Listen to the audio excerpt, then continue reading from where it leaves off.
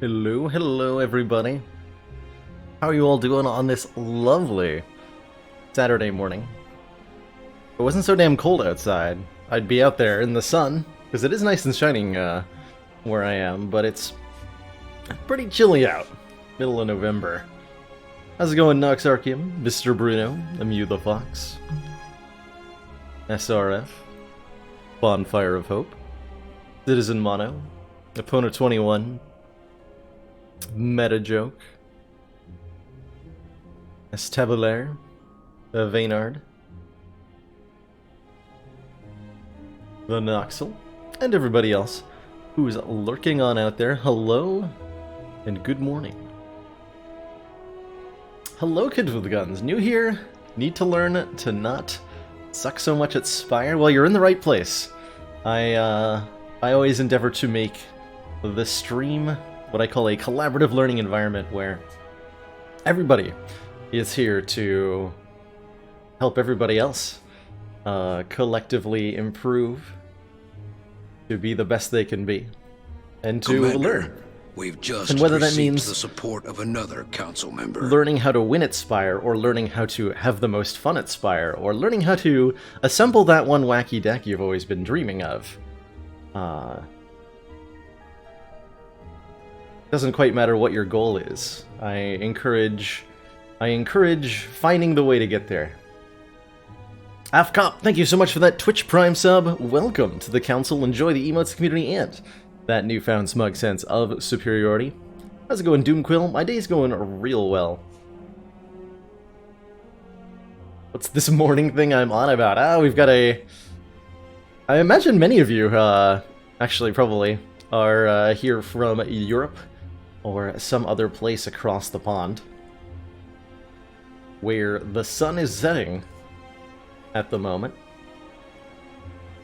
But here in the US of A, it's just past noon, at least on my side of the continent. But time-appropriate salutations to all of you.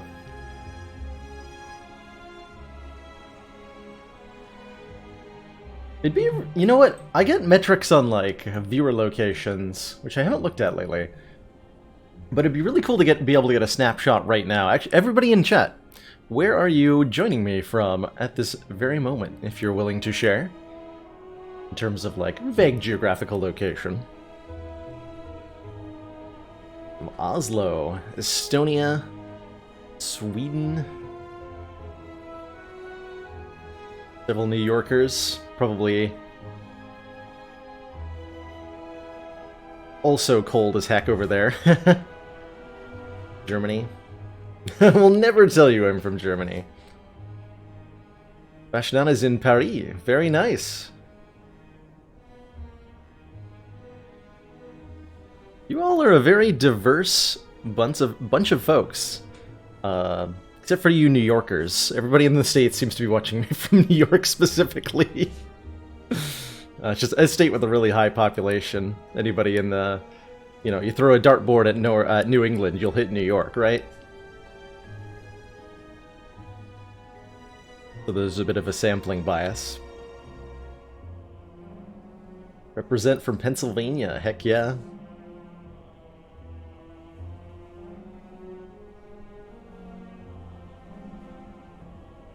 °38°C. Hanging out in Brazil. I would like... How much is a plane ticket to Brazil right now? That sounds great. Sounds great. New Brunswick represent. How's it going, Bob the Snake? There's barely any part of the globe that didn't just raise their hand, so that is really, really cool. Folks from all over coming together to enjoy some Spire.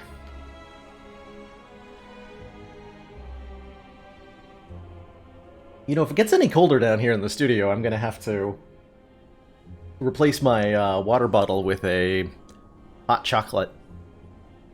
That sounds cozy AF. Got your first snow yesterday, like 20 centimeters. That is a lot of snow. 20 centimeters. So, like, shin high, pretty much. But Sada Man, I am in Connecticut. Bonfire of Hope. Been living in Connecticut since I was about 5. I think is approximately when I moved.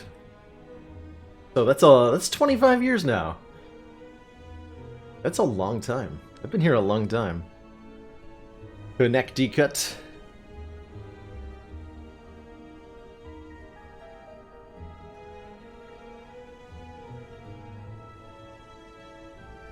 Goose Game? Indeed, Adam Sims.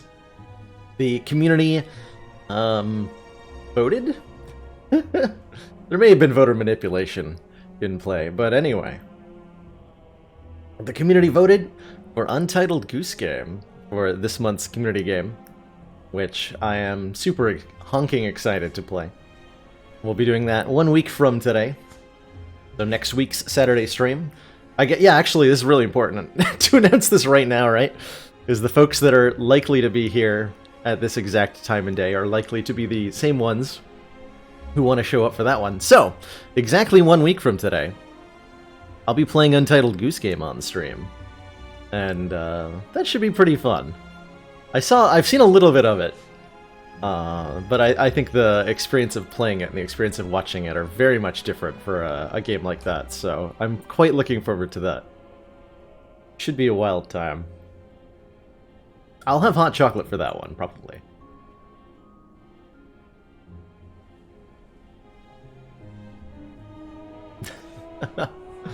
Honks in chat.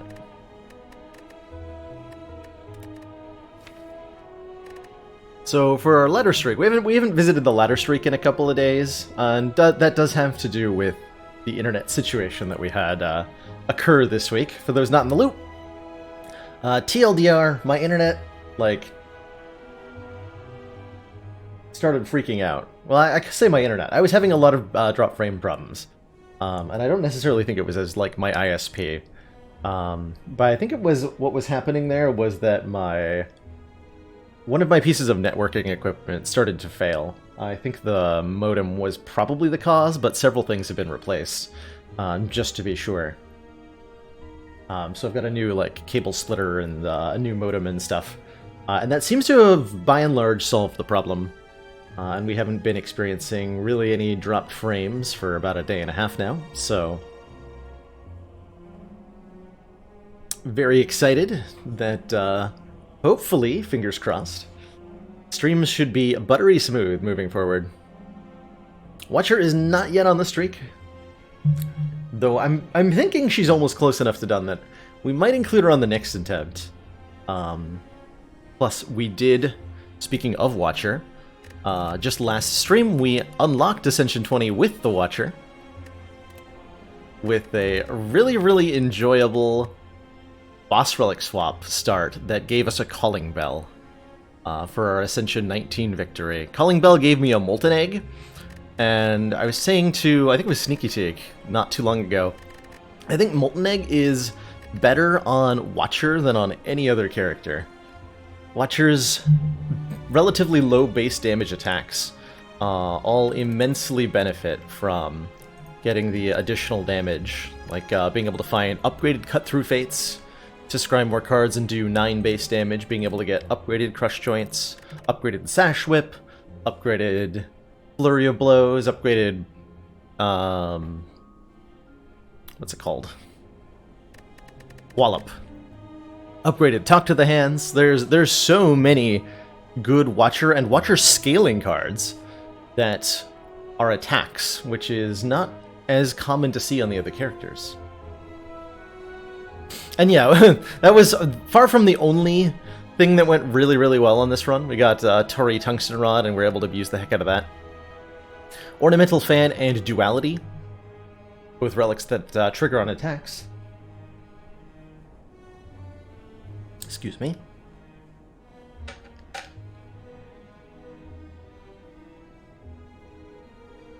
So there was additional incentive to spam attacks, and 2 Flurry of Blows, which is a 0-cost attack that comes back to your hand whenever you change stances.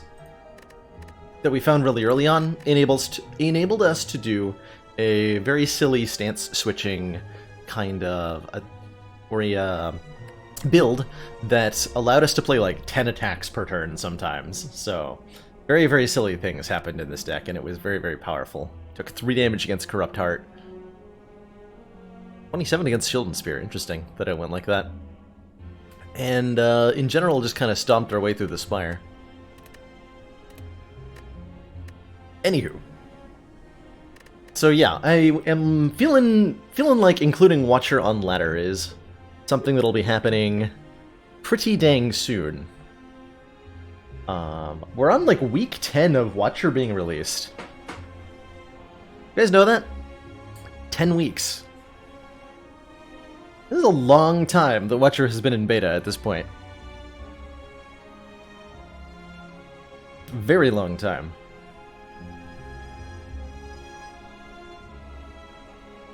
So I think we're getting real close. Yeah, it felt like a month, right? That's what I was thinking. But I saw that they released progress report for the Watcher number 10, and they've been doing those every Friday. So I think that means it's 10 weeks.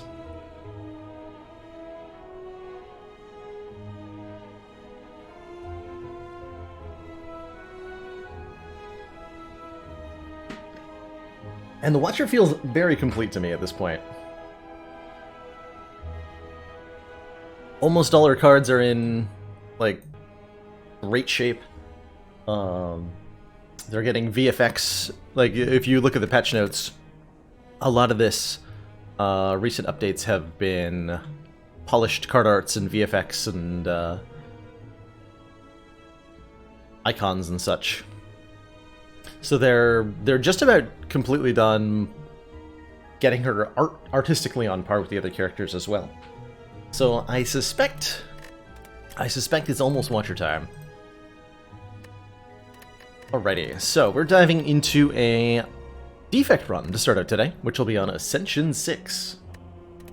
Want to see the sound for Bowling Bash? I do too. It's gonna happen dynamically during a Watcher run, and it's gonna be great.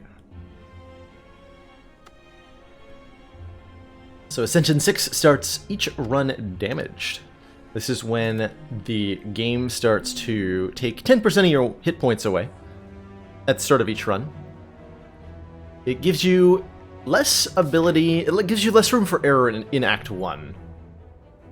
If your Act 1s are solid, you won't feel this Ascension level very much in your runs. But if you find yourself dying against elites or the Act 1 boss with some frequency, then this Ascension level is going to make that happen a lot more often.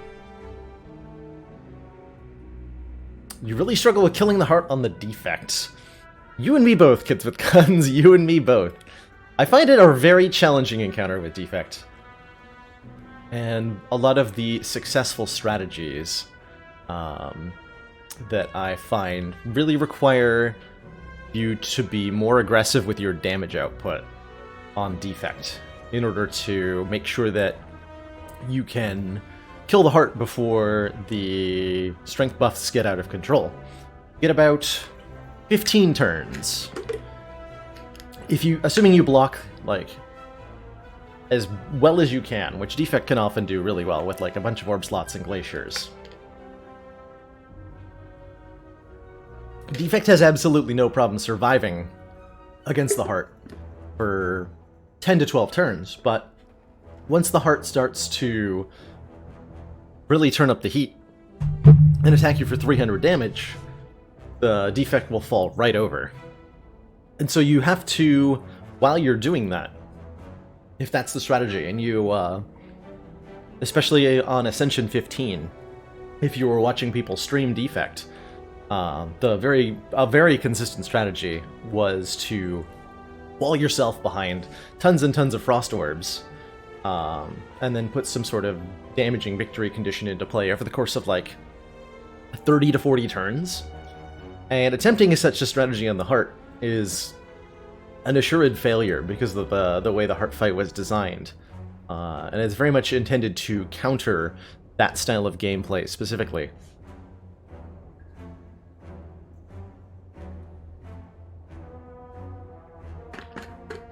So you need a lot of lightning orbs, usually, or dark orbs. Heart's damage cap means you can't just use one dark orb and multicast it, but you can channel a whole bunch of them and dole them out periodically as a victory condition. Ooh, rare colorless cards start on defect? I don't think I've tried that much. And we're on a relatively low ascension run here. So why don't we give a rare colorless card start a try here? I've been finding it a pretty strong starting bonus a lot of the time. Being able to get things like Master of Strategy, being able to get things like Apotheosis on floor 1 can lead to some really interesting runs. See what our options are. Secret Technique, Mayhem, Secret Weapon. Ooh. Interesting.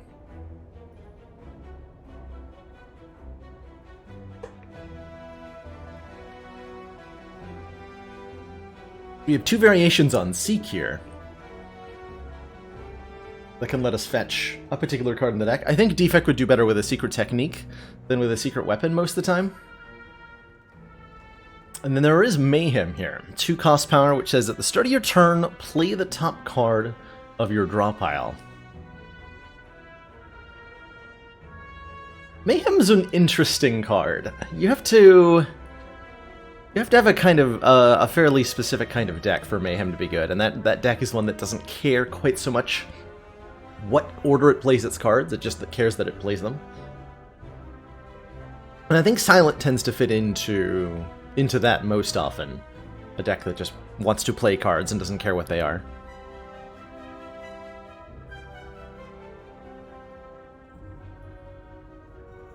Defect often cares, though. The orbs are a mechanic that inherently makes Defect a bit more card order dependent than the other characters, and this is why, at the very least, I found Defect really challenging to play initially, is because Defect is so meticulous about not only which cards you play, but what order those get played in. Watcher is even, at least initially was, even more so that. I think she's gotten a little bit gentler, which I think makes her easier to learn, and that's good. Actually, that articulates how I feel about how Watcher has developed over her beta cycle. She has come a very long way since that first stream of Watcher, the very first day she was released. It was pretty painful to play. She was very rough around the edges, and the lack of card art was tough. My head was splitting at the end of that stream.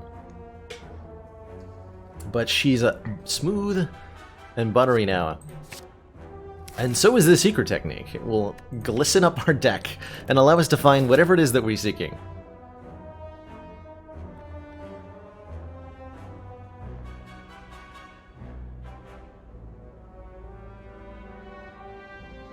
Alright. Do we go for elites? Is the question now. With old reprogram, you could sort Mayhem reliably. Kind of. You would need an upgraded one. Mayhem's awkward with Scry, because you draw your 5 cards for the turn before Mayhem goes off. So you draw 5 cards, then Mayhem triggers, and you play the 6th card that was on the deck from last turn's perspective. Upgraded reprogram lets you look at that card. But unupgraded one would only tell you what you're drawing and not what's going to get played. Little bit awkward. You'd think it would have, I would prefer if they altered the timing of Mayhem so that interaction worked a little bit better. Anyway. See, if I want to get the most fires and elites, which is usually my goal at the start of Act 1, I want to go through an early burning elite. I don't know how I feel about that. I don't know how I feel about that. Maybe I want to go to this fire and this elite. It's a little bit safer. It gets us into this path. Yeah. Okay, that'll work. That'll work, so we'll head to an early fire, and I think with some initial damage taken, that's probably a good idea. Anyway, since if we get punished in these early fights, it's going to feel all the worse for having had less hit points. So here's where we can see that Secret Technique is not always a strictly great card to have in your deck, because if you draw it when there are no skills in the draw pile, it doesn't actually do anything. Fortunately, the larger our deck becomes, the less likely this is to occur. Wait, do I have lethal here with dual cast? My initial instinct is to seek defend, because I'm like, well, I should block for as much as I can, but I think I can save the 1 hit point. Dual cast does 16, 2 strikes does another 12. Yeah, we can do 28 damage with dual cast strike, which is a good number to, if you're playing a lot of defect, it's a good number to keep in mind. 28 is the single turn damage output that you can do with dual cast strike. And so 28 is when you should start. If your enemy has 28 or less hit points, you should be looking for a lethal option before you think about playing any block cards. You know, I really, really like an early darkness on defect. It gives you a really powerful damage source immediately, especially against Slime Boss here. As long as you can get your orbs evoked. A Secret Technique, the kind of deck that takes a darkness, is also one well rewarded by having a Secret Technique, because it's a card you want to get into play early on in a fight. I really like that, actually. I think this is going to be more successful than usual to go for any kind of Dark Orb-oriented strategy when we have a Secret Technique. Neat.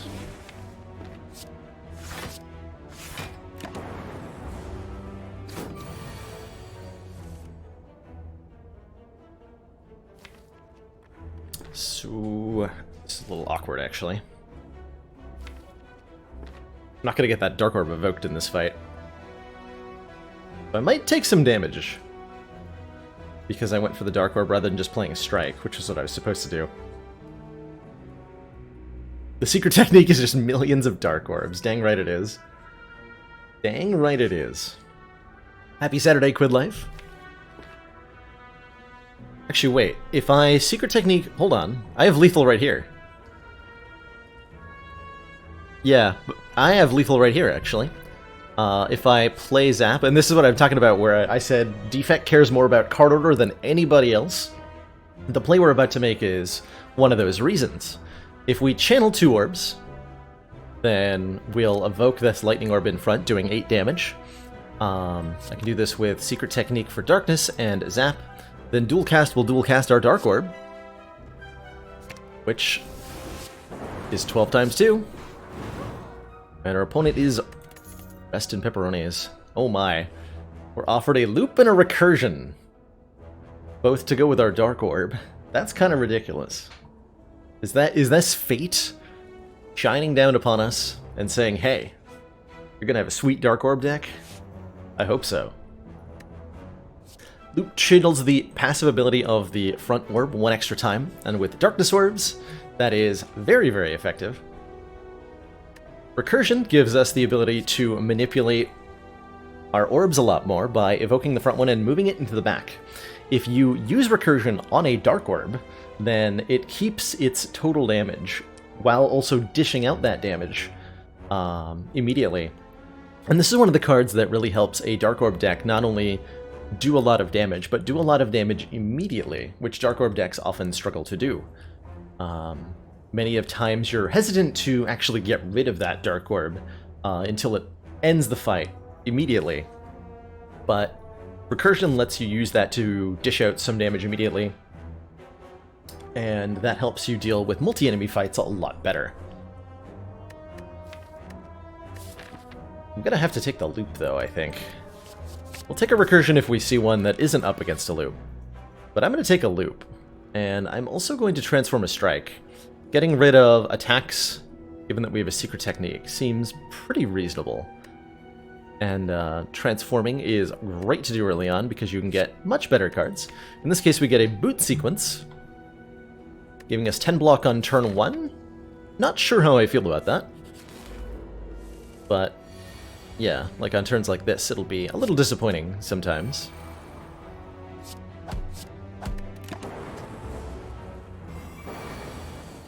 But that's okay.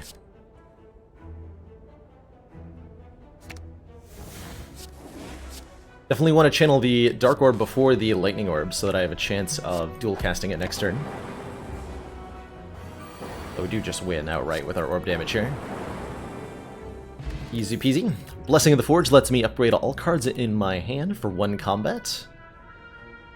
I'm honestly pretty happy with the Hello World.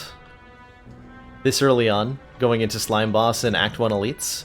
I think Hello World is a card that can do a lot of work by filling gaps in your early game deck. You don't have every kind of card, you know, on floor 7, because you just haven't been offered enough of them.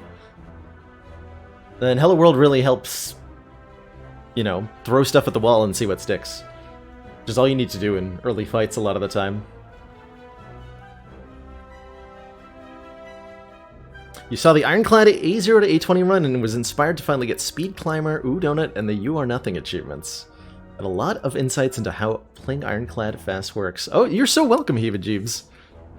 I super appreciate that. Although, like, you are one of many folks who have reached out about that particular content and expressed that it was neat to play neat to see the game played in that way.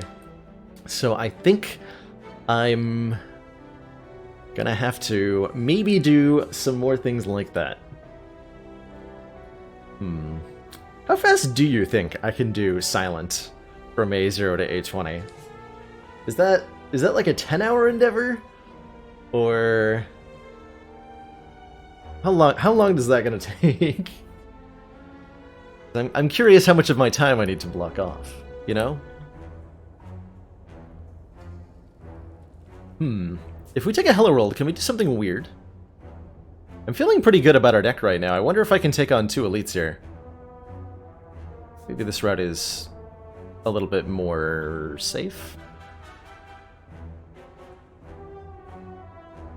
Dark Orb decks want more upgrades than regular decks. I'm going to take a little bit more conservative route. I am going to take this Hello World.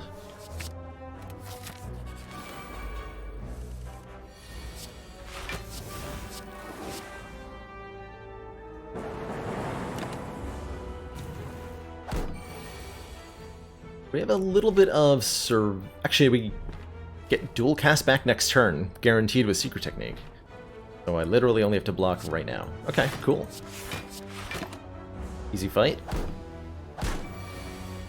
Oh yeah, I'm really liking the Secret Technique. A lot right now. Chaos, Cold Snap, Heat Sinks. Ooh. I like Chaos a bit here. Chaos is a card that just channels more orbs, and in a deck that is going to have a lot of orb manipulation, and a deck that just wants to be able to have more orb manipulation itself, a Chaos fits really well. I like that more than a Cold Snap, as it goes with our Secret Technique. Although we do need to worry a little bit about our attack density, right? We're going to go into an Elite fight shortly. So maybe against Gremlin Knob specifically, we want a attack card and not a skill card.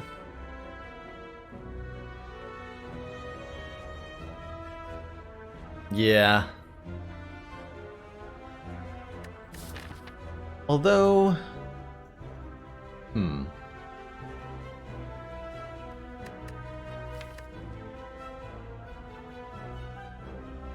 See you later, Doomquill. Thanks for dropping by. Chaos is too chaotic. He said it couldn't be done. Yeah, Dark Orbs are strong against Knob. I think we'll be okay. I'm gonna grab a Chaos here. I have a plan. I think that plan involves upgrading Chaos. Chaos is a great early upgrade. It evokes upgrades to channel 2 random orbs, which just gets a lot done.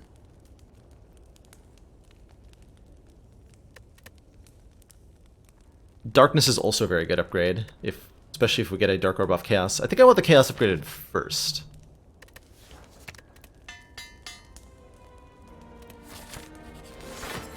Nice, we got a Legavulin. That's perfect. That is definitely perfect. Let's go in Jun Fizzes.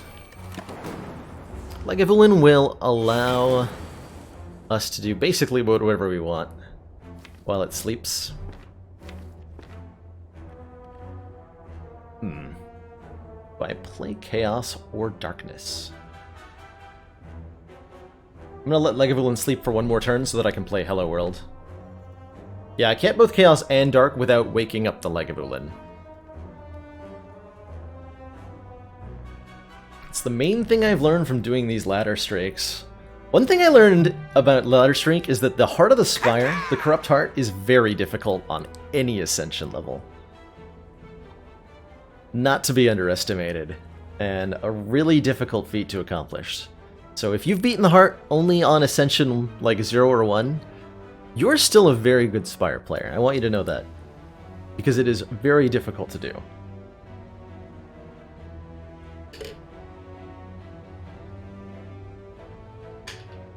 Happy Saturday indeed. I'll go with the Guaranteed Darkness. And then I would like to draw exactly this. Yes. Okay. So Legavulin will end up at the wake up at the end of this turn regardless of whether we deal damage to it or not.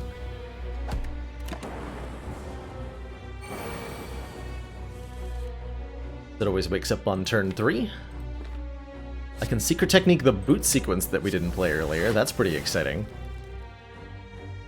It's extremely exciting. Defend, Darkness. I'm gonna try to dual cast this Dark Orb this turn. Perfect. Is there any world where I get lethal here? Let's see, if this dual casted orb deals 48 damage. We could do up to an additional, let's see, 8 plus 3, another 11, 59. Excellent work, Commander.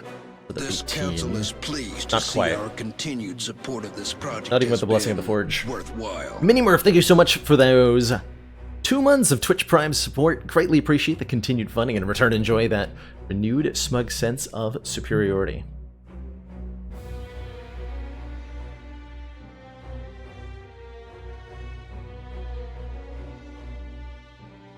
Can only beat the Heart with a Burst Catalyst Silent deck. The first time I beat the Heart was with Dead Branch Corruption Ironclad, because that was the only way. That was the only thing that I knew was going to work.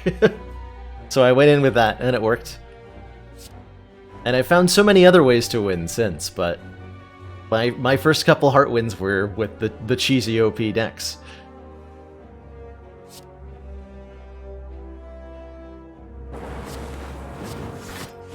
Do that.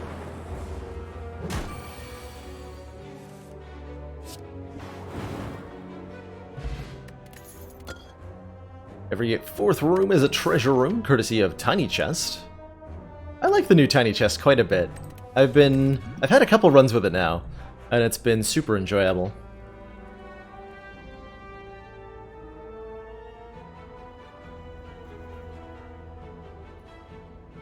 First time you ever used Dead Branch Corruption, you got to beat the Heart. That's pretty sweet. That is pretty sweet.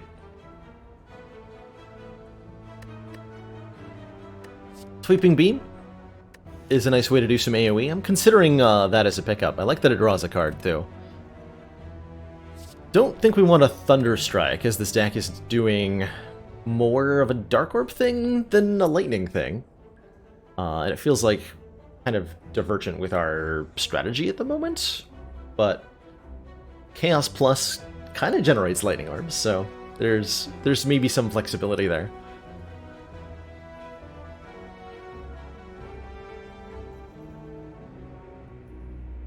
Does Tiny Chest proc guarantee a relic or key? It's a room with a chest in it, so it can have the blue key in it. And it'll always have a random relic in it. Sneaky Teak asked me this question the other day, and I don't know the answer to it. Can you... Does anybody here know if you can still find random treasure chest rooms while you have tiny chest? Like, is it exactly one chest every 4 rooms, or is it guaranteed every 4th room plus maybe more chests that you can randomly find? You can. Okay, that's cool. That's really cool. So it should just be rolling normally then, and if tiny chest rocks, it'll override whatever room you would have gotten.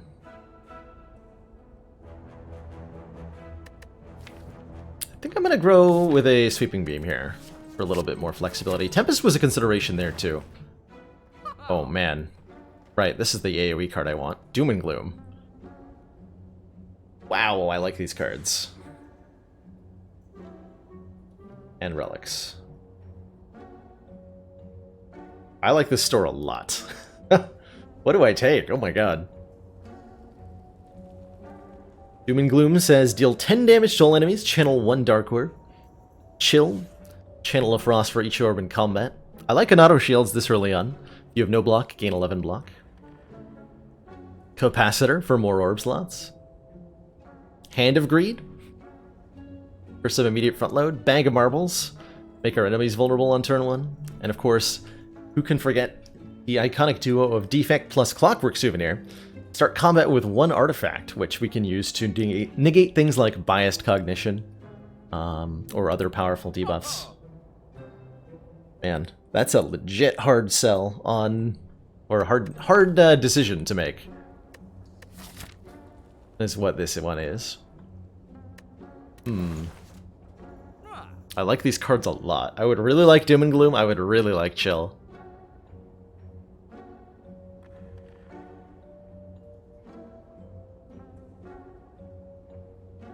We can find those cards later. We cannot find a Clockwork Souvenir ever again. And there's not too many... The main thing I'm immediately thinking about, truthfully, here's where my thought is going right now. All of my deaths on the ladder streak have been Defect dying to the heart. All of them. Every single one has been Defect dying to the heart. So on my Defect runs, I need to be thinking about how do I beat the heart from floor 1, because I have the other stuff down, generally speaking.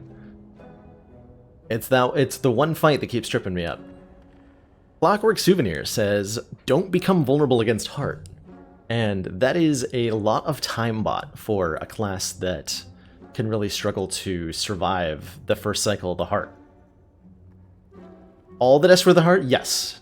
Every high ascension ladder streak death has been Defect to heart. Actually, wait, hold on. There might have been... Except for that one time I died to Guardian, but that... all the other ones. I think the Guardian death... Was that on Ascension 11 or on Ascension 8? I don't remember. But that time that I died to Guardian is the outlier there. Anyway, I'm going to take the Clockwork Souvenir. Because of that line of thinking. We'll see if this pays off. Kind of wishing I'd taken that Doom and Gloom right about now, because this is a pen nib. Every 10th attack we play deals double damage. I think with the Sweeping Beam, I'm still wanting to take this over a blue key. So I will take it. Plus I would like an immediate impact. I think because of that, I'm still going to upgrade Darkness. But we want to upgrade that Sweeping Beam at some point this act. Or maybe I just use the Forge Potion. Or when it matters. It's an option too. Cool. Frost Orb. They don't have to block. Hiya! Me a block card. Actually, I should have dual cast instead of doing that. But it doesn't matter too much here.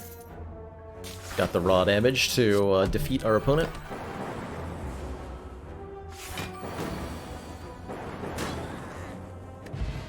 Why is the Sweeping Beam upgrade so valuable? Here's the way that I look here's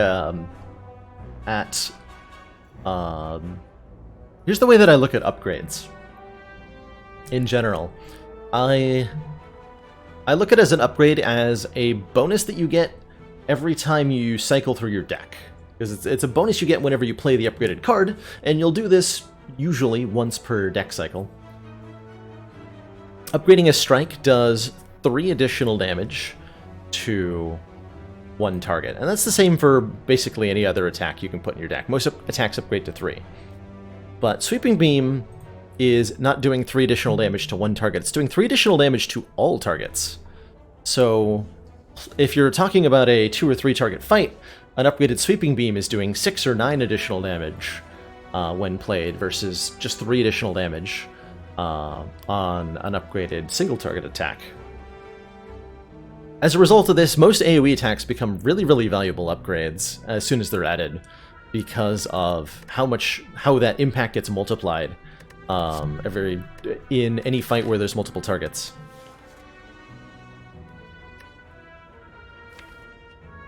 Dagger Spray is a ridiculously good upgrade for the same reason on Silence. Go for the Eyes with Pen Nib's kind of interesting, as a card that can like let us Pen Nib more often. We won't be Pen Nibbing the Go for the Eyes, of course. Steambear... Actually, wait, Compiled River with a Chaos Plus. We are frequently having like 3 orb types, and a Compiled River will let us draw a ton of cards. So now I'm leaning quite heavily towards that Compiled River. Because this deck definitely is going to want lots of card draw as it evolves. Plus it provides immediate damage and Pen Nib synergy too. Let's do it. And because of that, I now like a Strength Potion. That'll really help us if we run into a Gremlin here, by the way. That Compiled River will do wonders. I do like this Forge Potion a lot. I'm going to take the Strength Potion over the Energy Potion. Let's see if that ends up being correct.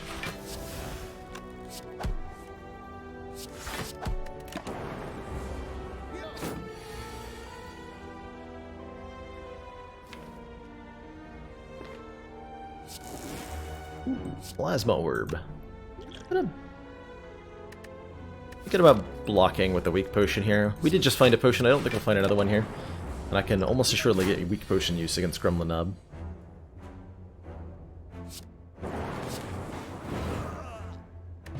And then I found a potion. Damn it.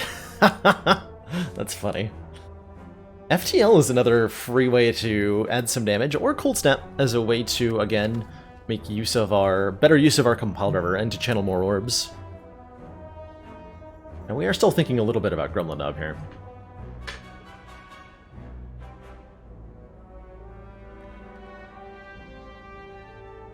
Tend to value damage upgrades more when there are a larger damage change. Yeah, you should. You should absolutely value damage upgrades more when there are a larger damage change. A comparison that I'll hear a lot is damage per energy. When we're talking about upgrading, when we're talking about like attacks. Doom and Gloom does 10 damage for 2 energy to all enemies, so that's 5 damage per enemy, which is less than, or per energy, but which is less than Sweeping Beam. So Sweeping Beam, quote-unquote, feels like the better upgraded attack. Especially because you're getting, you know, 18 for 2 rather than 14 for 2 of Doom and Gloom. But that's not a fair comparison, because you don't get to play the Sweeping Beam twice as often. You don't get to play the Sweeping Beam twice at all, because you only have one. And to compare 2 costs of Sweeping Beam is to compare 2 upgraded cards against 1. This is one of the reasons that 2-cost cards end up being so dang valuable, is because upgraded higher-cost cards are easier to get. There are less of them that you have to play to get as much of an impact. I'm gonna grab a FTL here. And I'm gonna take the Flex Potion over the Blessing of the Forge. It's just a little bit better, especially against Slime Boss. I think here's where I upgrade the Sweeping Beam. We're about to fight either a Gremlin Nob or triple sentries, and an upgrading Sweeping Beam will help a lot there, and then it's relevant for Slime Boss as well. Alright, it is the Nob, and we did draw Hello World, and thanks to Secret Technique also... Do I want Chaos or Darkness? Good question, me. Keep this boot sequence around. Oh, we have a Clockwork Souvenir too, so this Flex Potion's actually ridiculous. I'm gonna use that on Slime Boss, I think, to totally secure that fight. So that means, do I want to use the Strength Potion here? I do want to win this fight quickly. I'm gonna use the Strength Potion here. And we're gonna play Darkness. I want to draw 2 cards right now. No. No, I don't. I do want to play Chaos so that this Dark Orb is in front and can be dual casted next turn. Does that mean I block twice as well? Dual cast will do 40 kajillion damage on its own. That should be enough, right? Got a Plasma and a Frost. I was hoping for another damage orb there. So this will do 48 next turn. We'll have 4 energy. Okay, we should be fine here. I think I need to use the weak potion. Because we should have lethal next turn, so it's only a 2 health weak potion. In theory. Plus we got a Claw, courtesy of Hello World.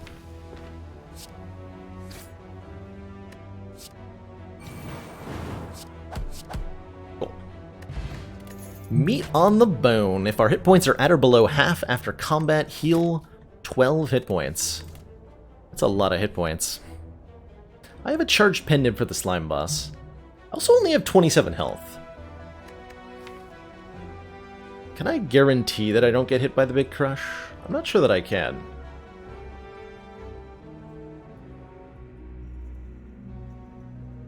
I think it's okay to be behind by 1 upgrade.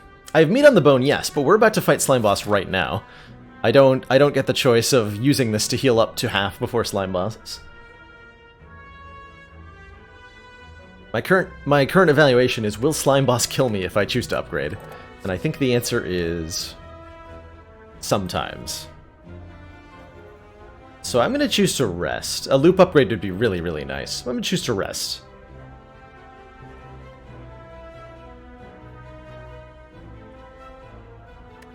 Do I want Asunder? Is my next question.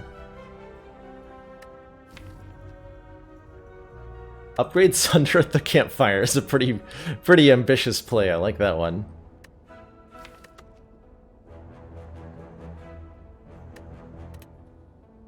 I don't know that I want any of these cards. I would like some front-loaded block cards. I would like a Leap. I would like a Charge Battery. Full-headed is not front-loaded block.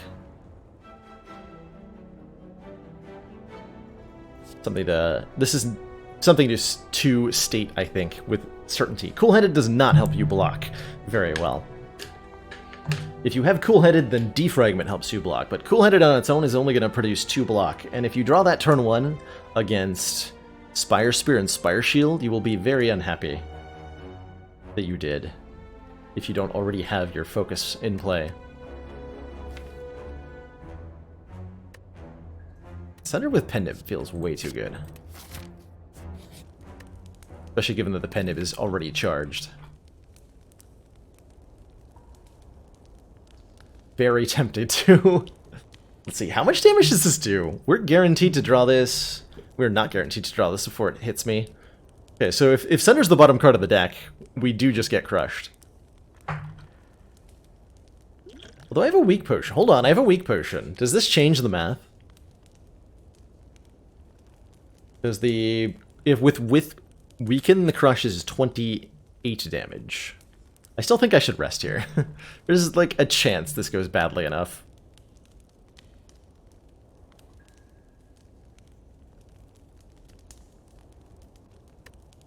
Yeah, we'll rest.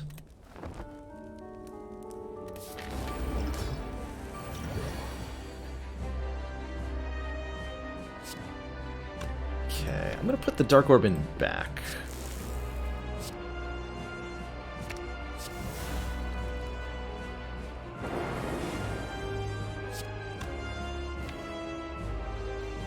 Do not use my pen nib on a strike. Not be a good idea.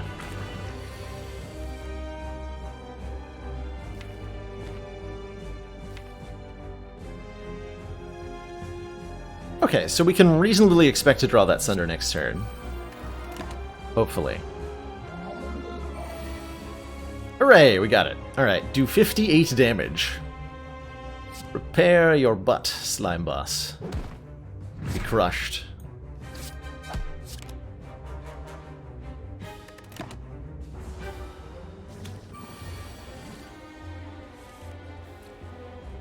Twice.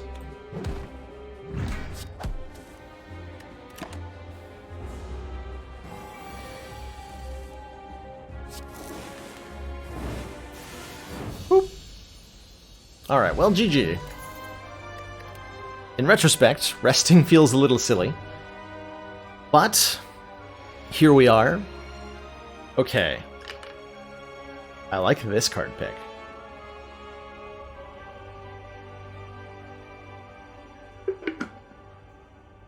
I like this card pick a lot.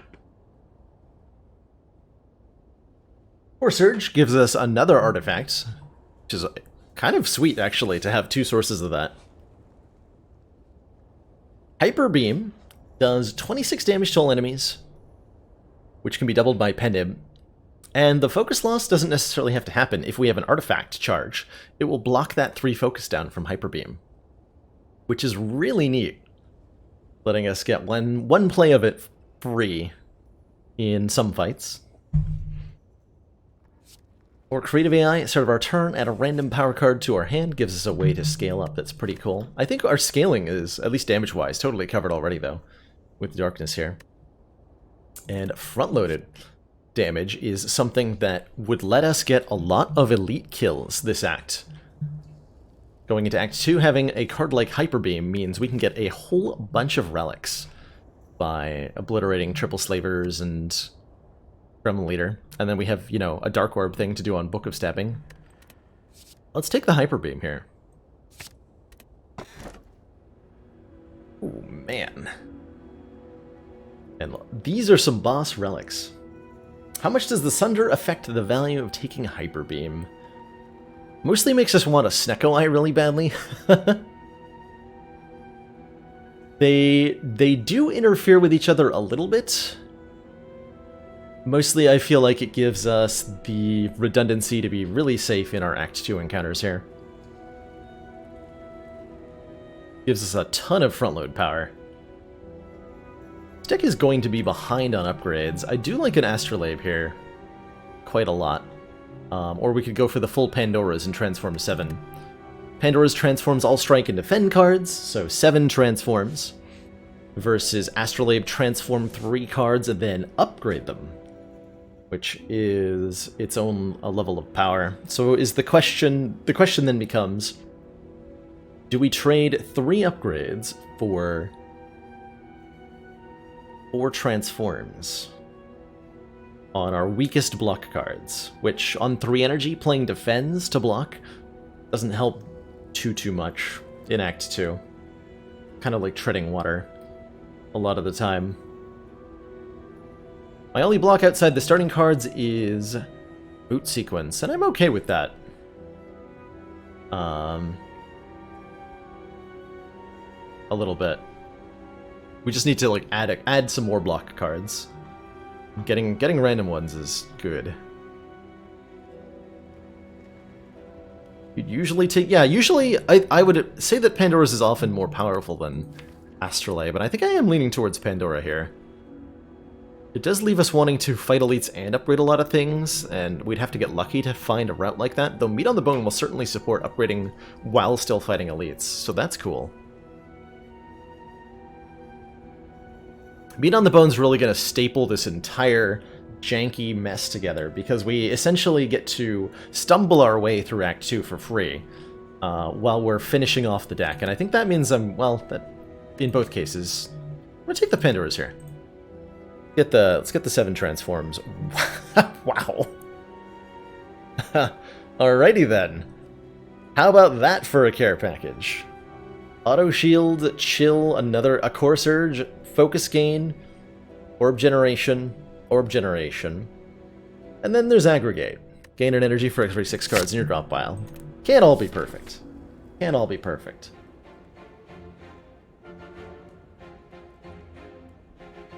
That auto shields is going to be a little bit messy with loop, but I don't even care. Aggregate. The run is carried. Declares Maniac in a Mask. Thank you so much for those bits.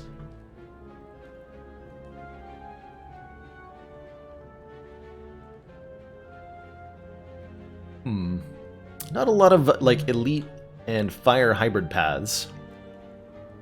Is what I would have liked to see.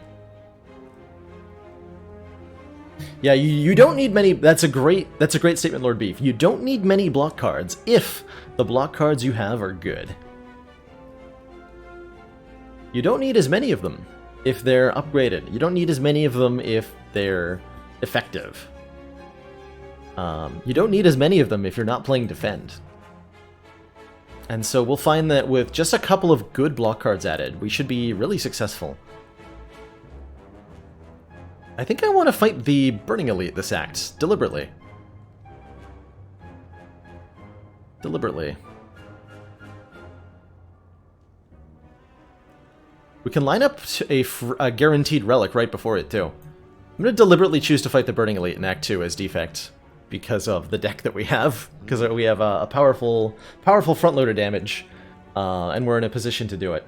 And it'll give us a better path in Act 3.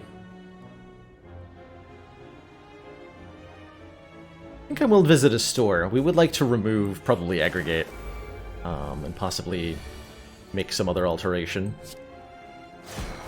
to the deck at that store. 3 Hyper Beam. Turn 1 feels pretty good against a 3 enemy fight here.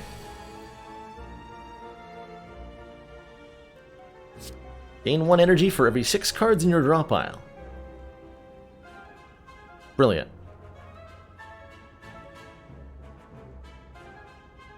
Those birds are looking a little dangerous this turn, huh?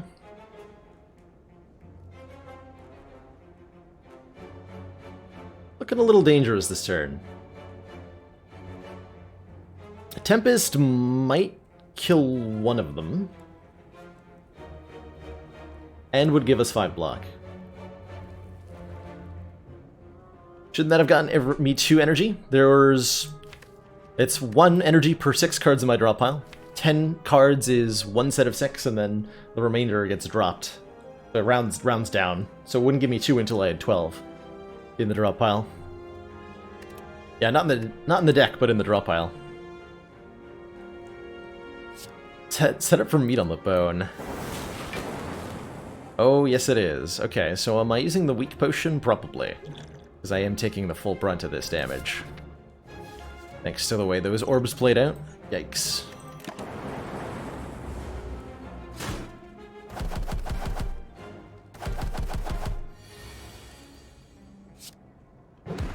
That is a yikes.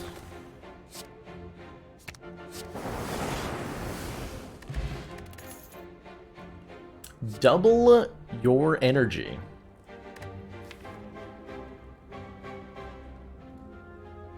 With the Tempest? An upgraded double energy. I would love to double my energy. We only have 3. This immediately gives us 3 energy when we draw it for free. Yes, please. Oh, yeah, there you go. Random chest with tiny chest. Giving us a frozen egg. Whenever we would add a power into this deck, upgrade it. Okay, sure. You had me at hello. I cannot wait for our Biased Cognition Plus. That's going to be in the store.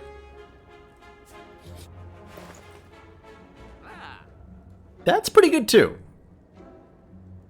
Self-repair is kind of like a block card, right? Kind of. The end of combat heal 10 hit points is definitely going to... This does combo with meat on the bone, by the way. So we can heal up for up to 22.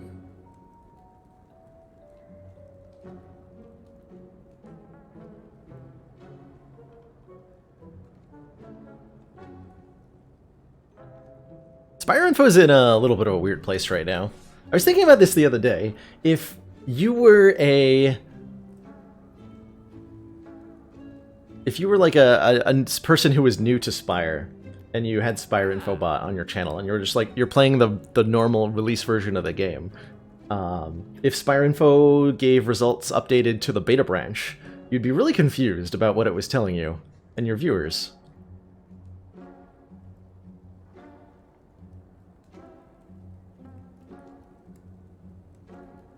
Without any potions, is Cauldron a thing here? It certainly could be. 5 random potions would be nice. Yeah, it has incorporated some of the beta changes, so, like, it's... I'm having, like, a shower thought that's adjacent to, Fire Info being out of date. Obviously, the current iteration where it's on the beta changes and out of date is less than ideal. But... I don't think the fellow who maintains the bot is as active a member of the Spire community now. So mostly I'm hopeful that we get a improved version of Spire Info at some point in the near future. I heard Chrono was working on something like that quite a while back, and I'm curious if it's almost done.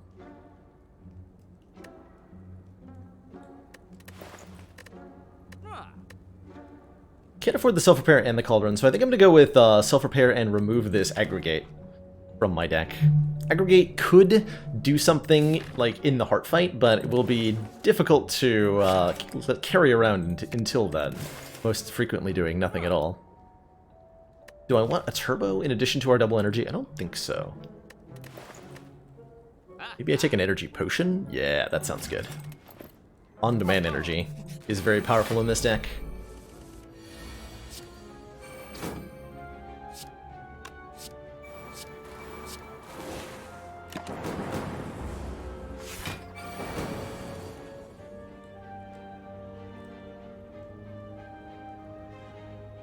How do you access the beta branch? We do have a, if you're on the Steam version, we do have a little visual guide for how to get there. Quick instructions for how to get on the beta branch, but the quick and short of it is that you must have a copy of the game on Steam. So if you're playing on any sort of console version, you'll have to simply wait for changes to come across. And full disclosure, that might be months later than the PC version gets it. With the realities of how pushing out patches to consoles tends to work, and has been working for this game in the past. I have Pen-Nibbed Hyper Beam in my hand. That does 52 damage. Do I have lethal here? Hold on. Yes, I do. I super do. But what I don't have is lethal that also plays self-repair. Do I?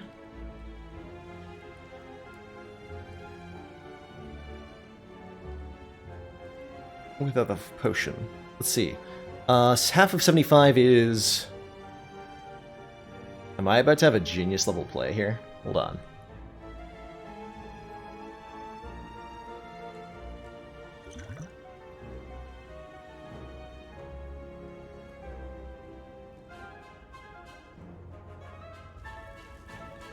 Need to be below 37.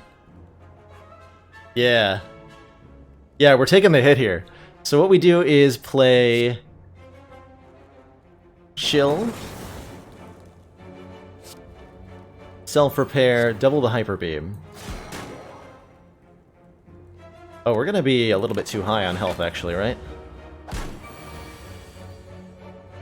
Does 38 trigger meat on the bone? It does not. Oh no. That almost worked. There's one off. I forgot about the Frost Orb. I didn't have to channel that Frost Orb. Okay, well I bungled that.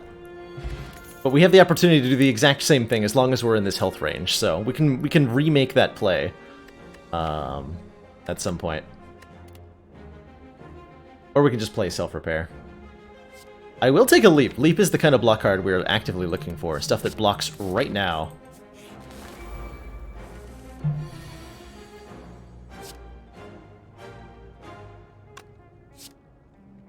Everybody makes mistakes from time to time. I don't think this one will punish us too bad. Want to fully block, I think? Not trying to set up a meat on the bone deliberately again. Let's play Darkness before Cool-Headed here. And then... I'm imagining Orb is going to take care of the bird, so I'm going to drop my attack damage into Chosen in these first couple turns.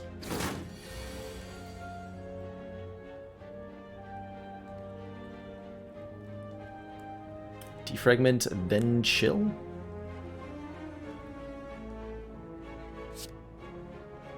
Fragment, then chill. Then I think...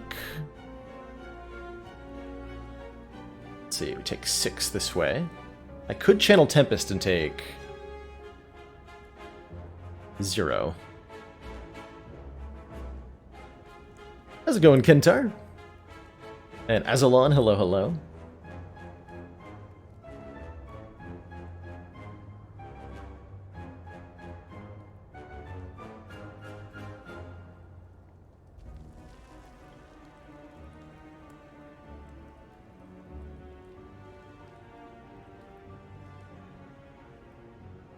I think there's a good odds that you'll see Slay the Spire on sale in the next month or so. Based on how Steam likes to do its sales and such. I would say that's a pretty good bet. Commander, one of our most valued supporters, says continued support of the XCOM project. The Six Ninja, thank you so much for those 7 months of Twitch Prime support. Greatly appreciate that continued funding in return. Enjoy that renewed smug sense of superiority. Did I say someone who's already working on a new Spire info bot? Kind of? Or like, and what I'm talking about is information that's like 6 months old, so things may have changed. But I remember Chronometrics talking about going on contract with a Megacrit to work on some sort of Twitch extension. So in the event that, and this is not always guaranteed, but in the event that this project continued to proceed, then maybe that's something we'll be seeing in the nearest future. But who knows? Chrono does have all sorts of random projects. I can attest to that. He's a busy man. You name it, he probably does it. Alright, can I actually deal with this thing before it hits me? Maybe I want to be hit. Commander, maybe I don't have a choice. One of our most valued supporters says continued support. Squidroll 123, thank you so much for those 10 months of Twitch Prime support. Greatly appreciate the continued counts of funding, and in return enjoy the renewed smug sense of superiority. My lord, we're going at a snail's pace today, aren't we? We're about an hour into this defect run, and only in the beginning of Act 2, but I've been so very thoroughly enjoying it. So I hope this slower pace has been enjoyable for everybody as well. The best I can block for is 6 if I don't use an energy potion. If I do use an energy potion, I can just KO the Chosen right here. And you know what? That sounds like a really good idea. Yeah, let's do that. Go Darkness, Self-Repair, Hyper Beam. Get ourselves a Flex Potion, which is great with our souvenir. And a Cool-Headed Plus is an interesting offer. Considering it just because it's upgraded. Card draw always does wonders. And we have focus now, so yeah, I will take that. Speaking of focus, we're going to upgrade our Defragment. Avoid that elite, but we'll be fighting the super elite shortly here. Long line of hooded figures can be seen, giving you 99 gold. We could take the Ritual Dagger. I think this Ritual Dagger's a bit late, though. We're only getting 3 more combats this act. We do have a pen nib. Ritual Dagger. Does self-repair trigger before or after Meat on the Bone? After. Or, I guess at the same time. But your self-repair will not affect whether Meat on the Bone resolves.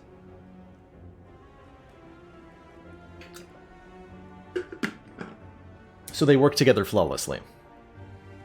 It's good times. Don't think I need the Ritual Dagger. That's a good way to look at it. Like, we already have the answers to the questions that the Ritual Dagger answers. And the 99 gold can help us get a lot stronger in other ways. So let's try saying no to Ritual Dagger this time. Definitely want to upgrade a Hyper Beam and Loop. Going into Collector fight, Hyper Beam feels like a really, very good upgrade. We have the option, by the way, in the Collector fight, the option of instead of blocking the Hyper Beam down, because we have 2 Artifact with Clockwork Souvenir and Core Surge, we can block Collector's Vulnerable on us. Artifact does normally block Hyper Beam loss, that's right. Preserved Insect from our chest just before we go into the Super Elite. I think we're going to win that fight very handily. Weak, Vuln, Frail, that's right. For Collector.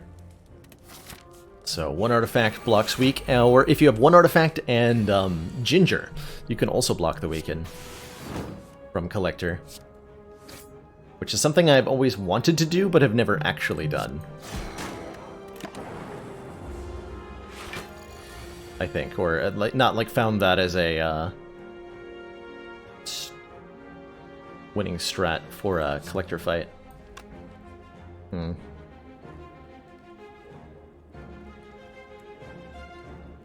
Ow. Guess I have to take this damage. This is the situation we found ourselves in last time against this enemy, right? Yeah, it is. Alright, we'll put down the self-repair and the... Actually, I think I just play all the powers here. Yeah, just play all the powers here.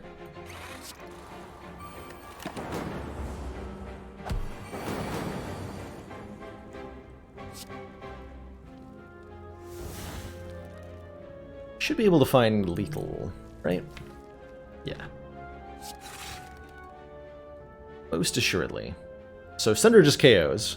About to go into an elite fight, so setting up Pen Nib sounds like a really good idea. So we could do that with Compiler vs. Sunder. Is there anything else to set up? We're too far away from Meat on the Bone for me to want to bother.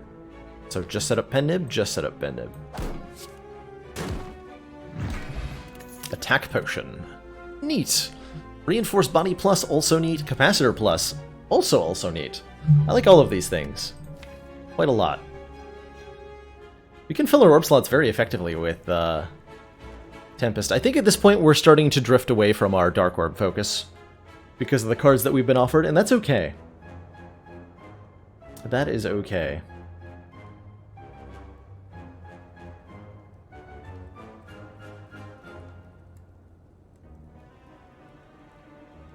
Higher Ascension levels can change both the attack pattern and the debuffs that are inflicted. Heebie-jeebie. Not too many enemies have their attack pattern drastically altered, but there are a couple who do explicitly different things on higher and lower Ascensions. Gremlin Knob is a good example, always leading with its... Actually, Chosen is the best example, as Chosen hexes you on turn 1 above Ascension 17, and... Man, we need this block card so badly. Hexes you on turn 1 above Ascension 17, and on turn 2 below it. Shuriken. Every time we play 3 attacks in 1 turn, gain a strength. We are never going to do that, pretty much. So this feels like a pretty good Sapphire key for us. And that's okay, because we got the really important relic last chest. It's a giant miniature Book of Stabbing with a completely normal amount of hit points. That's cute. That's cute.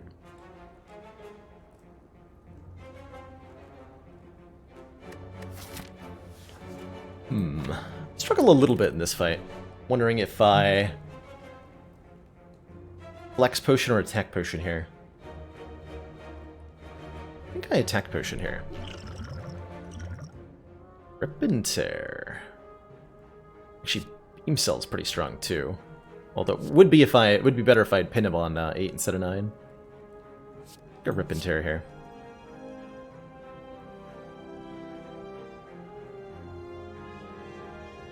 Okay, so I think I played the Sunder.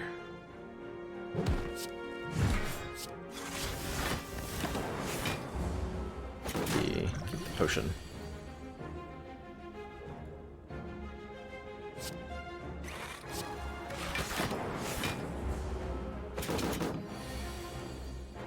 Alright, double energy allows us to have a much more high impact turn.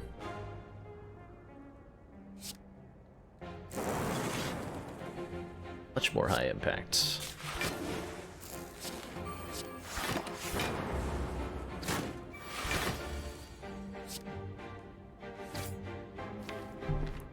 Self-repair is the last card in the deck. I don't think I get to play that. Actually, can I even do 53 damage here? By Tempest right now, we deal 32 plus 15. It's not enough. Hyper Beam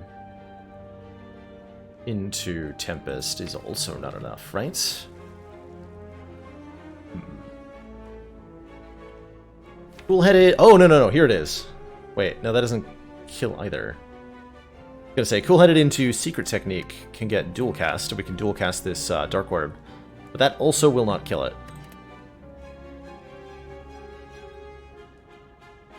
Because that would only be 44 damage. But cool-headed, Secret Technique, dual cast, Tempest will kill it. Okay, so we do have a way to get lethal here. We also can potentially just block this.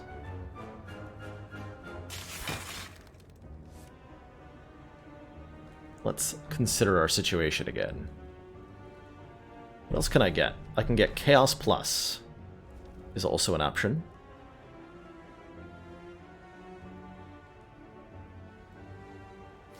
The main question is there some way to get self-repair in play? I don't think there is. Actually, let's see, we're blocking 19 currently. This is 28. So we full block with Reinforced Body, and I can potentially kill on a future turn to allow me to get self-repair down now.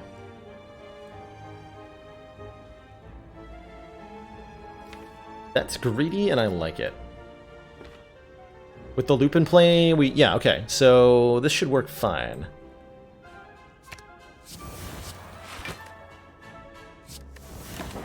Yeah, go like that. And then find the dual cast here. And get the lethal and the extra hit points, and a frickin' mango, raising our max health by 14. Liquid Memories brings a card back from our discard pile. Second Hyper Beam is on offer here. We do have two charges of artifact. Do we need 2 Hyper Beams? I don't think we do. Yeah, Mango is very excellent here. A lot more max health is also something that will help us a lot in the heart fight. So I'm starting to feel very confident about our potential heart fight now. I don't think I actually bought a second Hyper Beam, but it is cute. It is cute and I like it.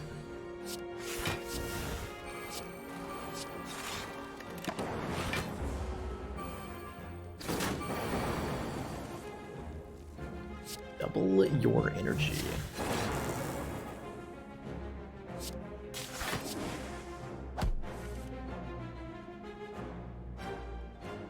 Play Hyper Beam, take a Hex instead. Works for me.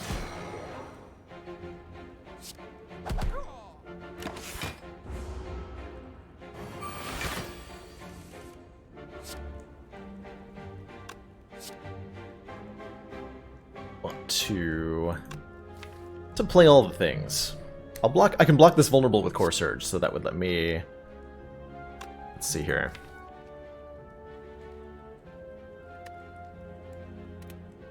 Adding a lot of days on top of our deck here.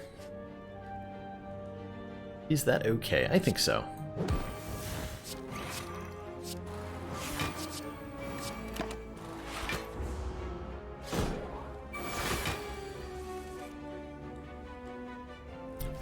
think so.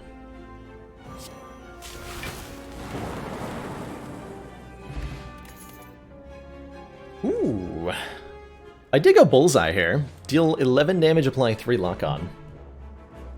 Tried to reprogram Hyper Beam deck once, but it died in Act 2 before you had a sense of it.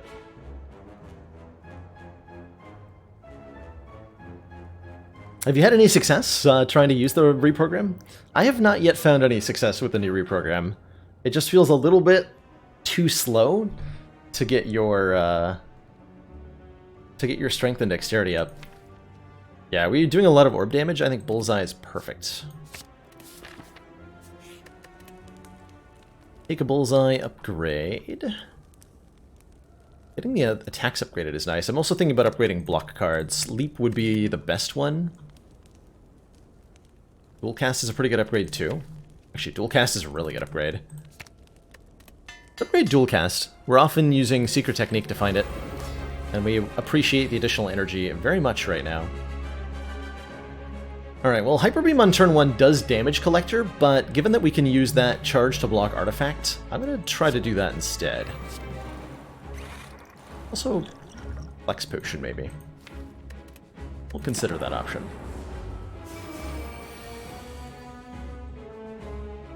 Turbo Double Energy. Does that get me anything? If I draw into Tempest, it does. Otherwise, I'm just adding a Void to the deck needlessly.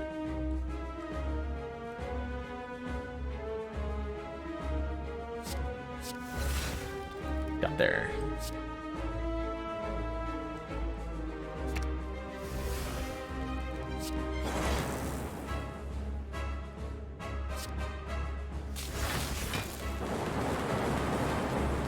Dish out some damage. Why the heck not? So, we drew our cards in a little bit of a strange order, so we're going with a totally weird strategy here. And it seems to be working.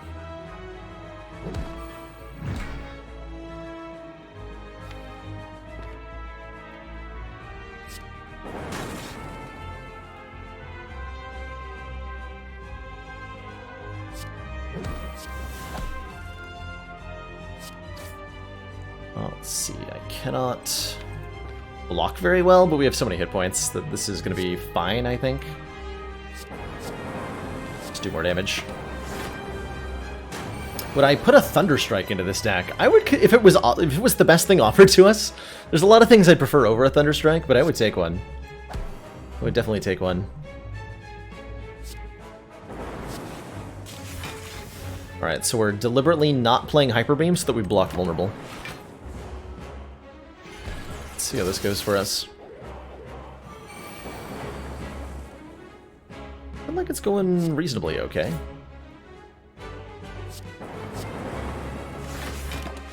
Certainly taking way less damage this turn because we chose to do that.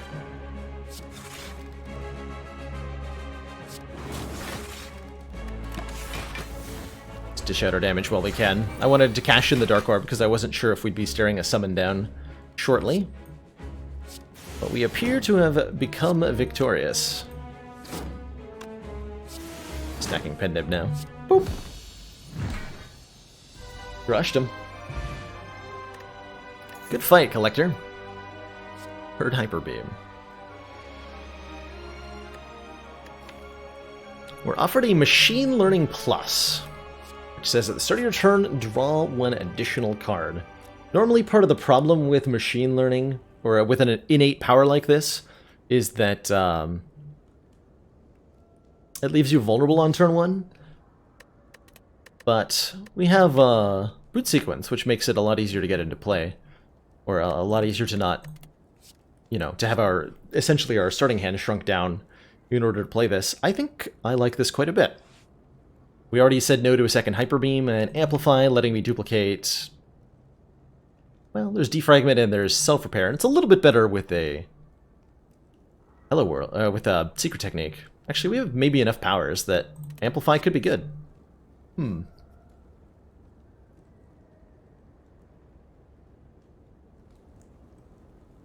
think I'm going to go with the Machine Learning, though. Would like an Amplify. Oh, interesting choices here. Calling Bell. gives us a unique curse and 3 relics. Black Star gives us extra relics off elites. And Coffee Dripper gives us an extra energy every turn, but at the detriment to no longer being able to rest, which our Meat on the Bone self-repair deck certainly does not care about. And we're drawing more cards with Machine Learning, so I think more energy is really something that will benefit us immensely here. So if a Coffee Dripper feels pretty dang incredible, I think we could easily best the elites of Act 3 and cash in the Black Star for a decent amount of value, but I think the Coffee Dripper is just going to be reliably great. Yeah, snapping that Dripper, I hear ya. Oh, could have only gotten 2 elites from the Black Star, so pretty happy with the choice I made. Wow, look at all those fires. 1, 2, 3, 4, 5 fire, and 2 elite route. That can also go through a store. But it doesn't go through any question marks. Is that okay with me? Would I take Upgrade All from Mind Bloom? How many upgrades do I even really care about? I care about an upgrade on this Cool-Headed, I care about an upgrade on Sunder, I care about an upgrade on... Not that much, truthfully.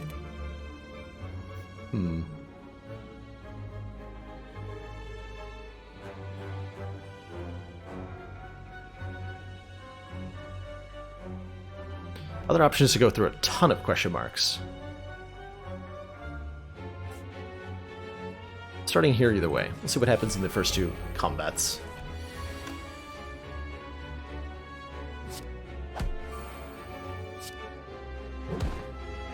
Deleted.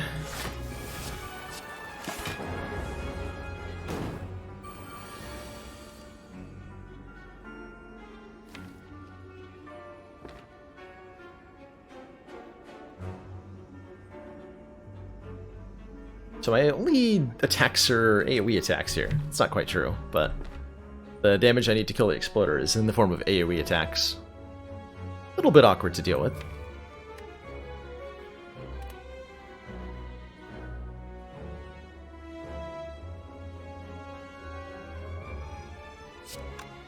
So my secret technique for what here? Cool-Headed Plus, maybe?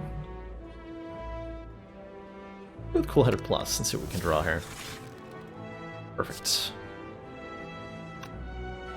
Perfect.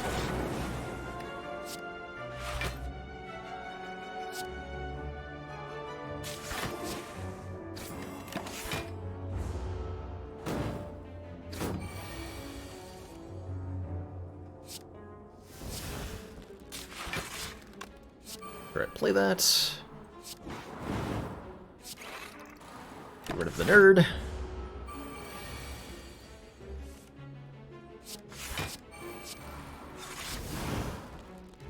I have full health.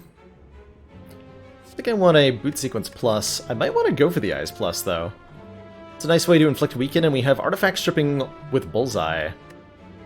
So being able to use this on the heart is a bit more reliable. I'm going to take that. Helps enhance our defensive strategy just a little bit more.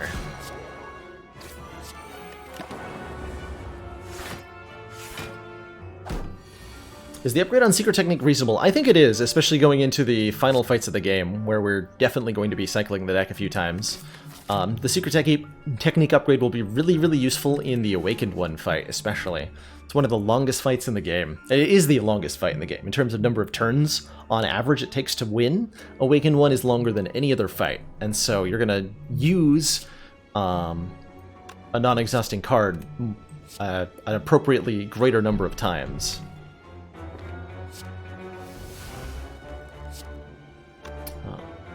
Matter what order I do these in. Yeah, we have Tempest and 7 energy. I like that.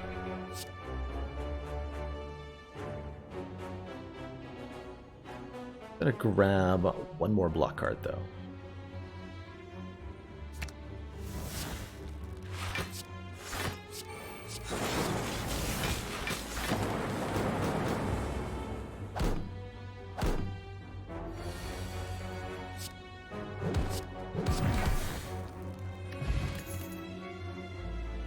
Gain 3 focus, lose 1 orb slot. Offers consume.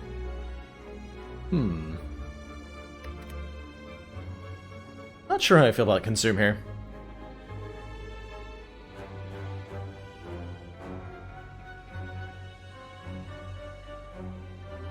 Legit never once thought about using the artifact relic with the hyper beam. We picked up the hyper beam in part because we had it. And it's been working shockingly well for us. Alright, we'll take more ways to get focus. It feels like it's important. So I guess my question... That was an upgraded consumer. So we've just been fighting upgraded stuff. I'm gonna devalue all these fires. I'm gonna go for a more question mark heavy route through the act. I think. So we're gonna jump this way. Give us an extra relic or two, rather than upgrades. Which is to say, I would dig if I had a shovel. Hey, we can lose Hello World too. I'm down for that. Rather than losing a Darkness Plus or a Hyper Beam Plus. Feels like a great decision. We're offered a colorless cards. We can get a Master of Freaking Strategy, draw 3 cards, exhaust. Excellent. Blind is a card that will pair with our Go for the Eyes to give us consistent weak up time. So I'm going to take it and Master Strategy. Do I want Impatience? If you have no attacks in your hand, draw some cards. It's unupgraded. Really wants an upgrade. And I cannot give it that upgrade. This is the pathing I just went towards, right? That's... well, no, I could go this way still. But then I'm not getting a Merchant. I would be very distressed if I did not get a Merchant soon. So we'll skip there. 1 strike, 1 defend, crack crown, and 3 Nilry's Codexes. That sounds pretty funny. For a Sunday run, I negotiate with tourists. Gotta use the Nilrys. We have barely any attacks, but the attacks that we have are hard to play if we don't want to play them. Like, we cannot... if we draw it alongside Hyper Beam or Sunder, we're just kind of stuck. And that's the main reason to avoid an Impatience. At least an unupgraded Impatience. And an upgraded Impatience is worth the risk. 12 cards, match them to keep them. Ooh, multicast?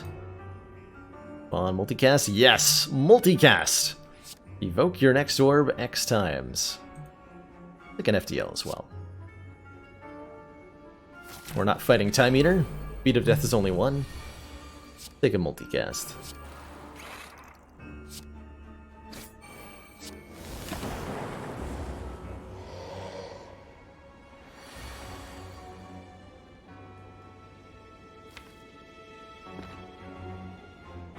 Hope I draw a Reinforced Body.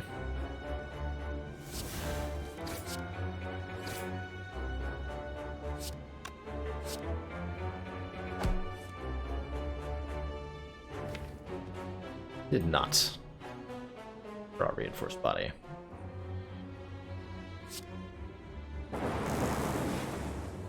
Or any block at all, in fact. We just drew a whole lot of damage on a turn our opponent was intangible. And so we're going to eat 45 to the face. I could use our Liquid Memories to block for like 10 or 12. I'm going to choose to keep it. It's a valuable potion. We have Meat on the Bone, which is going to trigger. And we have a self-repair, so we're going to be okay here, I think. But this does sting a little bit. Supposed to loop the Dark Orb. Was I, though? Was I?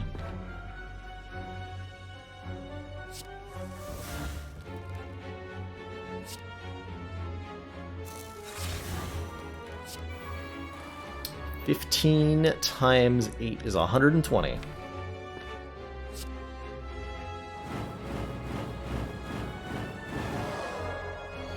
Good work, multicast.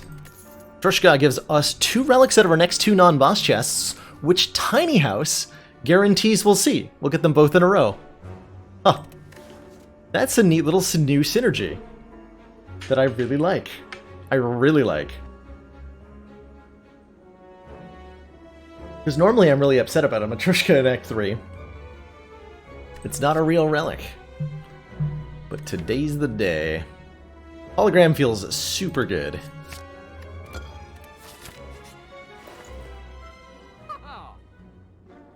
Wow. Man. I can't afford Gambling Chip, Bag of Prep, and Capacitor. So unfortunate. Bag of Prep Gambling Chip is such a strong combination. It might be worth skipping out on everything else to buy it. Bag of Prep draws us 2 extra cards on turn 1, and Gambling Chip lets us discard any number of cards on turn 1 and draw that many as replacement. Which includes the 2 cards from the Bag of Preparation. There's nothing I can do to convince you to not buy Gambling Chip when it's available. I don't intend to. It's a very good relic. Oppenheimerdinger, thank you so much for those 4 months of Twitch Prime support. Greatly appreciate the continued council funding. Can afford Focus Potion with that. That's pretty good. But I really want that capacitor. The orb slots are kind of insane. We have a consume. I'm still gonna buy these. I'm just gonna do it. Just gonna do it. Do the order of the bag and the chip matter? They do not, no. They do not. I'm not gonna take that Focus Potion. I've decided to take a stand against it.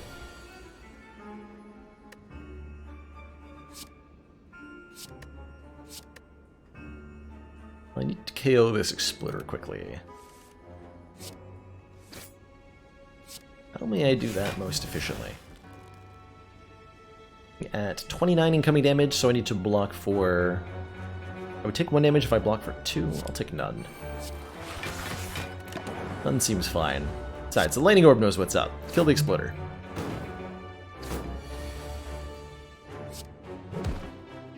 Sunder says, I did the thing.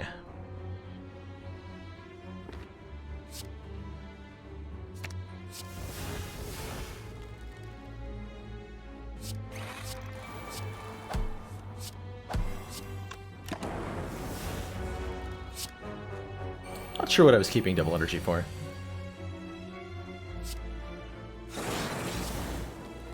Got him.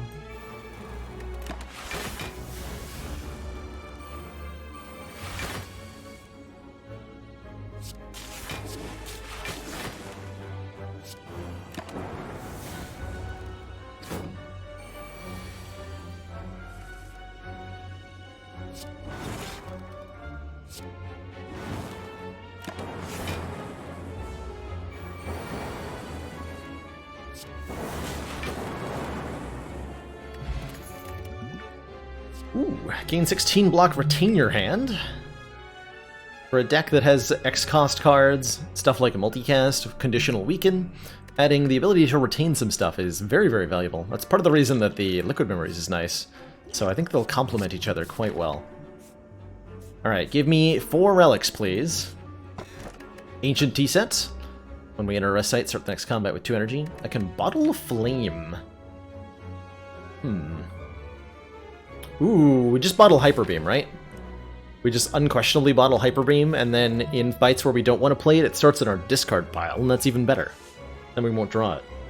Yeah, we just bottle Hyper Beam. Because of Gambling Chip.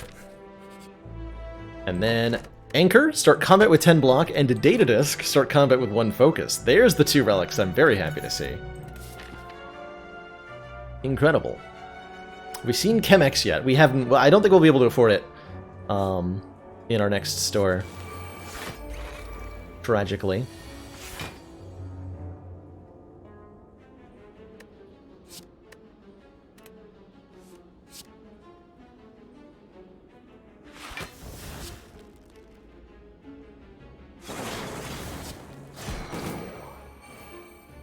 Order. Watch the pendant there. Been a while since it's been relevant. And certainly doesn't matter here.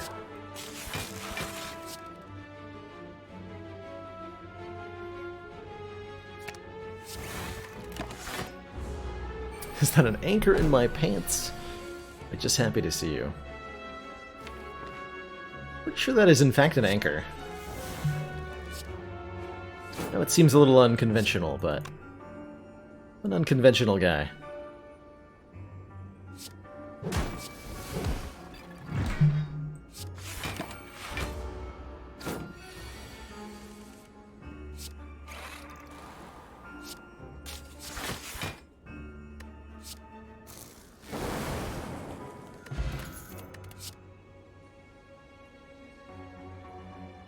Why would I want my pants to block on turn 1?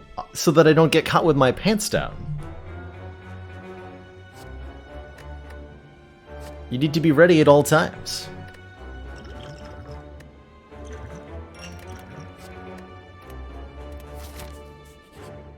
Never know when 2 orb walkers are going to stroll into the bathroom.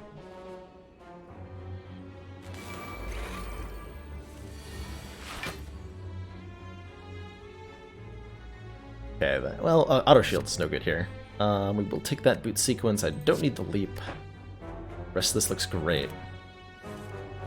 Rest of this looks excellent. Do I do something weird here, like liquid memories? Do I commit a potion to this? Often I think this fight is well worth committing a potion to. To make sure you handle it safely. And a secret technique for double energy, I think. Yeah. That's a good pull right now. Lets me play the Sunder / maybe the Tempest. Tempest is better than Sunder? I'm not killing something? I feel like that's true.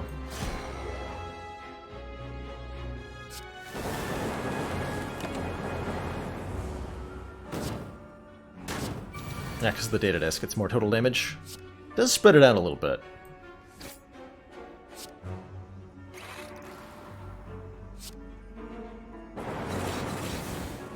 Alright, if I multicast, I'm very likely to kill this guy. I'm very likely to kill this guy.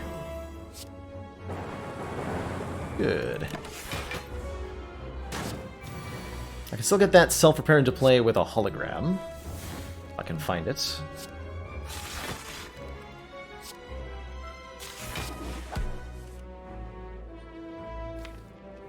Pretty likely to.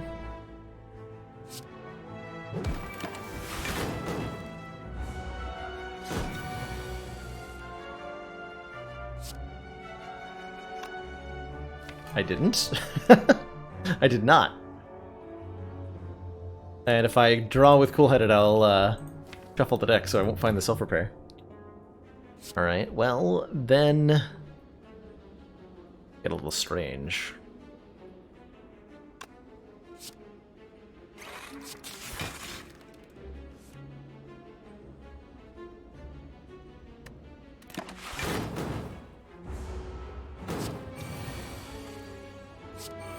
Perfect. Captain's Wheel. Now our pants also block on turn 3, but not on turn 2. That is the turn when our pants are down.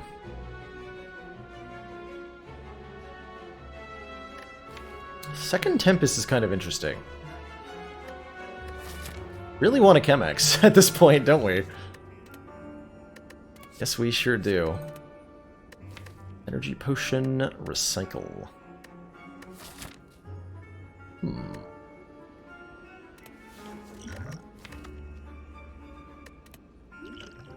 Discard that Flex Potion for the Energy Potion. I'm not going to take another Tempest, though. This I will not do.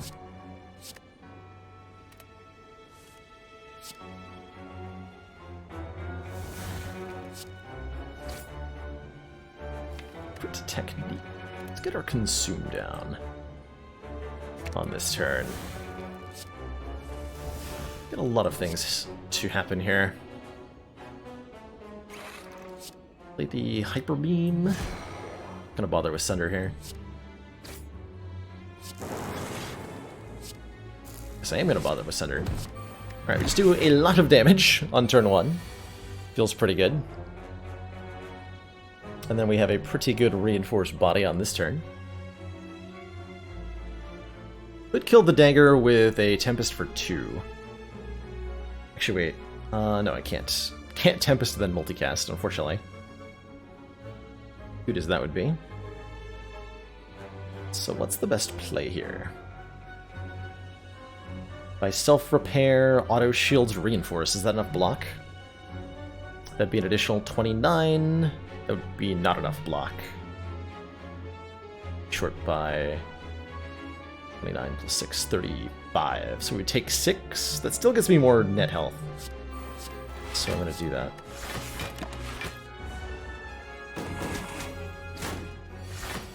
Then if I win without further damage taken, which I'm hopefully going to do,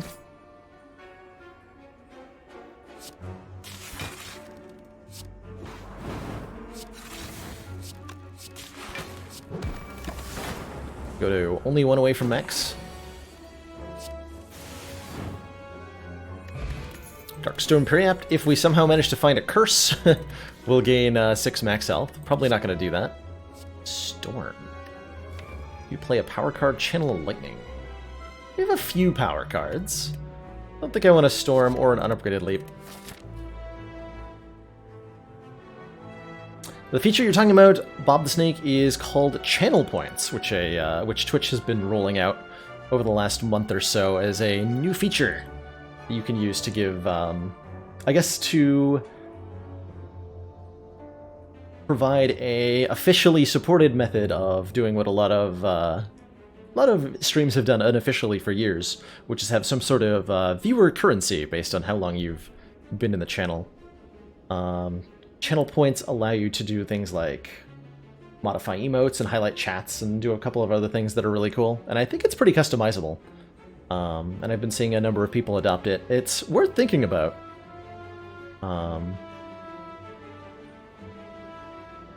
There's a lot of, like, little engagement.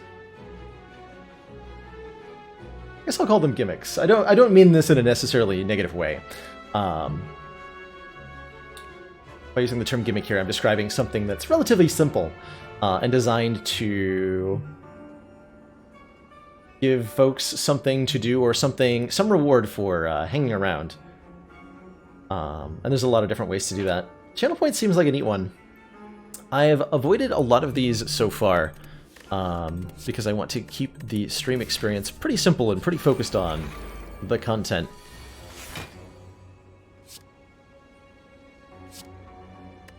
Which is not to say that I have no interest in the channel points, but that is something I'm observing to see how effective and popular it is before I come to a decision on it myself.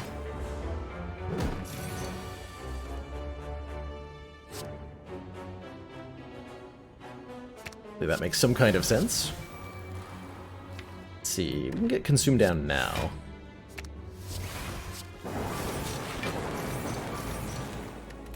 Zap the transient. Was that a dropped frame or was that just you? Might have been one.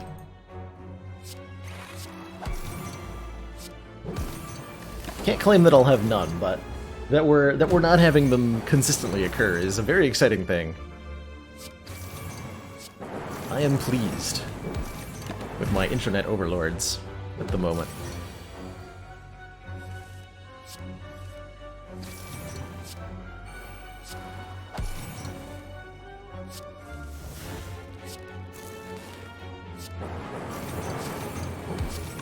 That pen nib.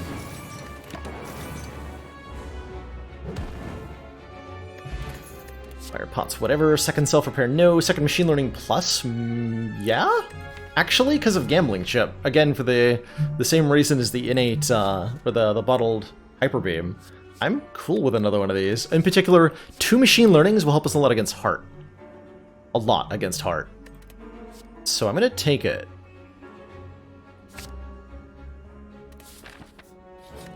I'm gonna take it. I need the ruby key. Before I jump into this Awaken 1 fight, I have been drinking a lot of water, and therefore I need to run to the bathroom. So, I'm going to take a short break here, refill my water, stretch my legs, and when I return, we'll polish out the last couple combats of this run. See you all in a couple of minutes, and thanks in advance for your patience.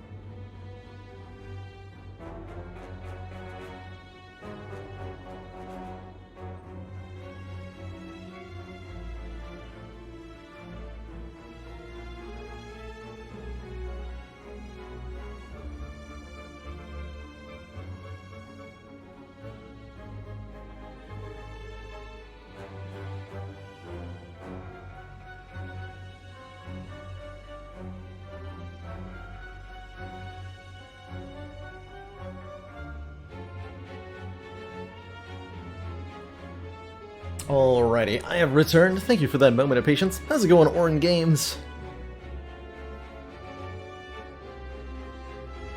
Wait for me, but you're not gonna be patient.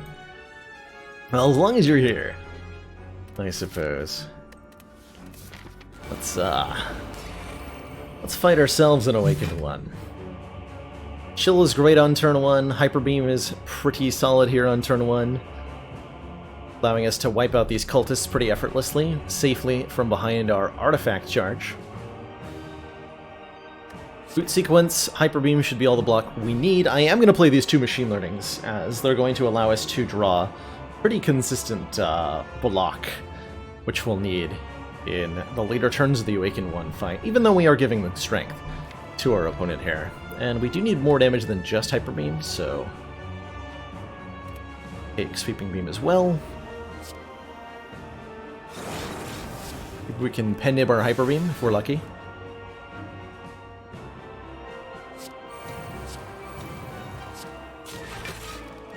Cannot.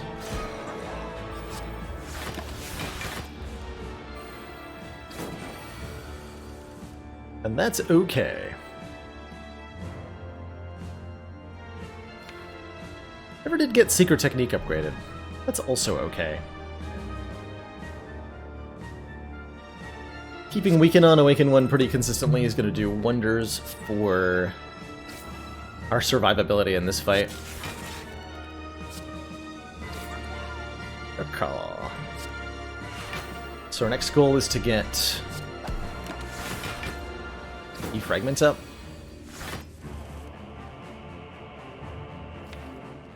And loop up. We'll play Consume 1 time as well.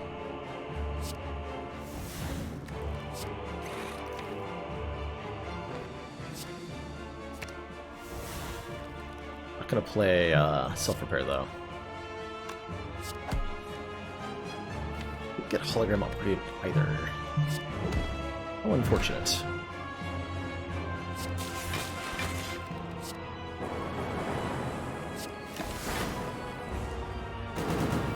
Not gonna want Tempest later, so just getting it played now.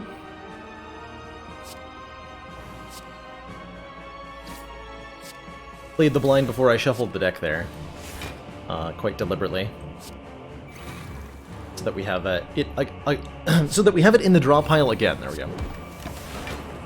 Bit of a stutter there. Excuse me. How am I doing on this fine Saturday? I am doing most excellent. Where are we on? I'm having a really good time, although I'm a little bit cold. Truthfully, I should have busted out the beefier sweater for today's stream. I've got my heater running beneath me at the moment. That should toast my toes up good. But we've been having a pretty luxurious defect run here. It's been thoroughly enjoyable to just kind of coast through. Haven't been playing perfectly this whole time. Truthfully, haven't needed to. We've been very, very strong with the relics and stuff that we've found. So I'm, like, dropping pen nibs left and right, but not worrying about it too much. Just having a great time.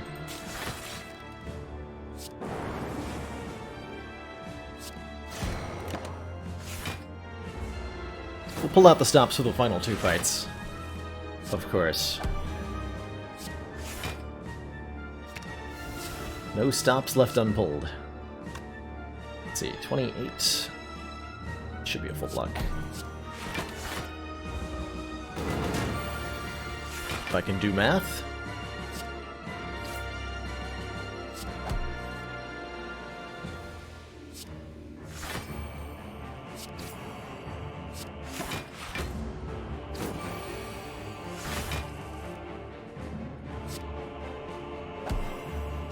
So we'll dual cast this.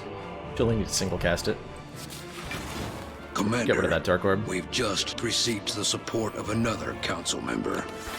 Morion, thank you so much for that tier 1 sub. Welcome to the council. Enjoy the emotes, the community, and newfound smug sense of superiority. Just been reminded in under 3 turns that Xenonauts is unforgiving AF. I don't doubt that at all. There's La Cruz. I don't doubt that at all.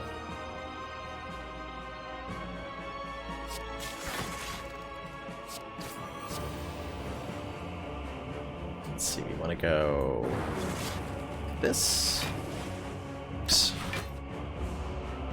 Getting another Dark Orb up.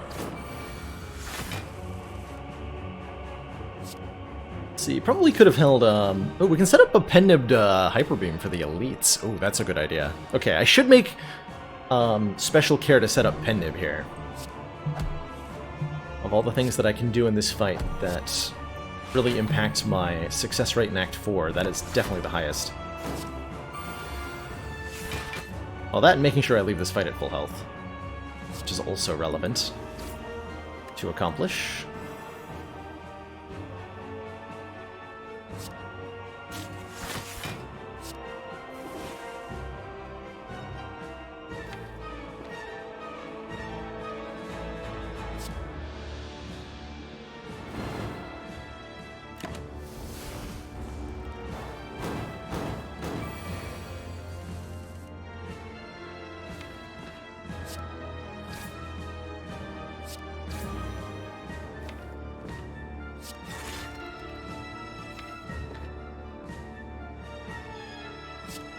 Bring it low.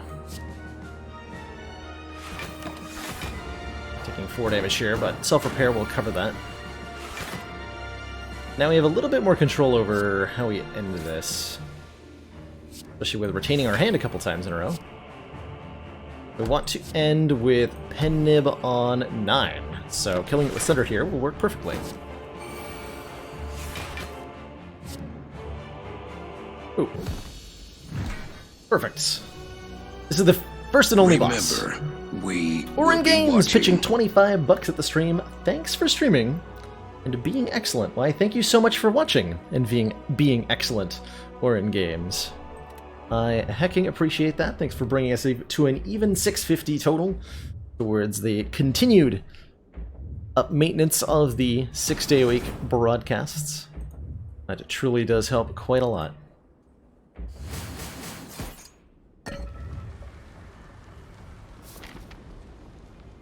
Alrighty, we are about as well positioned for this act as we can be here. Got a lot of good upgrades. Master Strategy, Multicast, and Hologram are all immediate standouts as good choices for what to upgrade here. Let's upgrade Multicast, I think. Get 1 extra cast every time we play that. Shopkeeper says, would you like a discount on all products? Shopkeeper also offers a 3rd Machine Learning Plus. How many Machine Learnings is too many?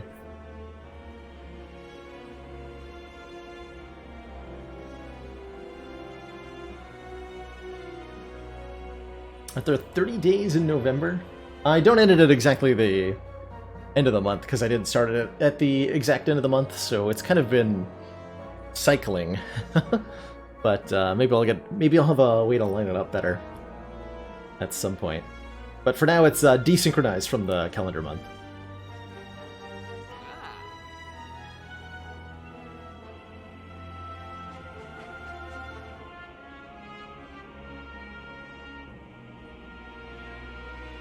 I think I do want a 3rd Machine Learning. Like, legit. I would take a Tungsten Rod if I could afford it. That's the one thing I want most here, but in lieu of anything else, I will take another Machine Learning here. And what that's going to allow me to do is just have really good draws against hearts, specifically. And against these nerds, truthfully.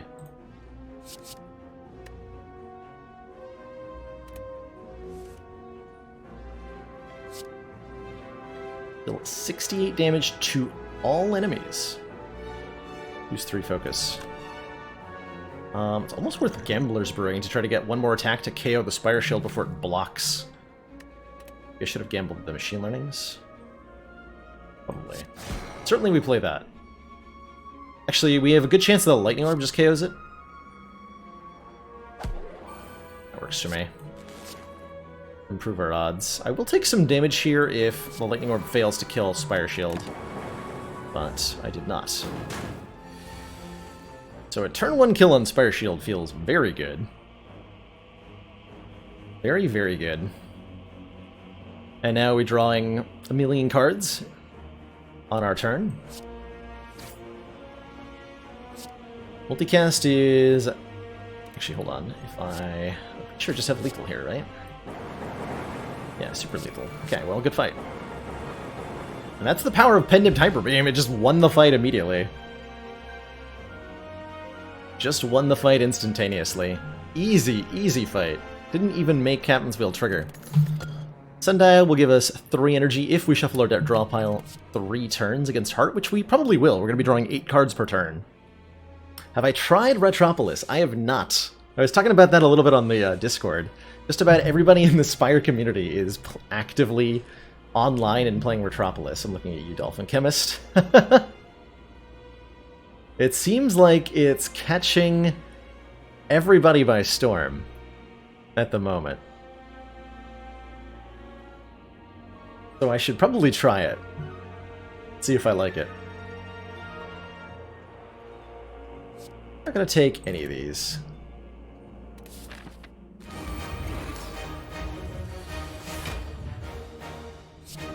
Not play that either.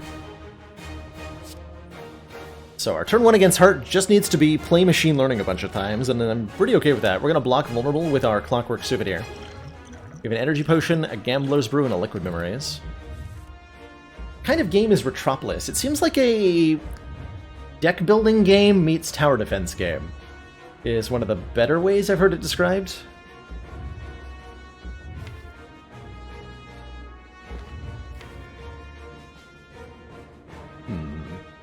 What skill do I want to put into play immediately? Darkness? I have to Energy Potion to do that.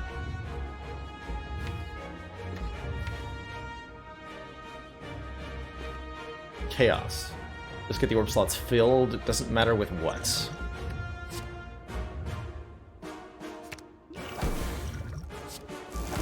Perfect. Dark Orb and a Plasma Orb to use with all of this card draw. You know what? I'm going to hologram that blind. Keep the Heart weak for the entire first cycle. With both Weaken, Down, and Vulnerable blocked, the Heart's first attack cycle is kind of sad. 1 times 15. Not so dangerous now, are you, Giant Heart?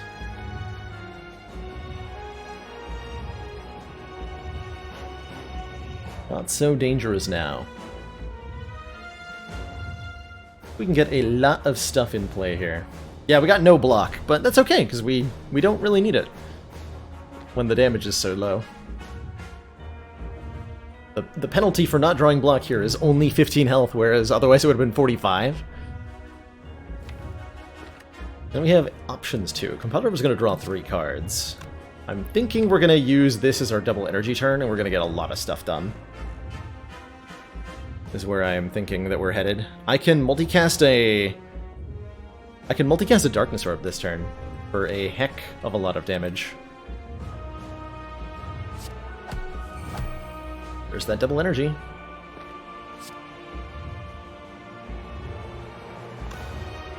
So double energy, then FTL. Might use my Gambler's Brew, depending on what we draw. No, we drew multicast. Perfect. So this play then becomes... Am I actually just, like, intentionally taking some damage here? Oh, no, we, No, we have the 8 energy this turn, though. No, we just line up a good multicast for next turn.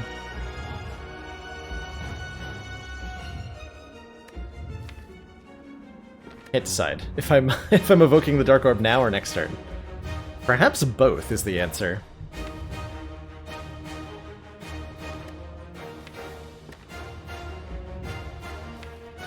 The Liquid Memories? I can do a really disgusting Dark Orb next turn, huh? Okay. I think I see the route. That doesn't let me use the energy this turn to do anything. I'm not using one of the X-Cost cards. Unless I use the Gambler's Brew this turn. Use the Gambler's Brew this turn. I'm gonna discard Consume here. And of course Self-Repair. Dazed and Burn. Just get rid of all of that. Drawing Void is fine. I'll lock on down.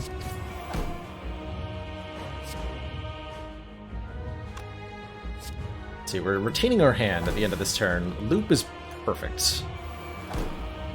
Loop is definitely perfect. Go Slimed, Core Surge. That then becomes the play.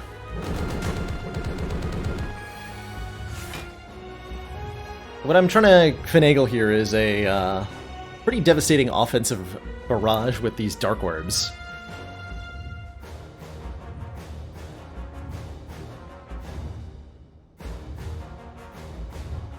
Which should be pretty manageable. So I think what I'm doing is using Liquid Memories to get back my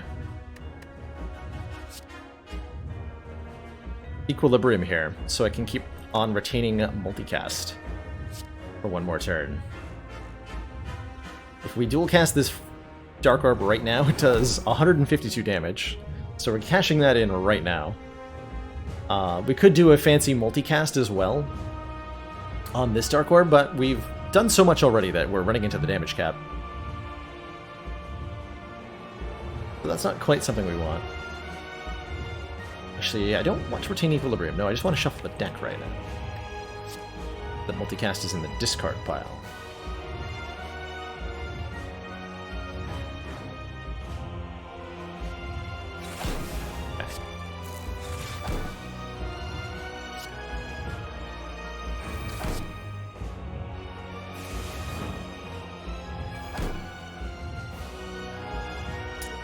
That works fine.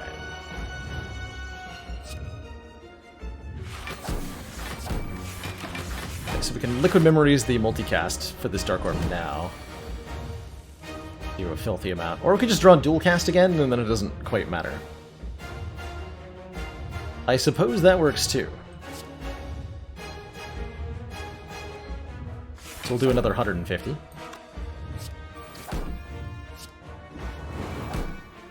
Kind of might as well play that. We block the artifact, or block the focus loss. And we get another Dark Orb.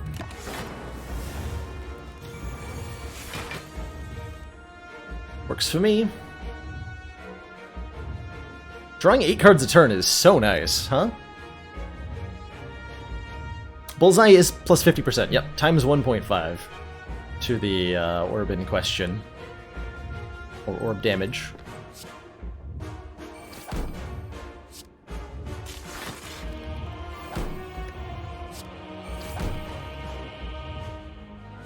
Equilibrium. We're going to take a bunch of damage here. Truthfully, it doesn't really matter. We have plenty of max health to play with.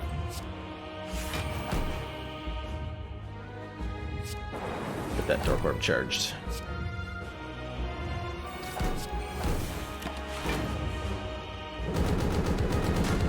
Lose 15 life.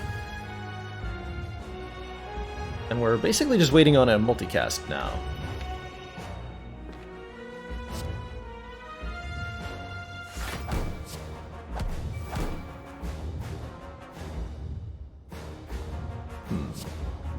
Basically the same thing. Use dual cast one more time.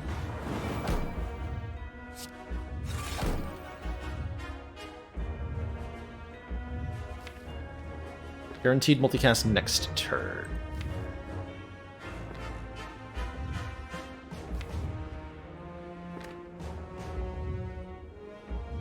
Wondering how much I care to block here. Or what the right play is. Oh, it's to zap. And then we have the guaranteed kill. Yeah, that's the way to do it. So we take a whole bunch, but by playing the zap there, we have our Dark Orb in front, so that multicast does this. GG. GG. That was a pretty dang good run. Very powerful most of the way through. And I liked our approach of thinking about the heart fight a little bit earlier on that one. Taking that early Clockwork souvenir so that the heart fight would be way less terrifying. I think paid off pretty well. So, G freaking G.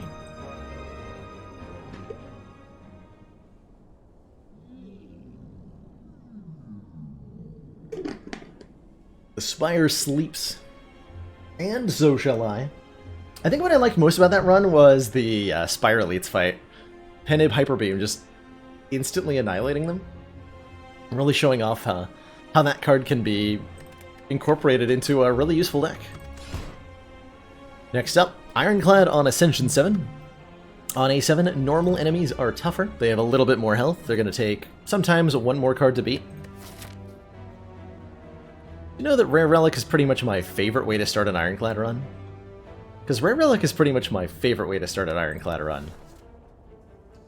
Lose all gold, obtain a random Rare Relic. Rare Relics are strong, and they can give you a huge leg up right away. There's always, of course, the chance of Dead Branch, but there's so many other good things you can get. Fossilized Helix, Charon's Ashes, Magic Flower, Peace Pipe. You can now remove cards from our deck at rest sites. Definitely not one of the better ones, but not too bad. Yes, Pocket Watch.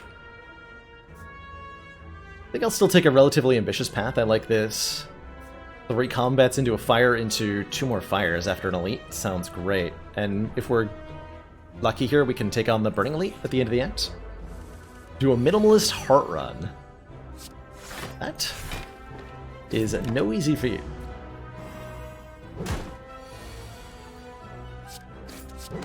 But if you're gonna make one happen, a Peace Pipe start is a pretty good way to get there.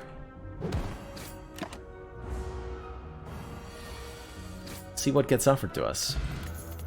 Right, first fight. Peace Pipe Perfected Strike combo? Wombo combo? Perfected Strike is a pretty powerful front-loaded damage card. I think I like an Anger here. It's a 0-cost attack that helps Ironclad dish out a little bit more. I'm on the beta branch, that's right. No block, only Smork. Smork deck only.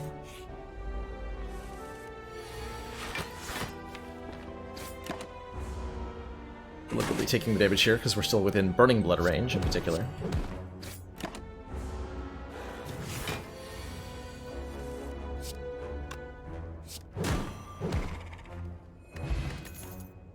Clothesline, Iron Wave, Flex. Flex is an interesting little early pickup.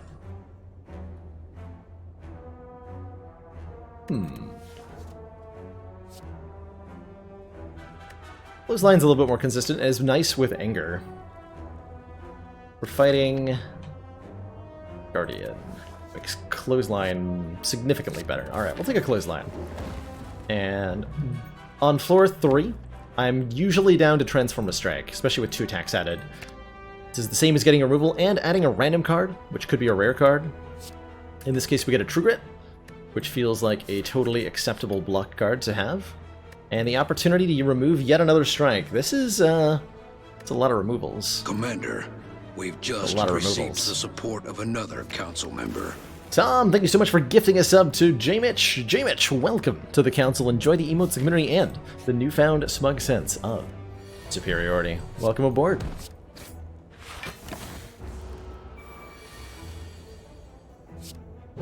Welcome aboard.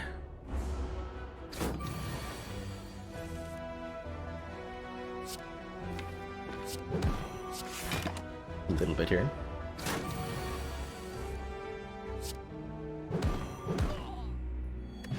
The bird has been beaten. Dropkick.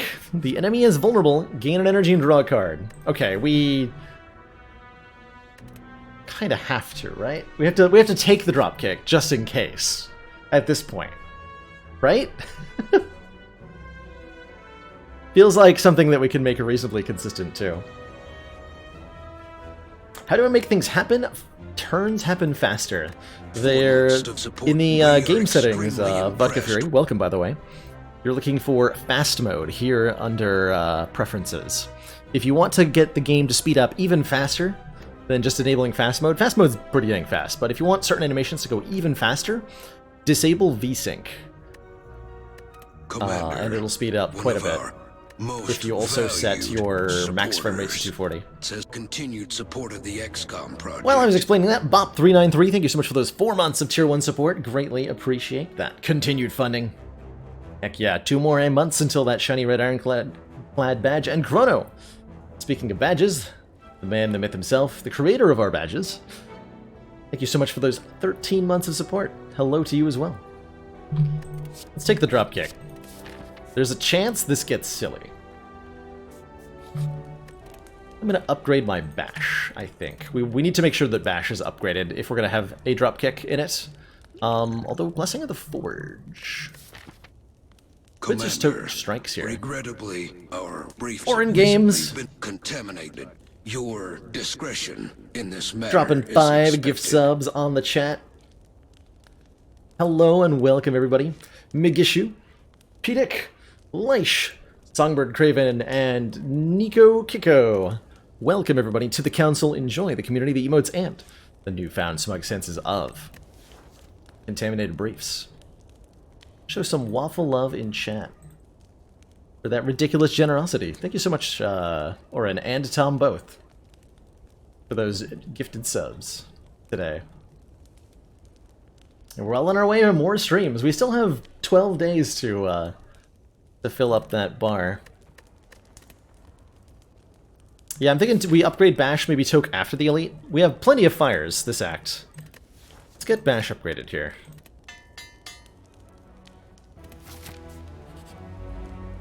It's a knob. Defend Gremlin. Gremlin Bob. We're just gonna hit him real hard, and then he's gonna hit us real hard. Actually, I'm gonna trigger it here. That's gonna work out better.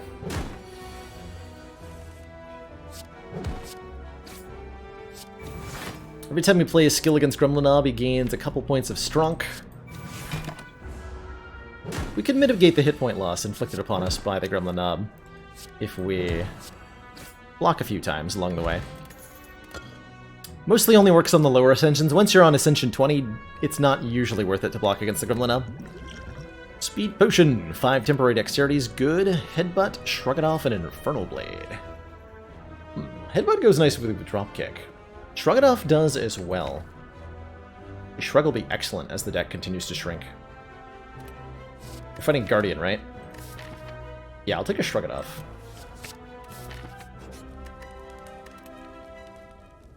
Now that we've fought a Gremlin Knob, I can Toka Strike.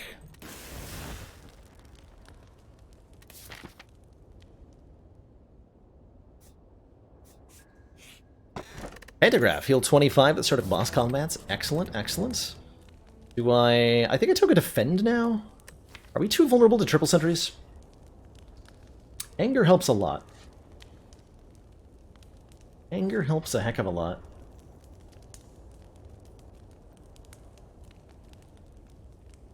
Feels like I want to upgrade something.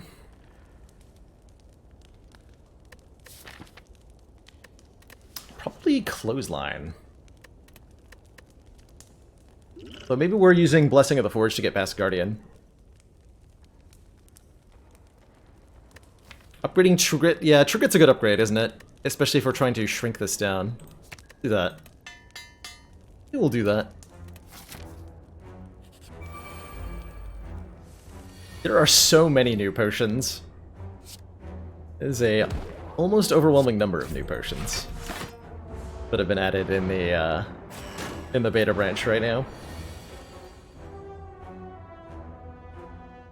I don't think I've gifted... I don't think I'm the #1 gifts leader.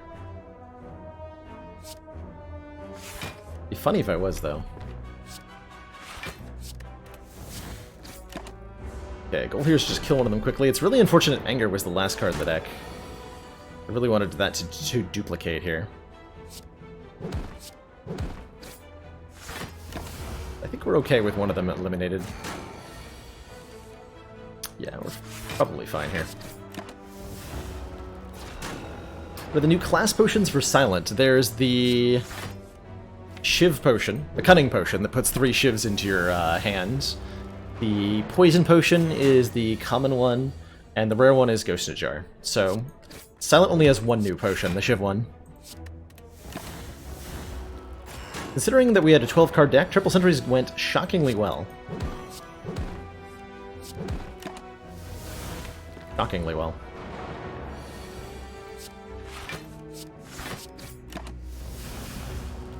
We lost... After Burning Blood, we ended up losing 1 hit point here. Assuming I don't draw terribly next turn. Oh, 1 hit point.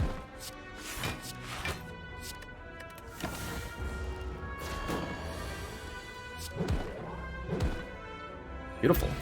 Bag of Preparations. Draw 2 additional cards. Start of each turn. I think we need to start transitioning this. Like, if we had a second dropkick, we could think about going infinite, but we really can't fully YOLO this. not on a streak run. So we should start adapting things that are going to be good, and a spot weakness will definitely be that. If the enemy intends to attack, gain 3 strength, lets this deck hit very, very hard after a boost.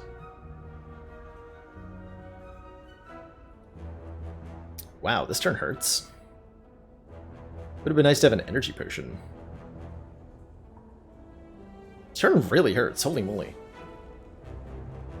Bronze Scale's common? It is. I could, like, fully block... Ooh, god. Yikes. I'm wondering if we Speed Potion, Bronze Potion. Here. That would deal 3 damage to all enemies. All of these enemies are just... We're just going to be looking at 30 damage every turn until we can kill one of the sneaky gremlins here.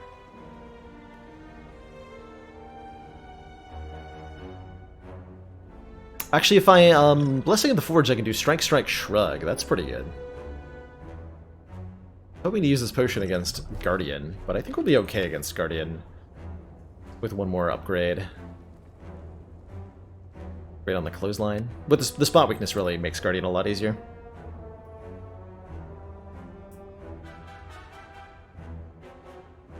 Problem with the speed potion is I block 3 times, and then next turn I'm weakened, and we have the same situation facing us. Go Blessing of the Forge here. We go Strike. She defend first. Let's see what we drew there. Not playing spot weakness hurts a little bit. It's not too bad.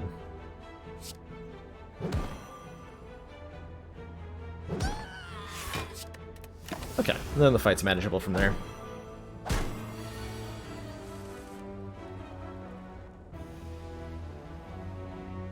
Totally manageable.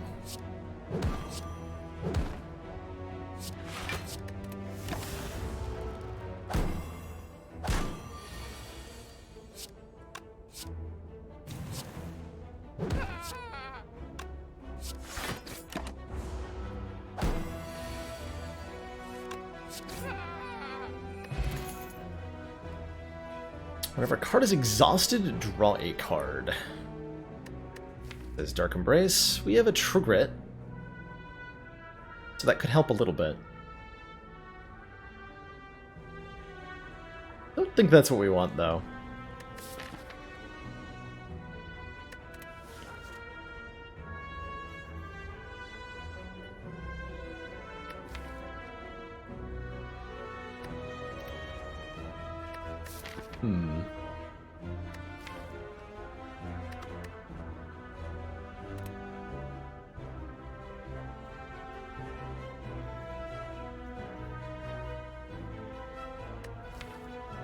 Yeah, we have decent card draw and high costs. We could maybe take this Bloodletting. We have Pantograph too for sustain.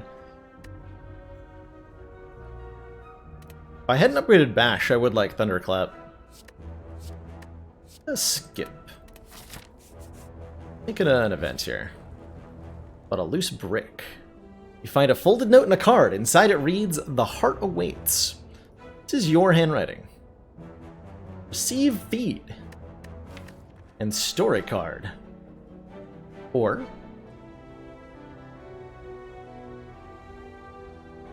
We can leave that feed there for another run. Yeah, there's a feed in there. I stored it. We had like I think it was a dead branch run of some kind. Or something. We last ran into this on Ironclad, and we were in such a powerful position, I decided to invest in a future run.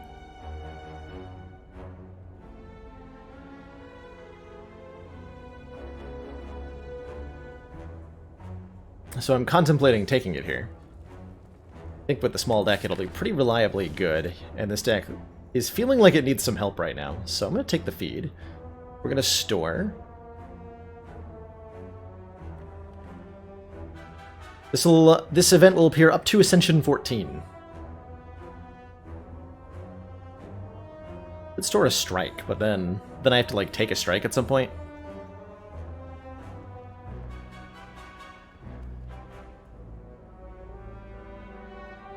Time to Sayonara dropkick. Let's Sayonara dropkick. What is going on? There's a dropkick in there. The event is a little bit on the rare side, absolutely.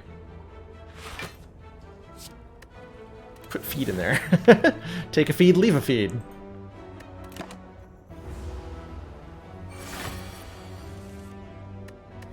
Take a feed, leave a feed.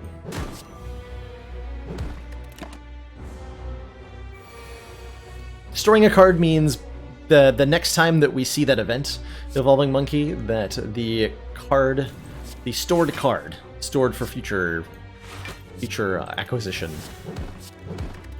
The next time we see that event, the card that we put in there, that dropkick, will be there. That event should trigger Ceramic Fish, yeah. Anything that puts a card in, by any means, should cause Ceramic Fish to give you money. Hopefully I am eating the opponent this turn. Yes, good. Delicious egg meal. Ball bank. Gain 12 gold per floor, and then break when we use it at a shop. Exhume feed. Put a card from your exhaust pile into your hand. Kinda wishing I'd taken that Dark Embrace now. I will exhume feed. We're going full devouring here. I'm gonna upgrade feed too. Having exhume feed lets me play the. If I don't have the feed on a decent draw the first time, I can just play it, which is nice. Thank you, 5 energy. Appreciate you. T-set putting in some work there. So, for example, I can just play this feed if I wish. Trigger the Anger? Can I do that? I'm not gonna do that.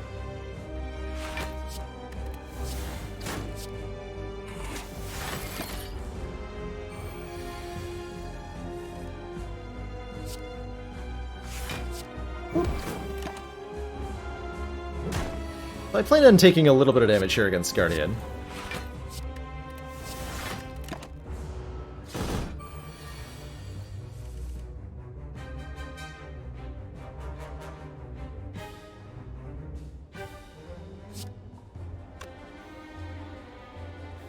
How much of a little?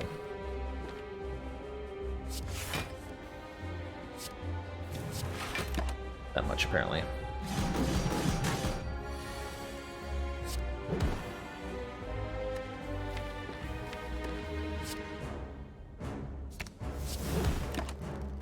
As we get more and more strength, we want more and more attacks in the draw pile here.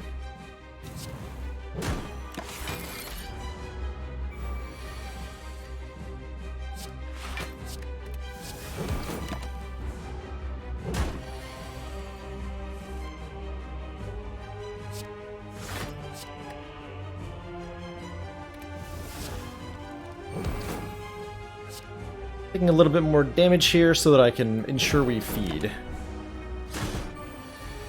on Guardian here. Delicious. Delicious. Mobbank is often quite often not good at all, but that's not a bad thing, I don't think. Okay, now I really wish I'd taken the Dark Embrace. Do I want a Corruption in a deck this small? Maybe not. Second Exhume. Put a card from your exhaust pile into your hand. 2 exhumes with only 1 feed. We could also take the second feed. Feels a little awkward. Feels a little awkward.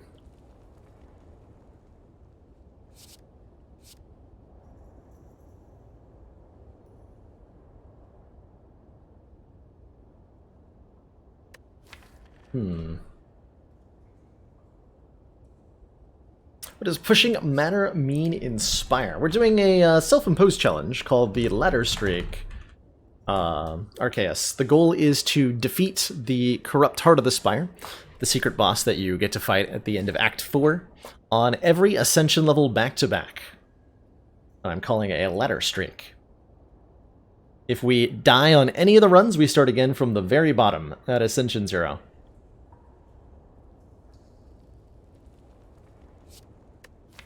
Been attempting this for several months now, and come close a few times, but it is not easy. Not easy at all. Tough call. A second feed's honestly kind of neat here. We will devour everything in our path if we take another feed. Corruption would require us to start enlarging the deck pretty aggressively.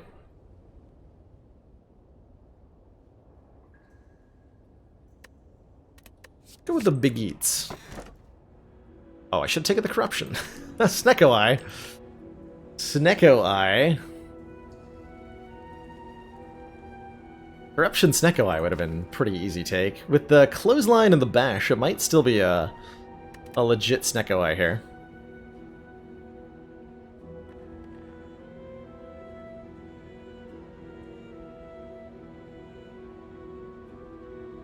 If you use both the Flex Potion, a Dex Potion, and then an Artifact Potion, which effect will stay until the next turn? I actually do not know the answer to that one, Lord Passport.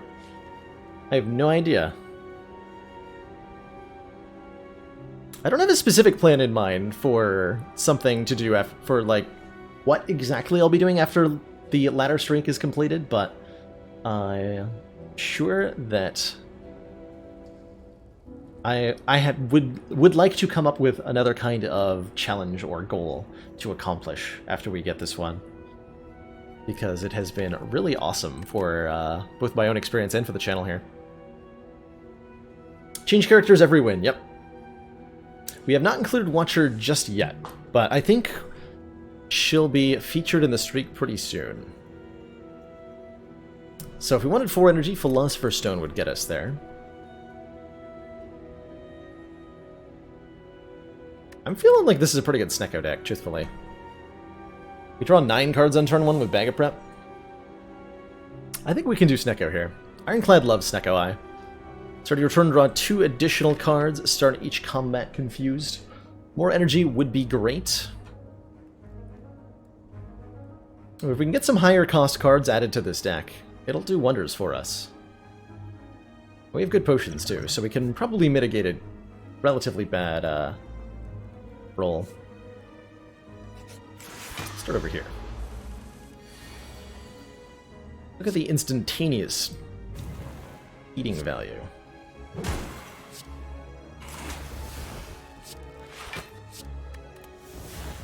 Play that for the damage. We have an Exhume. Had a Snecko start nearly die to floor 1 Jawworm today. Oh my god. That's terrifying. Pretty decent. So sorry. No one should go through the agony of being completely murdered by Jawworm. Spot weakness. You have been 0 cost 3 times in a row, and I really appreciate it. Tear that avocado to heck.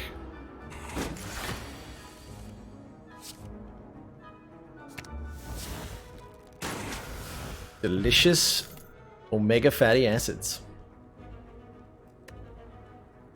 Armaments can be pretty good with Snecko Eye if you upgrade it. Because you're drawing so many cards, Armament's ability to upgrade all cards in your hand has much more of an impact. Let's pick one up. With Snecko Eye, does Anger become a good card to remove? It sure does, and it's leaving our deck right now to become a beautiful, beautiful Barricade instead, where it will live a long and happy life in our deck that is a Snecko Eye deck. So thanks, Anger, for becoming a Barricade.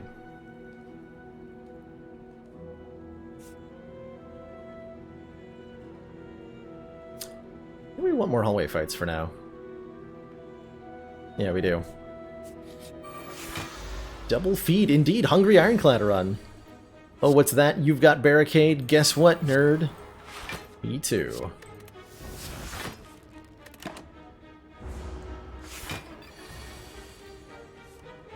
Me too.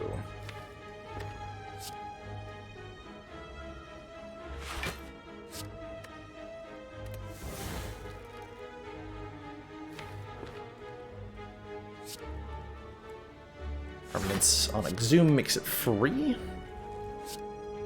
Play Bash and Feed. Exhume the feed. Not play the feed, because I want to use that later, but get the damage done. This would be a good turn to Speed Potion if I wanted to use that here, and I think I do, just to guarantee that we leave this fight with full health and a feed.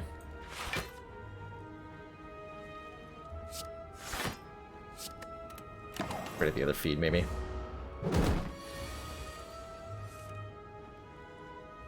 Probably.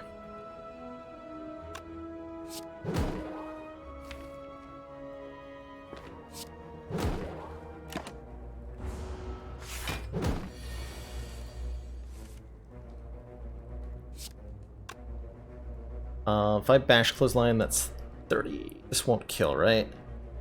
Yeah, that won't kill.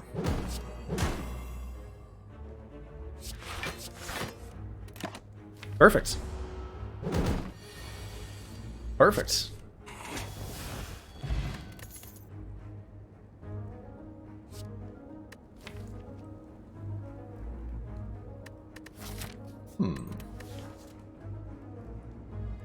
World's latest Searing Blow pickup? Why not play Watcher in the challenge for... The reason I don't play Watcher in the challenge is because she's not done yet. She's still in beta access and hasn't been finished balancing. And at the time I was making that decision, like, cards were simply being, like, added or removed from her card pool daily. But now that that's settled down a bit, it's a much better time to start thinking about putting her into the deck. Putting her into the run, excuse me. Into the rotation. I will add one Watcher to my deck, please. Yes, and hello. Searing Blow Armaments seems slow. It is slow. All we need Searing Blow to be is just like a powerful card.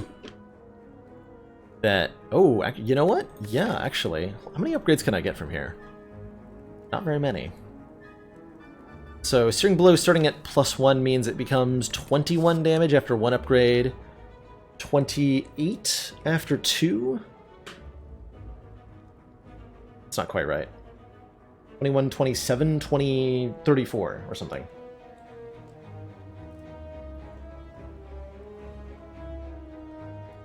And considering how often we could play it, could be a worthy investment even at like 50 damage by the end of the run. Of course, we can't toke cards if we take the Searing Blow. You know what? I don't think it's worth the investment. If we don't upgrade it, it's just 16. Yeah, we'll pass. I think there's room for that to have been good. We just didn't quite find it. Low Snake Plant. Please do not kill me. Thanks.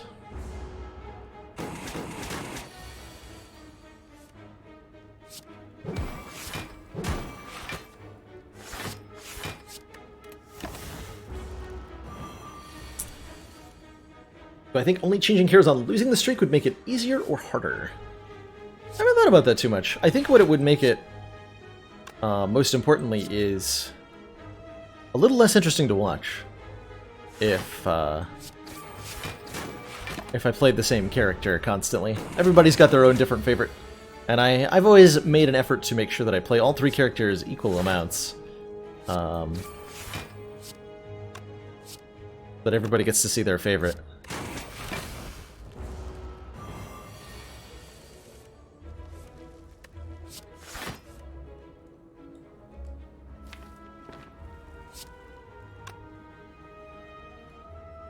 Are being rude, Snake Plant. Supposed to roll over and die. Please immediately do that. Thank you.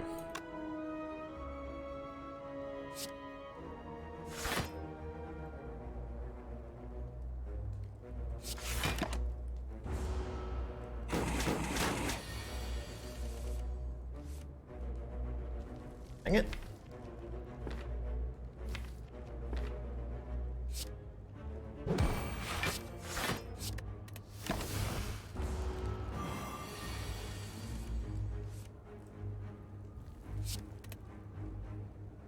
It's a lot of damage. It's worth taking, but it's kind of awkward that I am taking it.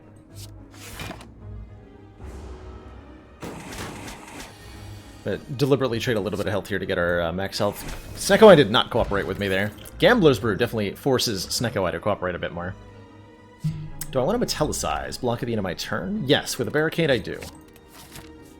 Yes, I do. I have 458 gold. Let's go to the store.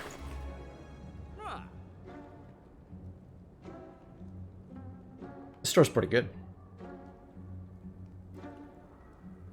We've done some achievement hunting, if you're talking about the game's achievements. Sha, we've done that on stream a couple times. As for like custom challenge runs, you'll find me doing those most frequently on Sundays, where I do a Fun Day Sunday style broadcast where I modify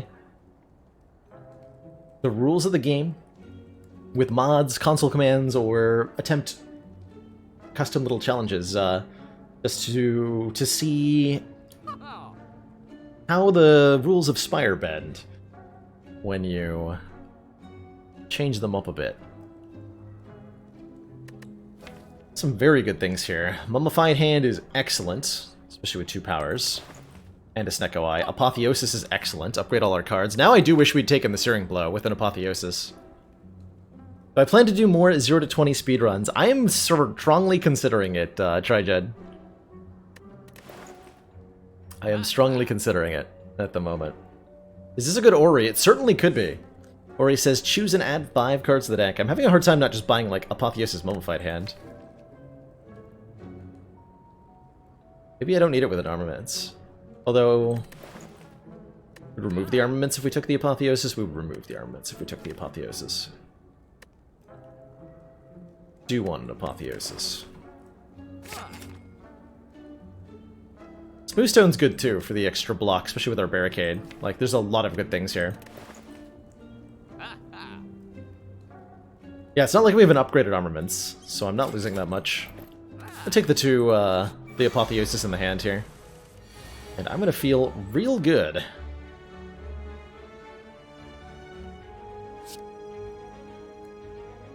About life in a second here.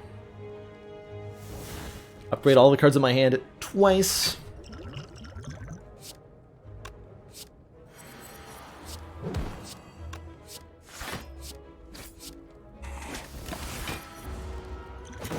Could have used Liquid Bronze here, but I think we're not gonna need to. Yeah, we're not gonna need to.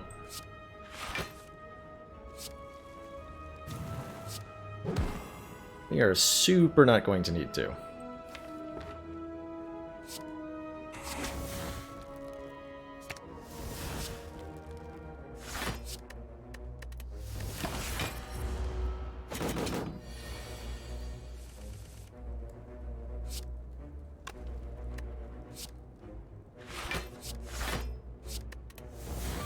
Oh, Mummified Hand.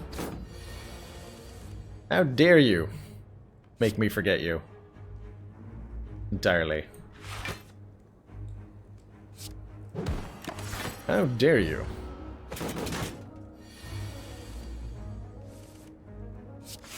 It's going quite like I wanted it to.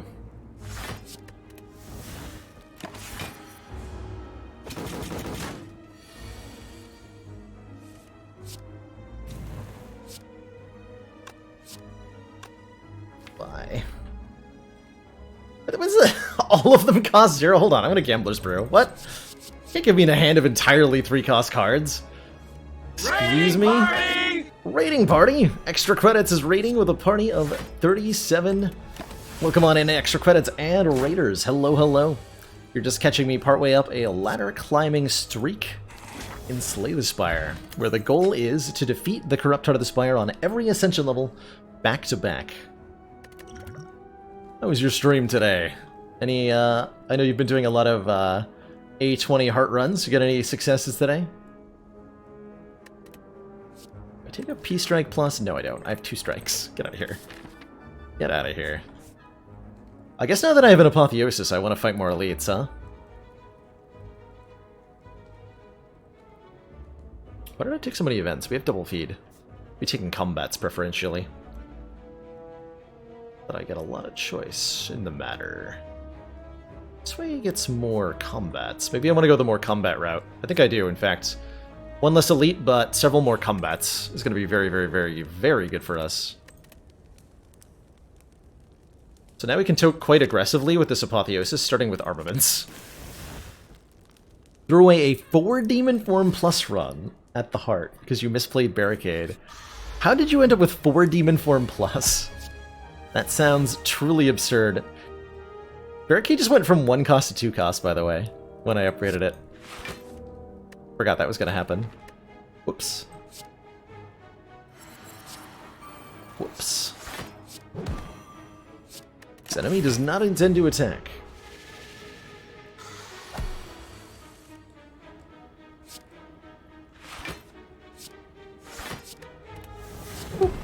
Currently playing an Ironclad Snecko that has 2 copies of Feed and an Exhume, so we're on a quest to eat everything in the Spire.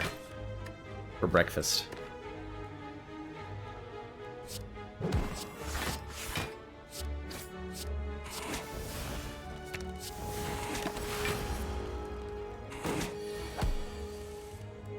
Delicious! Upgraded attacks? What is this, a Molten Egg run? Leave is okay. We don't have any AoE otherwise, so we should probably take something. It's not the best card, but we need an answer sooner rather than later. Pendant! Every 10th attack we play is double damage. I'm definitely not going to forget that and miss out on a feat at some point. That's definitely not going to happen. Alright, now for the real question. Can I eat all 3 slavers? I have 3 feeds and Exhume in my hand, which is unfortunate, because I need those to be doled out a little more gradually. That said, Snecko did a really good job of making this hand very affordable. 1 from a combat, 1 from Duplication Shrine, 1 from Dolly's Mirror, and then you got a second one just normally. Nice. That's a lot of demon form. Okay, I can definitely eat at least 1 nerd with a flex potion. I'm gonna shrug first and see if we draw like Apotheosis or something. Close line for 3. Still useful, actually. Still useful. Better than Strike. So if I do... Oh yeah, clothesline double feed is super duper lethal here. Super duper. I should be able to eat 2 of these guys. Probably not all 3, but I can get 2 of them. With 2 upgraded feeds, I'll take that. Against triple slavers. I will take that.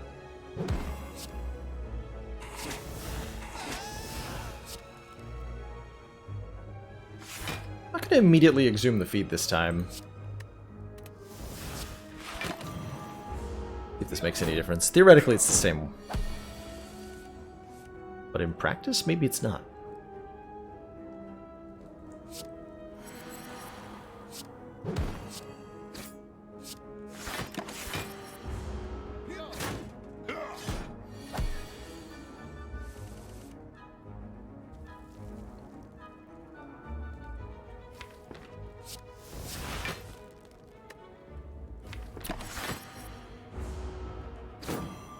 I don't like that that just happened.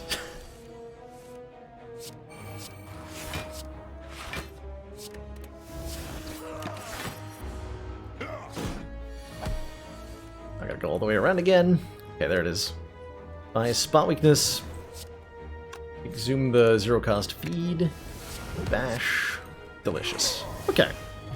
We're at 115 max health now and only going up. With our Snecko, Carnage Plus sounds great, so we'll just slap that into the deck without any question, hesitation, or consideration.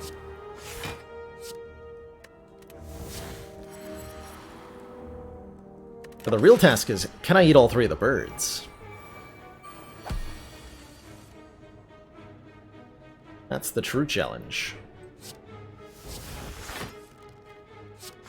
I wished to devour birds. How would I most easily accomplish this?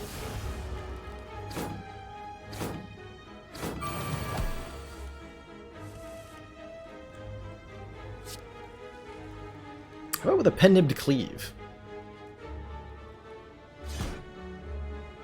Surely this would allow me to devour bird.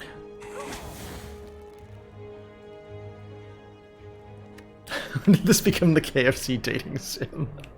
I still can't believe that's a real game. Someone actually made that. Okay, I don't... Wait, strike... Yeah, it's not quite enough damage to KO. So we lower their health of both of them. So... Devouring commence!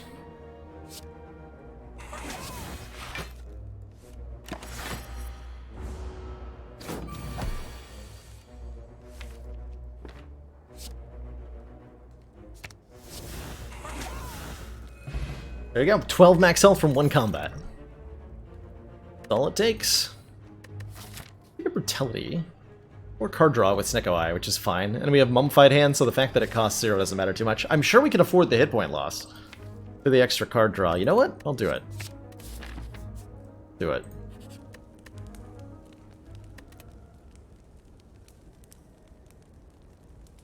Beating Champ with Barricade? We have so many ways to beat Champ. DJ Wheat dressed up as him on stream. That sounds classic. Instantly classic.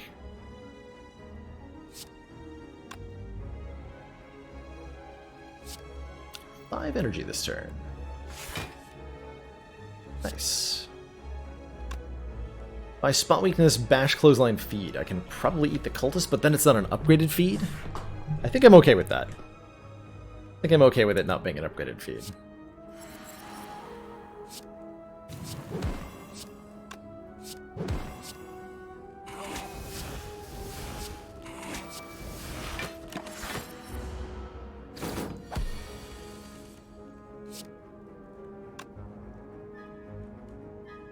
Play this first.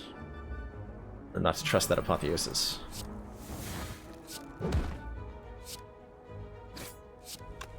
Nom nom nom.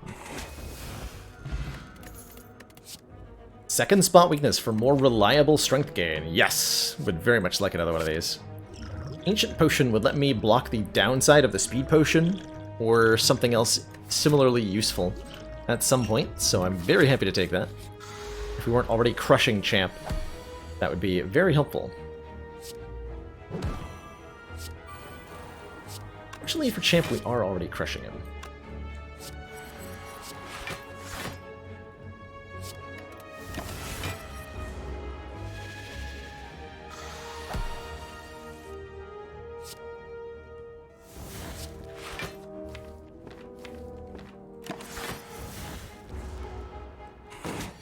Seka wants his eye back. That's my eye. Imagine Seko and Champ had the exact same voice, probably. Always talking about puny weaklings. That's Snecko for you.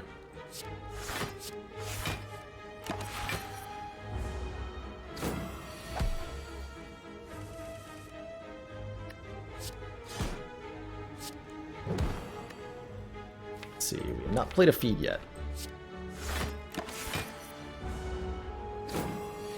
One day this carnage will be played. Someday. Today is not that day. But someday. Deal damage equal to your block. Yep. I'll take that. I will take that. I think I'll take a colorless potion over a skill potion? No, I won't. Skill potion. We just keep toking attacks. Keep toking strikes until they're all gone. Works for me. Alright, Mr. Champ. That is indeed your real name. Hope you are prepared to die.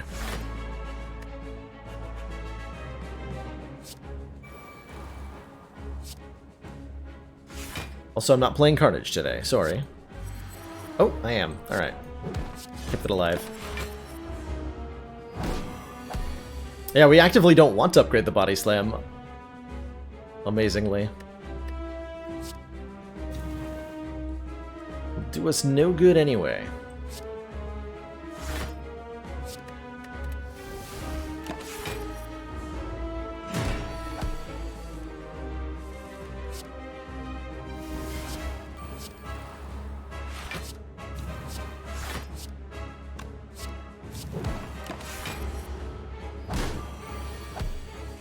So we can win by building up enough block. We can also just win by gaining enough strength here. Don't particularly care which route we take.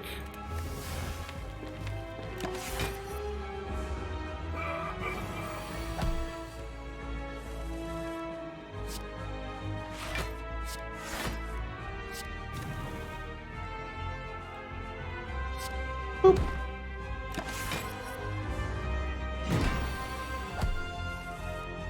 It's the highest max health you can achieve on a heart run. I think the best we did on a seated run was 459, I think? Got a command for it, right? Not the command. I think we have a command for it. My bot. Hello?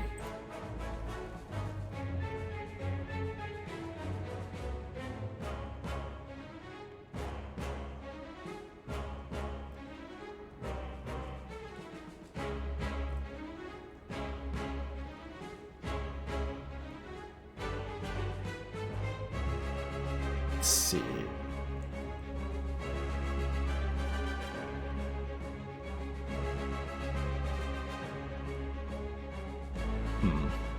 No idea what it is.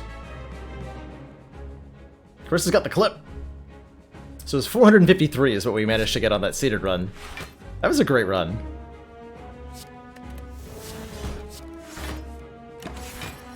Alright, Snecko, I'm going to need you to cost a little bit less on average with the cards, please. Thank you. Yeah, that's good enough. Appreciate you. Good job, Snecko Eye. You did it.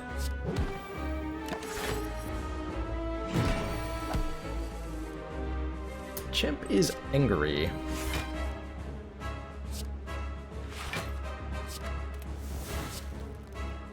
With us.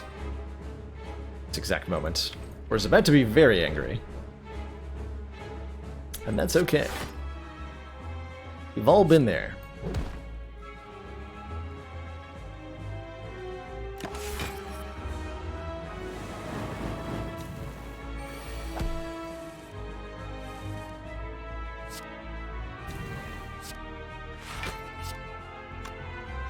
Then just dunks him. Alright, in the interest of devouring champ, I will base tank and execute here. So that I might feast on his metal body. Delicious! Double barricade? Probably Fiend Fire. Exhaust our hand, deal 7 damage for each card exhausted. At least for 10 seconds and you have 138 health on champ. No, I have 142 health on champ. Thank you very much. We've been devouring every enemy we come across, and we'll continue to do so. I bet we can get 200 health by the time we reach the heart on this run. Give me that.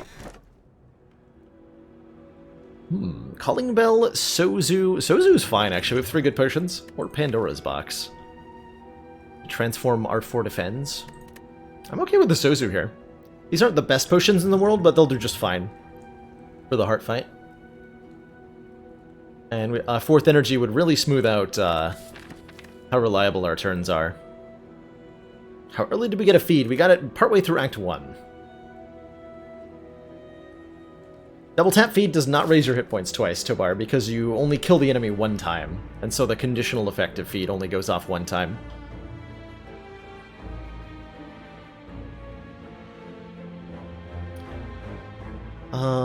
We don't have any pathing and considerations we need to make here. We just want to grab elites. No, we want to grab a lot of combats, actually. We want to take literally the path that has the most combats. And no fires.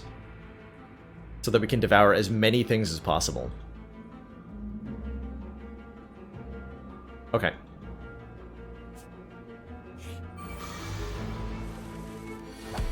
That's the goal then. Devour everything that we can.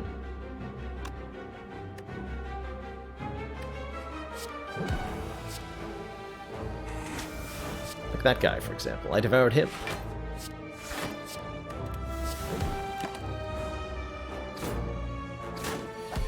Gotta be careful in these fights. Apotheosis upgrades the exhumed cards too, right? Yes. the... Yeah. The, exhausted cards. Good.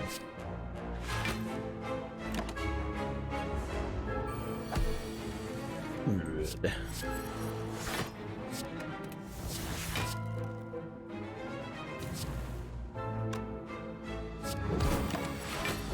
Sure, feed is lethal.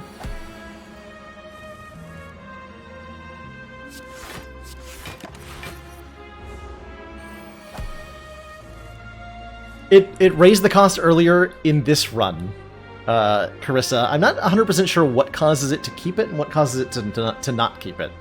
But it totally upped the cost in Act 1 or 2 at some point. In Act 2, I think it was. It happened. Rip blood potion. That would have been a nice blood potion with 153 max health.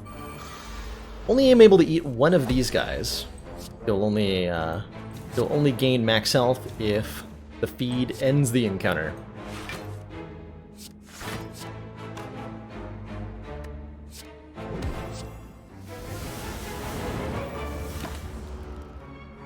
But we can still do that pretty reliably. I'm quite sure of it.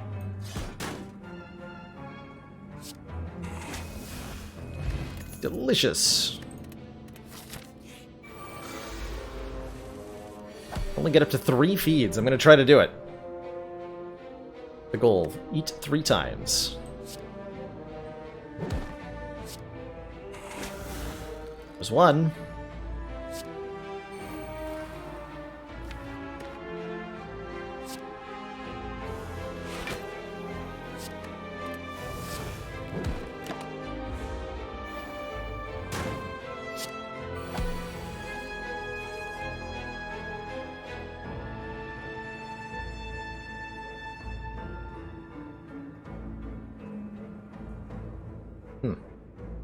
I can't eat this guy. I must metallicize hits.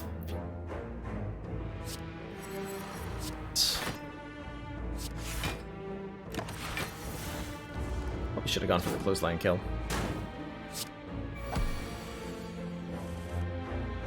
That's fine though.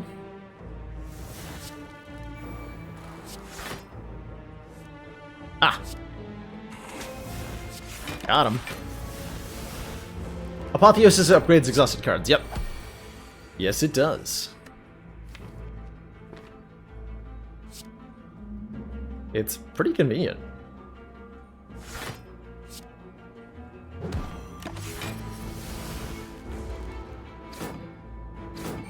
Playing Watcher with 3 devotions, so you're going Divine like every turn-ish? Every 2 turns? Sounds like a wild... Sounds like a hoot and a half.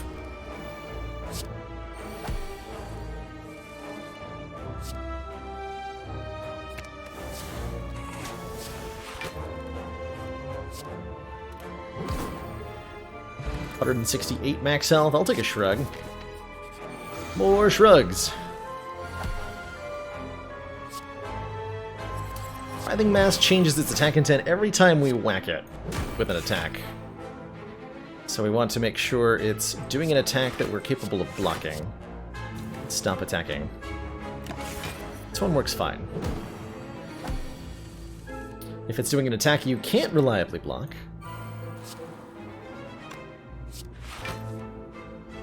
then you should hit it. Better.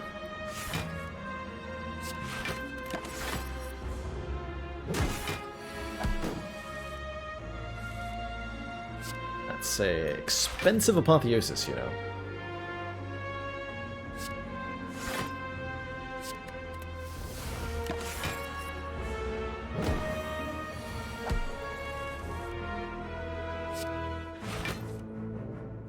Writhing Mass, we need to have a talk. About how much damage you're about to do to me. How I would like you to do not that. Okay, thank you.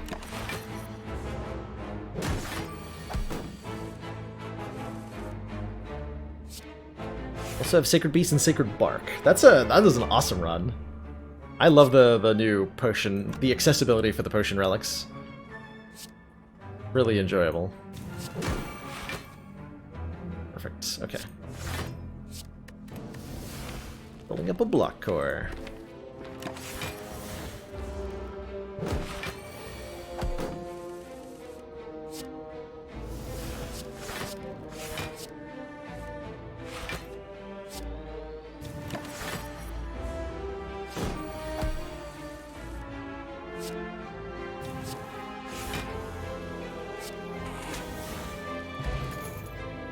Tunes in our hand gain 20 block. We have a barricade. I'll take a 20 block guard.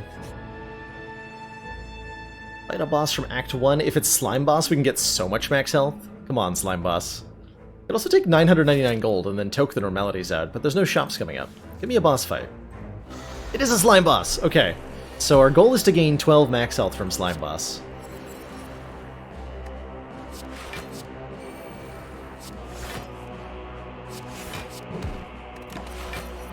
Which I think we can do.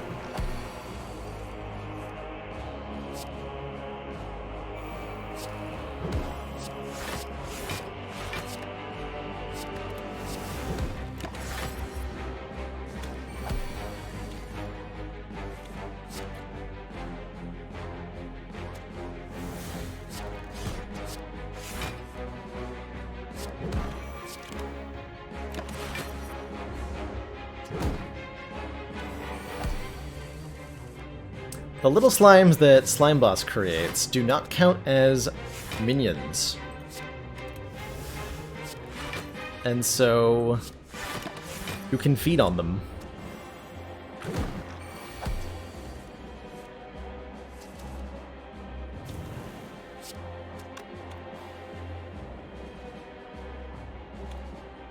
And it was charged, huh? Didn't want to draw these. That's okay. Clear the deck of slimes. I am losing 1 health per turn, but we have so many hit points to spare that it's fine.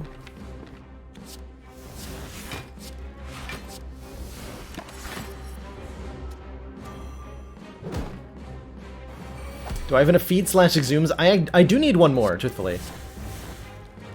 For the full chance. Nom nom nom.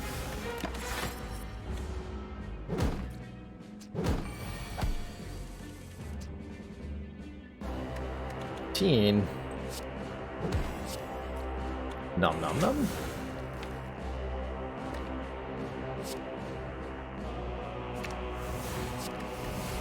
Then we just wait patiently. We'll get the last 4. Pretty good highlight of how absolutely absurd Feed can be as a card. Sneaky Teak is on record as saying, Feed is the strongest card in the game. And I can't say that I disagree with the sorts of shenanigans it can do in situations like this. We now have 184 max health and a fossilized helix, which says prevent the first time we would lose health each combat. We'll just recall. How's it going, Ryan Hunter? How's it going? I don't know any other way to be. That's all I'll say. Excellent work, Commander. This council is pleased to see our continued support of this project has been worthwhile. Gunther, thank you so much for those 3 months of Tier 1 support. Got you hooked on the smug sense of superiority. Well, I'm glad you're back for more. Thank you so much for supporting the stream. Does not count, but does get rid of a dagger for me. Feed is the strongest card in the game if you're winning. Feed is the strongest card in the game if you're winning the current fight. And you can use winning in early fights with Feed to turn into winning in later fights, which is where a lot of its strength comes in. Also, ow. Like that. Helix blocks. Okay, that worked out. That worked out just fine. Ooh.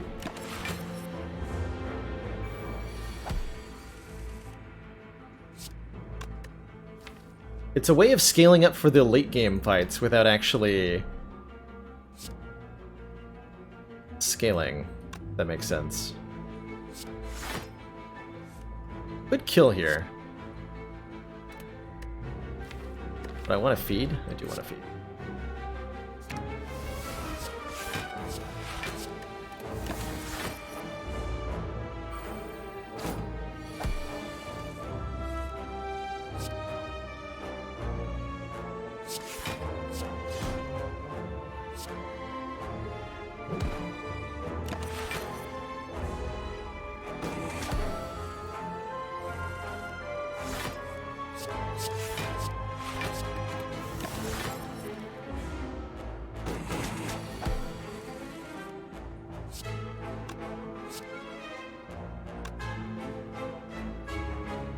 Really?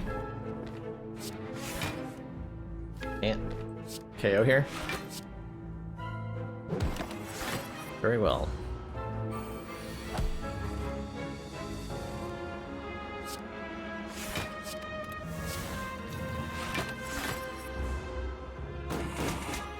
Don't think I might have wounds there. That is exactly the amount that I want to have. That's how many wounds I have.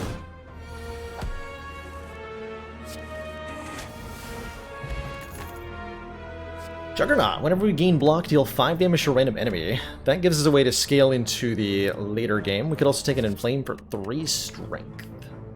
Which helps just with our 2-spot weaknesses to do a ton of damage. I think I'm going to go with the Juggernaut, diversify our damage output. Let's make it a little harder to set up feed, so I just got to be careful about it in fights where I want to feed, like this one, where I definitely want to eat. Not going to be easy to eat in this fight, huh? Fight is not going to be easy to eat in. That's okay. That is okay.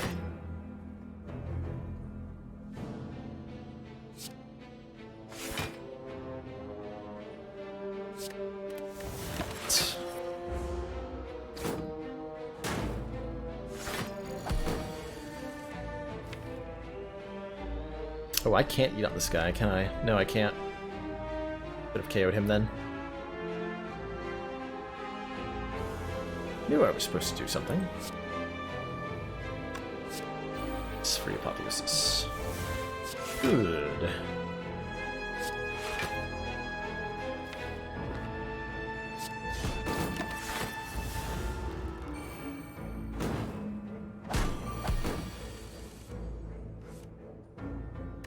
Show me a feed. Aw, almost. Almost got there. I was about to explode, dealing 30 damage.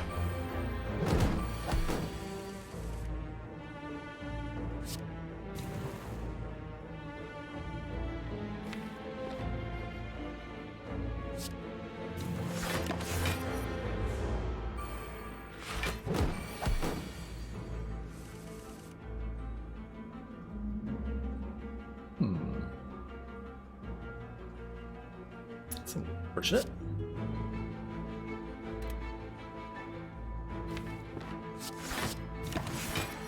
I'm again willing to take quite a bit of current health damage. We're healing up with Pantograph anyway, so it's well worth trading some health to land these feeds.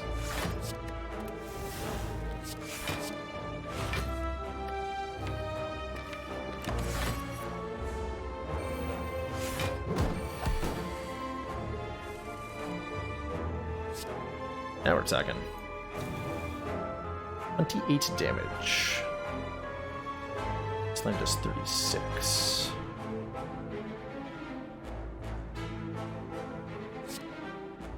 Fire that thing before the spikes get out of control. I guess is what I'm doing.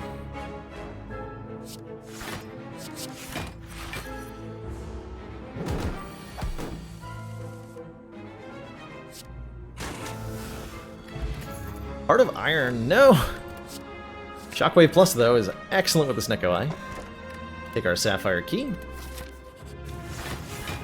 Try to land 3 more feeds. This is getting absolutely silly. In the best way, of course.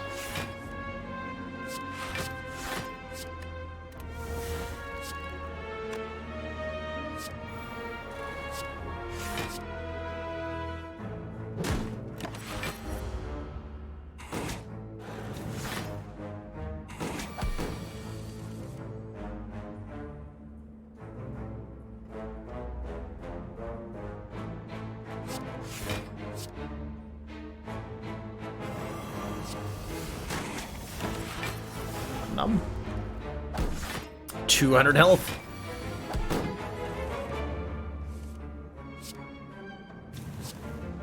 Where this is going.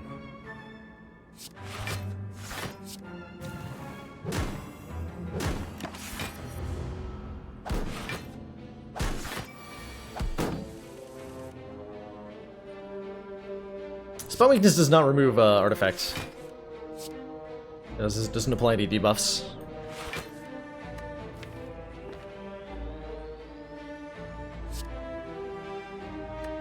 Feed in my hand.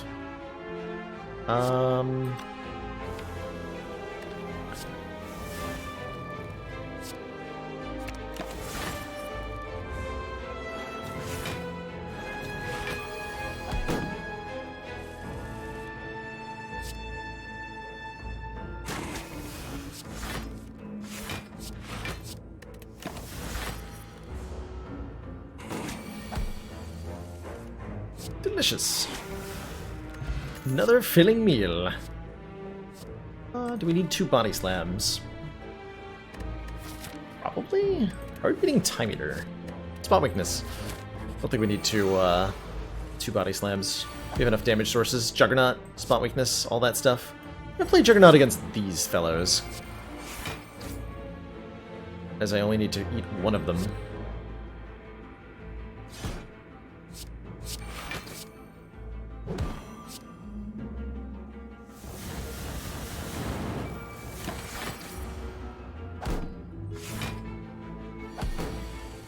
Ah, mixing it up with, like, disarm. Yep. Makes sense. That makes sense. Spot weakness just gives us strength if the enemy is attacking us.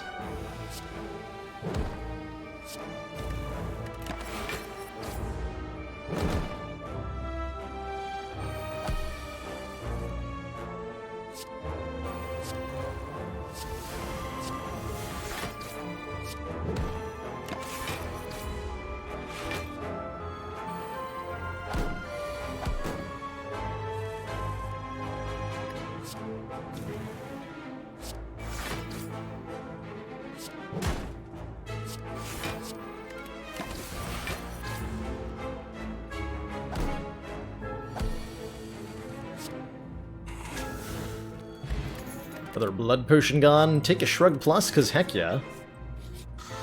Fight our only elite of the act, a Nemesis, who looks kind of angry. Why so angry, Nemesis?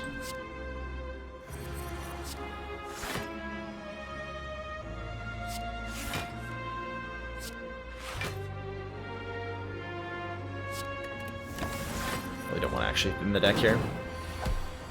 Nemesis can give us quite a bit of trouble by putting burns into the deck.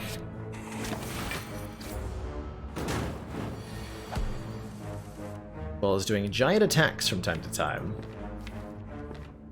that are very rude.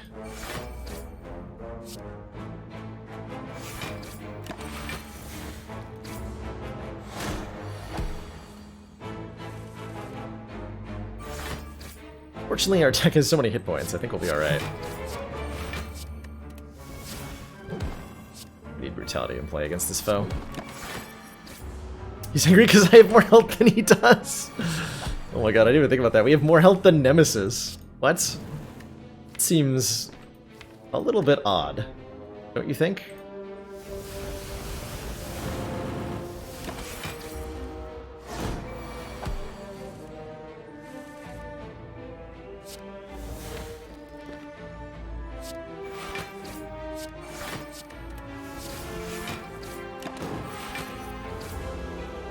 I don't think we get to feed on this Nemesis.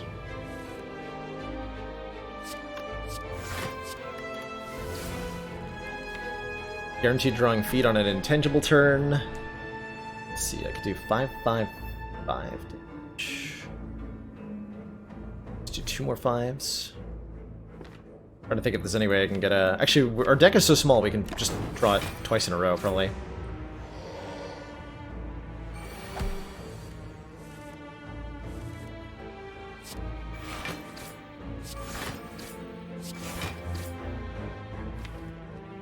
We luck out here.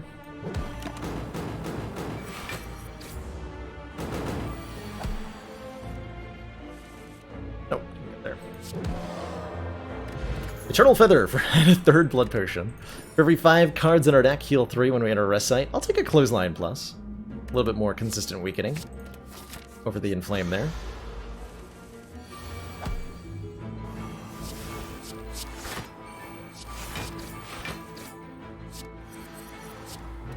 Boop. Poor Ma. No idea what's coming to him.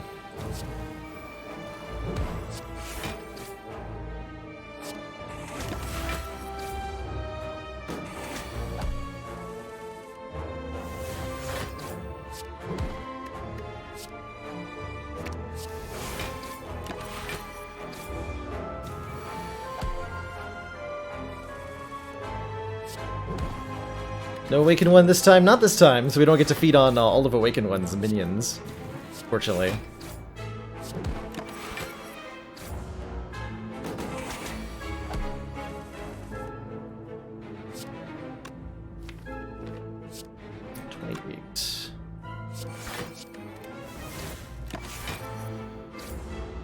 Highest hit points I've ever gotten in a legit run, I think it was 293.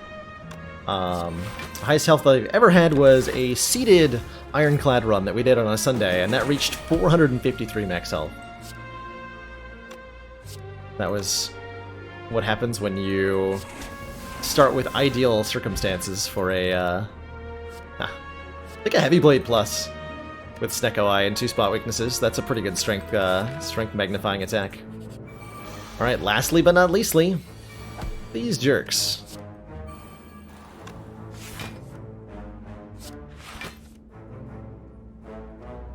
Whom I would like to devour.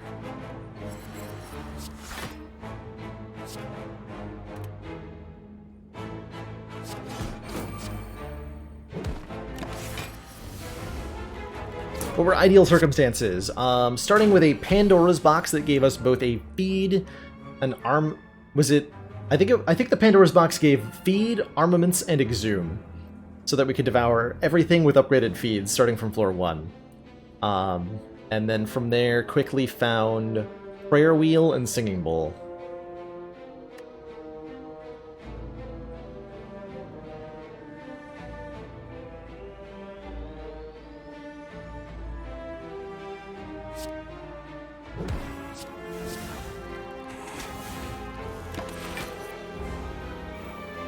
Or maybe dual wield instead of exhume. I don't remember off the top of my head, to be honest.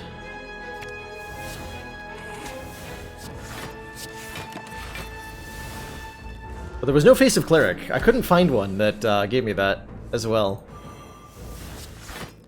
It'd be neat to do a revisit at some point.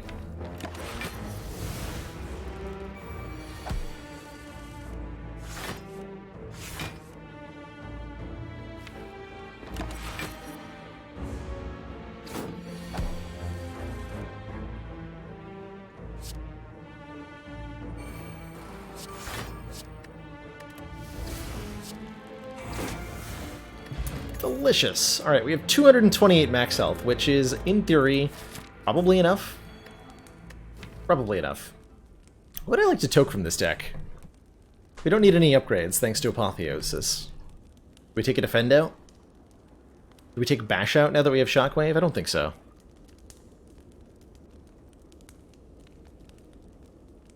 Guess I just remove a Defend.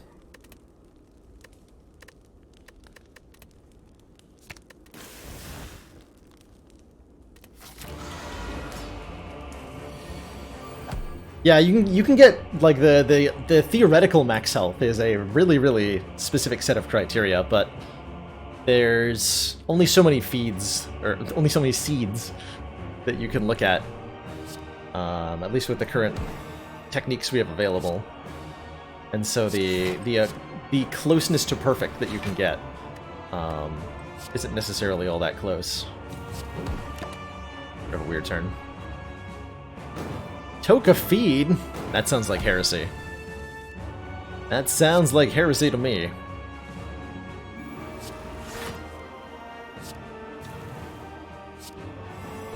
Fine, heavy blade.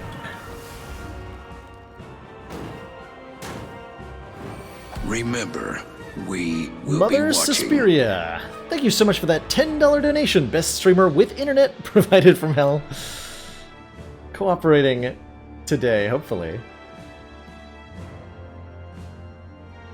Thank you so much for those $10. Greatly appreciate the stream funding and your continued viewership. Thanks for being here.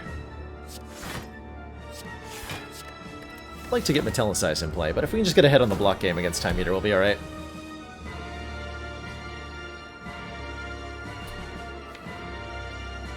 I'm gonna exhume. This is a good turn to Fiendfire then. Brings Time Eater below half, lines up our Pendib.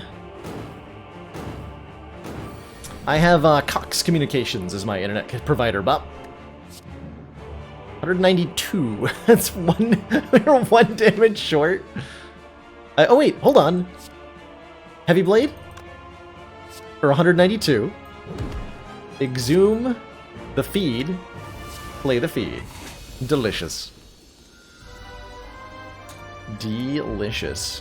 Two thump, deep pulsing dread can be felt throughout the room. Is this the gut of the Spire? The source of all this food. It's delicious. You devour 1,096 calories of opponents.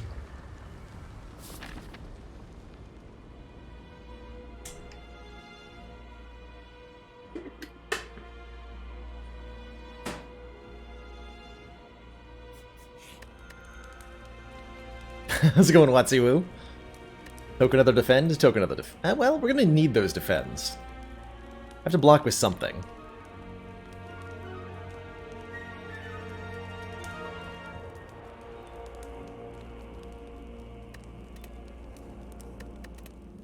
I think we're done removing cards. Maybe I upgrade Brutality, so it's... Yeah, well, let's upgrade Brutality.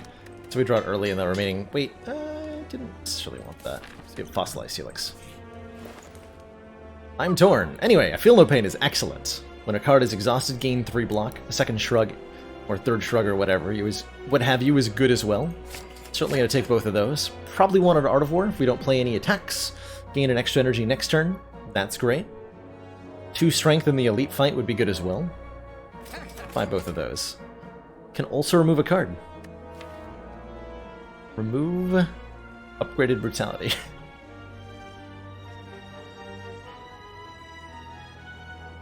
Remove the Carnage because I never play it, but it's good enough. Blood for Blood is a pretty good buy.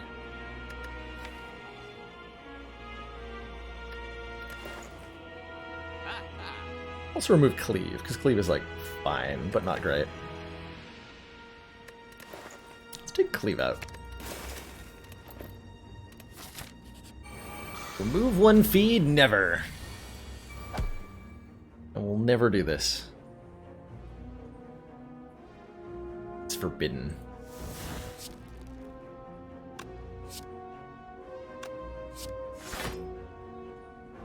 So we can spot weakness here. We don't have a Pendib. We do have a Heavy Blade. We'll play the 2-cost stuff so that we can use the powers to force the rest to be cheaper. Yeah, play spot weakness first. Actually, it doesn't matter. Okay, yeah, it's fine. Great.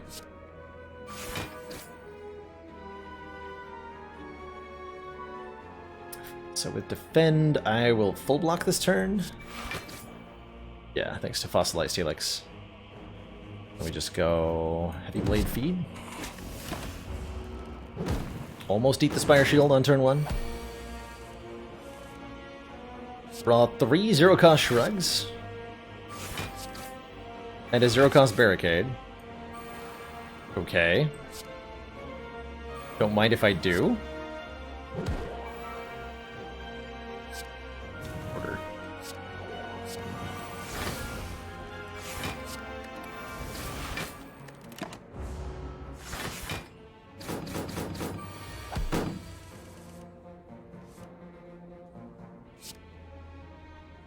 One damage. Delicious.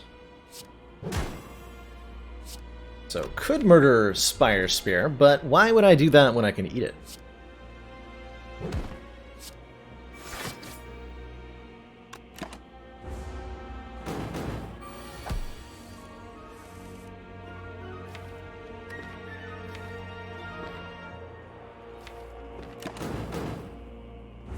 Why would I do that when I can eat it?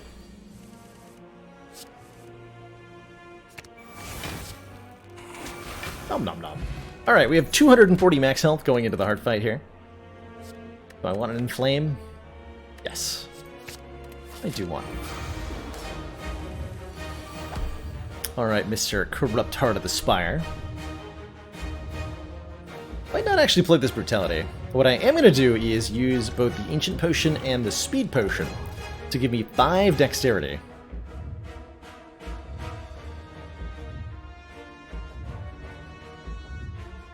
Eat the heart. Make it devoured. I want to keep this buffer stack going into next turn. Eat the heart.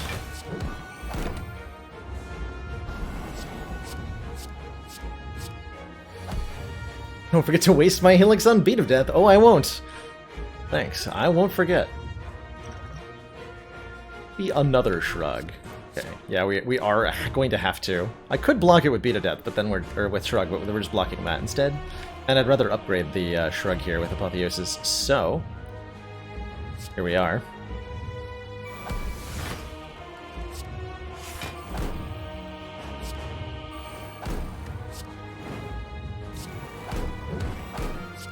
Slightly wrong order there. Both feeds. That was both feeds.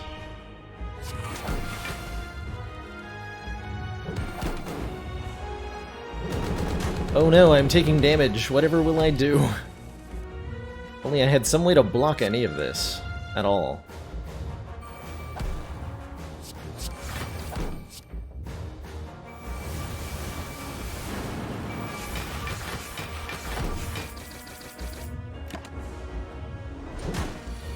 Alright, Fiendfire purges out a large chunk of our deck here. Finally get Shockwave in play. Our strength has not been really successfully in getting played, unfortunately. But that's okay, we have 206 hit points. I'm sure we'll figure it out.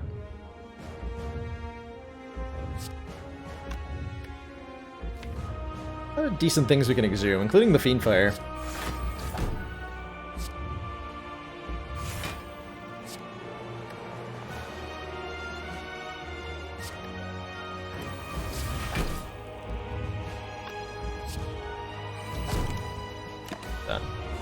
With the 5 decks, all our block cards are blocking for so much. We're able to somewhat consistently get block going. Oh, heck yeah. Oh, heck yeah. Beautiful. Alright, I feel good about that turn.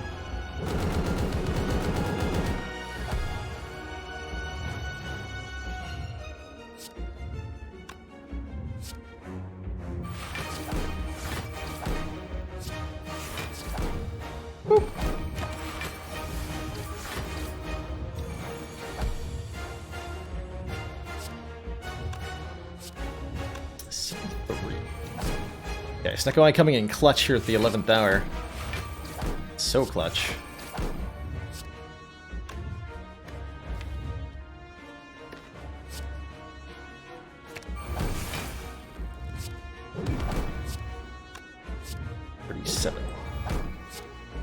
All. And wanted that to be the Peteroni. Aha! It comes back to us. Well then. GG with the pen nib feed. Nom nom nom. Good fight. Very good fight. 244, not too bad.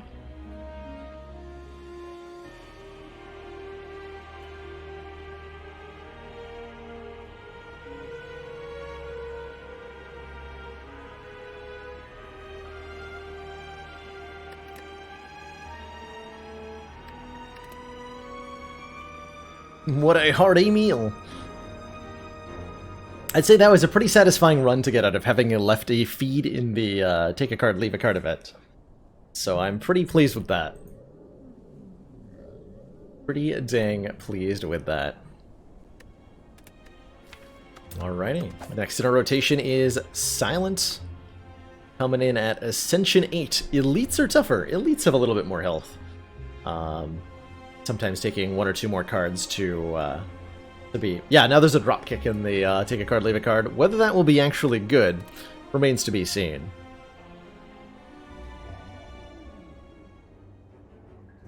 $250 gold. I like 250 gold. I like it less when you don't get to go to a shop, though. To do Fire Elite Shop, that's like kind of reasonable. On Ascension 8, that's not too bad. And then we get 2 more fires and another elite. That's pretty good, actually. Other option is just to take a common relic. Gives us a little bit of a boost, doesn't cause us to take any damage. Or we could transform a card. At what point do we let her run by playing only defect, going up 3 ascensions each time? Just seems like it would save us some time, right, Chrono? I love 250 gold starts. There's so much you can do in a shop with 250 gold. Like I said, only 45 hit points.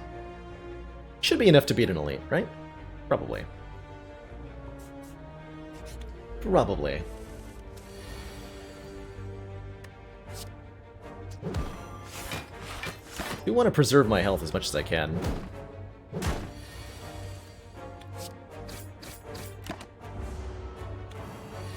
In these early fights.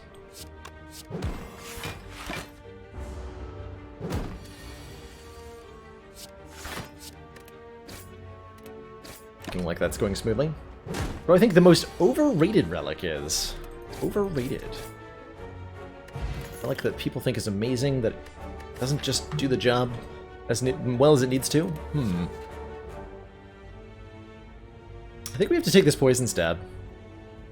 As we need a damage card if we're going to fight this elite to get to the shop, which we're going to do. The option is to go like this way, but that's Crazy Town. That is Crazy Town. Yeah, that is Crazy Town. The Poison Stab. Oh hey, it's our Dropkick. Do we trade Dropkick for Poison Stab? I don't think so. Do we want a Dropkick here? Shovel, yeah, Shovel's a good instance. Using the Shovel can be worse than taking an upgrade sometimes.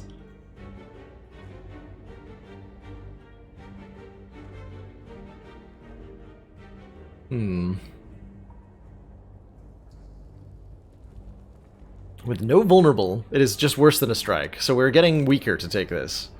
If we... Yeah, even if with a Terror, would we actually want Dropkick? Probably not. We'll ignore it this time. Feels bad to ignore that event. But that's where we're at currently.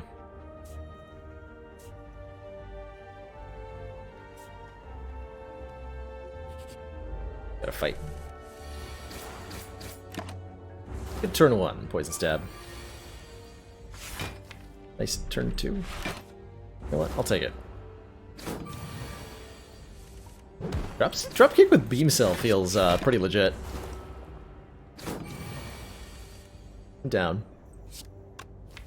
Guaranteed lethal next turn, so I can go full block here. Always good to check your draw pile, see what's coming up. For example, I wasn't sure if I needed to play a strike until I looked at the 3 strike stars gonna draw. Let's Agony. Backflip Acro. Agony's like fine. A little bit of damage. Pick one up. So we've got a little bit more of a something to output with here. We'll take 1 damage against Jawworm.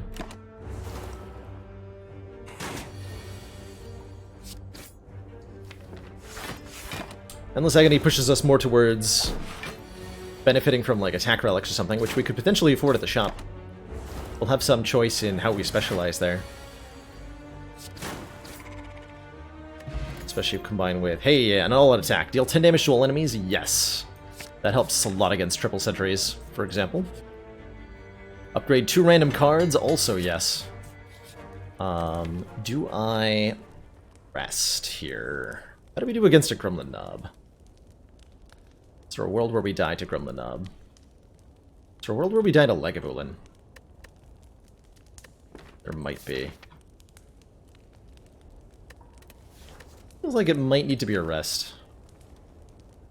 So we'll assuredly take more damage if we don't upgrade.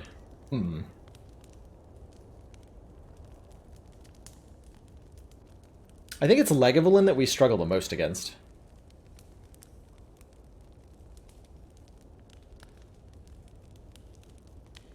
We struggle quite a bit against a Lagavulin.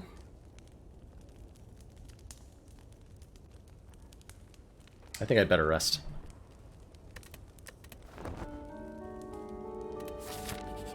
Good. Not a Lagavulin. I think I do still use the attack potion, though.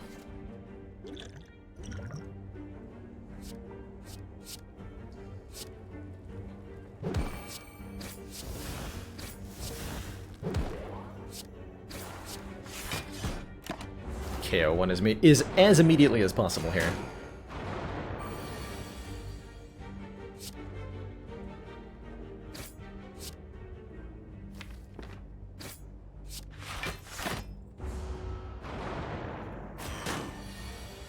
Definitely would have been smoother with the all-out attack upgrade, but we had no way of knowing. And I still get to keep the hit points, so that's nice. That's appreciated.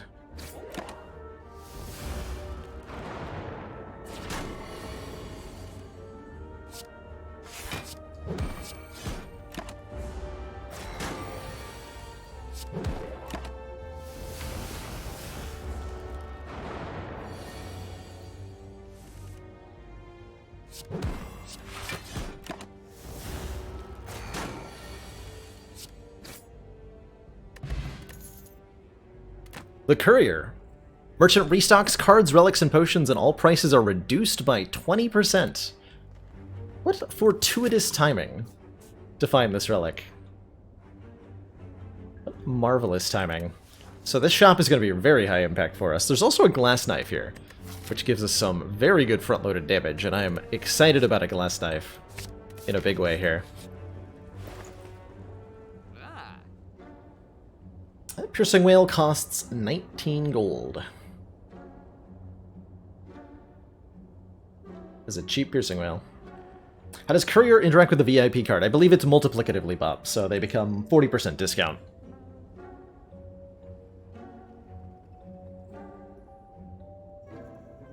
Calipers would be good here eventually, maybe. Second Poison Stab. Infinite Blades. There's Nunchaku. Every time we play 10 attacks, gain 1 energy. Can remove a card. Can take 5 potions in the Cauldron. With no potions, the Cauldron's okay here. Potions are fine. Probably want a Fire Potion. Helps a lot against the next elite. Could look at potentially up to 2 more stores if we think this one's too weak, but I think this one's fine. If I want to go into those shops, I need to avoid a campfire. And I'm not sure that I'm willing to do that.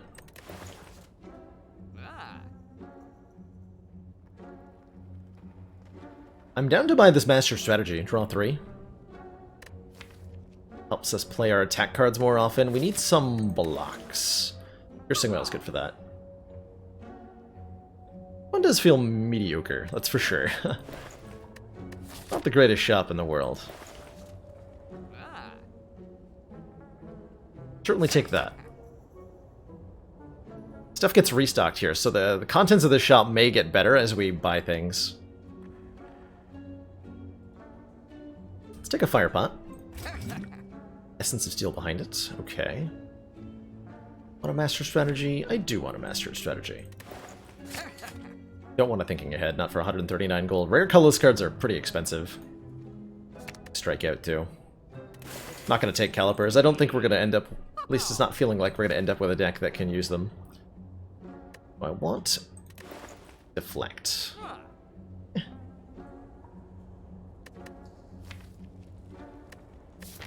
I think we're okay.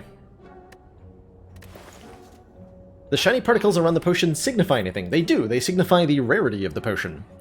Ones with silver sparkles are uncommon potions. Potions come in uncommon, common, and rare, just like cards and relics. Anything with gold sparkles is a rare potion.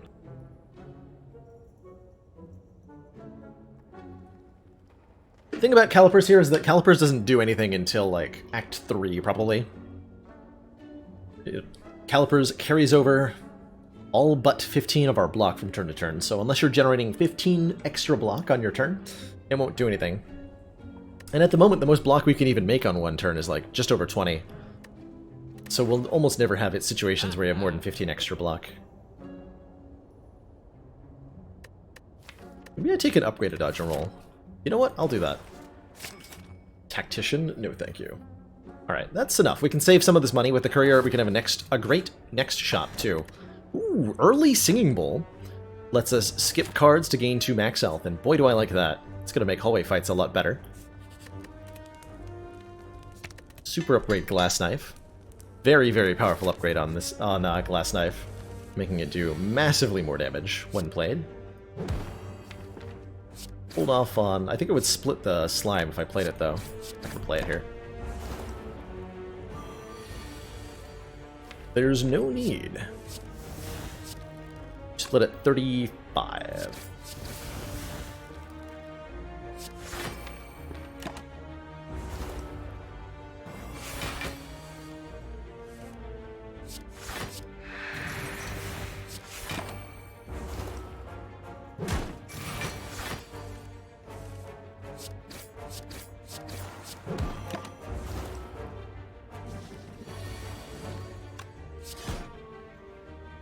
Got him. Poison Stab, Cloak and Dagger, or 2 hit points. Kind of like the 2 hit points, won't lie. We need some kind of scaling damage to help us beat Guardian. We'll play Glass Knife a few times, and that'll be great, but once we run out, we really do run out. Endless Agony goes away, Glass Knife gets weaker.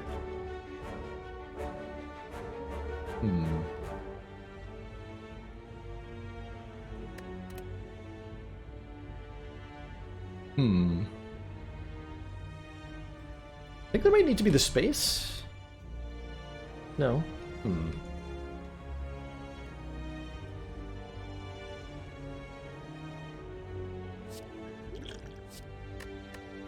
What? Cloak and Dagger.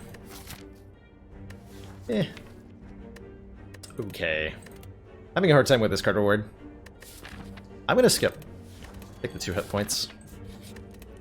Gonna upgrade our dodger roll. 6 times 2 block. Neutralize is a good upgrade too. Maybe I do that before the Guardian fight.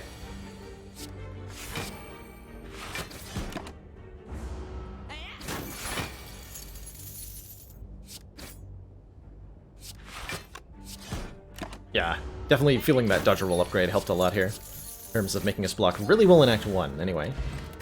Continue to be relevant in Act 2. Or mediocre card pick. More hit points. Starting to get a little bit worried about our Act 2 capabilities. Pitch these. This is the fight I was worried about earlier. Lagavulin. Give us a hard time, I think. May end up needing to use our fire potion.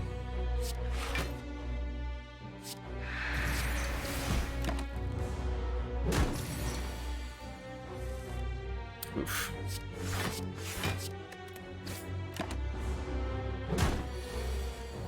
Uh-oh. Oh no. Oh, that's bad. That's really bad.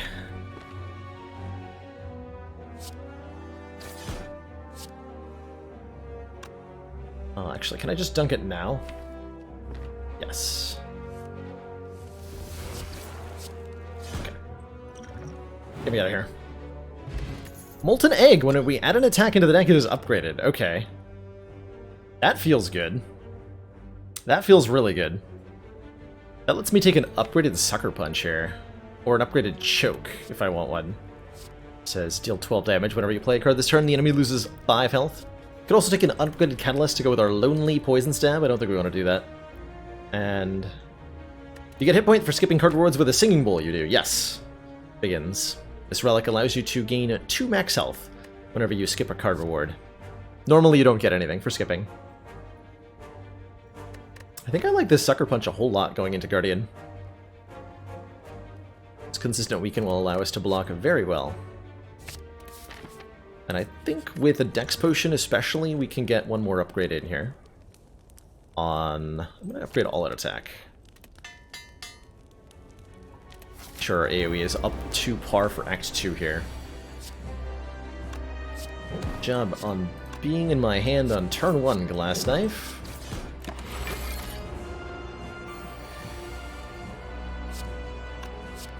Good job. Not going to worry too much about Poison Stab's damage over time in this fight. Not relevant enough.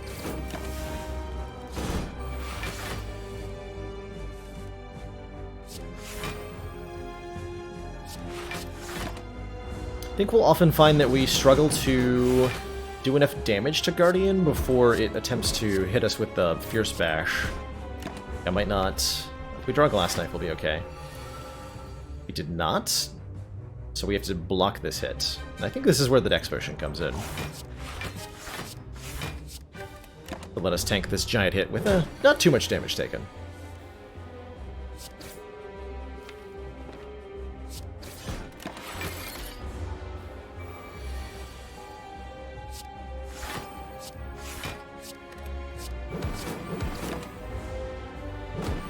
I think Sucker Punch is generally underappreciated. Sucker Punch is, especially if you can get an upgraded one, it's a lot better. It's a lot better upgraded.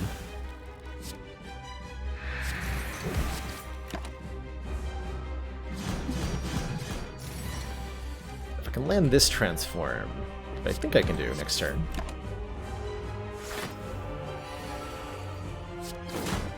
Yes. And the fight is ours. We're a little bit low on damage for this combat, which is going to be a little intimidating in Act 2, but that we have a Molten Egg means we can pick up some upgraded stuff and feel good about it.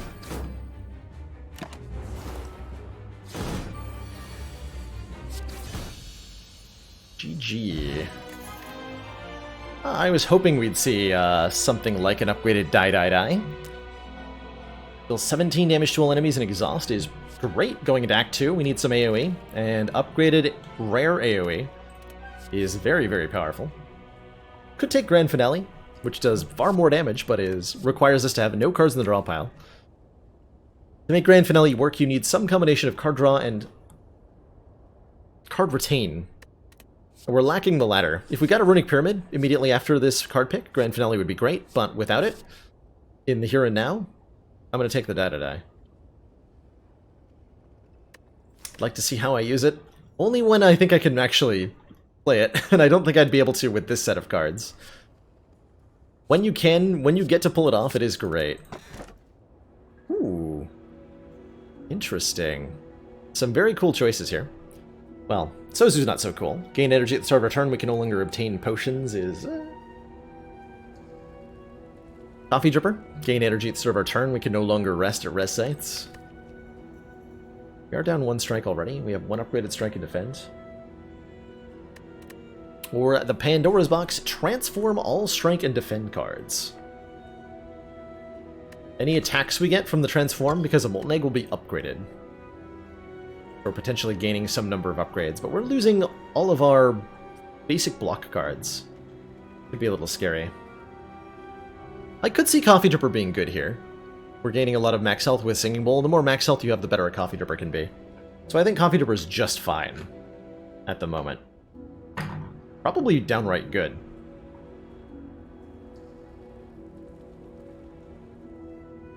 But the box is pretty good too.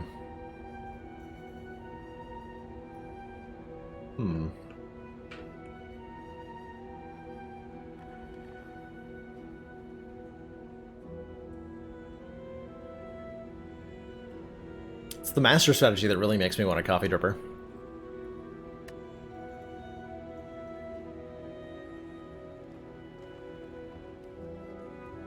Transforming an upgraded card does not give you an upgraded card, no. The upgrade is lost. Why not Tools the Trade? Tools the Trade is it's alright. The free upgrade on the Die is really what seals the deal. That and the fact that Die is a card that is particularly good in Act 2. And I wanted to make the deck stronger for Act 2. We also, yeah, we were a little low on the damage. I'll take the Dripper on this one. I did like that Pandora's Box, but losing the 2 upgrades is what kind of seals the deal against it.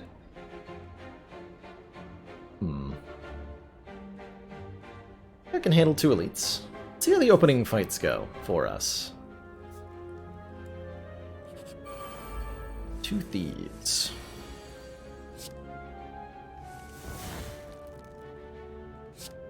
By which I mean 1 thief.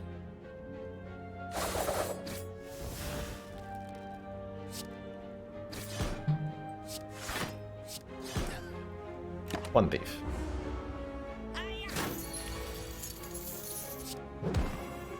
Definitely immediately appreciating that extra energy, letting us just KO everything very quickly.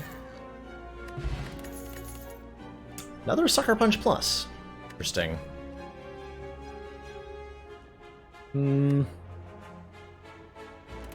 I'd rather have the hit points. It's close, though.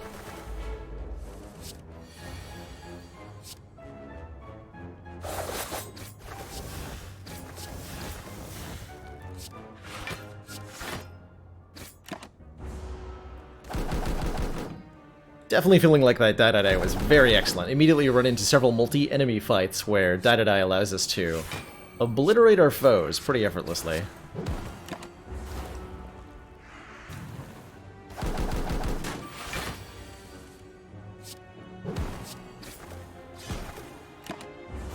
Good fight.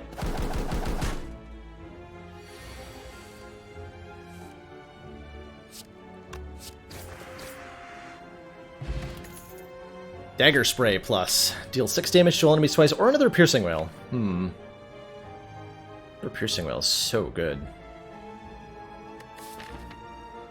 Fighting Collector. Makes both the Piercing Wail and the Dagger Spray Plus really good. I'm going to take the Piercing Wail. Piercing Wail is one of Silent's best block cards, especially in Act 2. Are we going to a shop? Not for a while. Wondering if I want to try to gamble on the relic here. 50% chance this is a free relic, 50% chance we get a relic for a curse.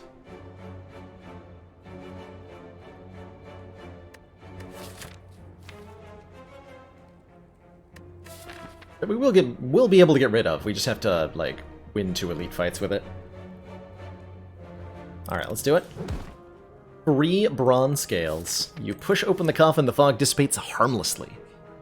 Inside, you find the mortal remains of a decorated soldier grasping some spiky corn. Pilfer it and move on. Easy game. Alright, I'm gonna go for the double elites. I think we can pull it off. Super glad I picked up a second Piercing Wail against this opponent. Super glad we have a bronze scales here. I didn't draw Piercing Wails. Or weaken. Wow. That's very rude. That is so rude.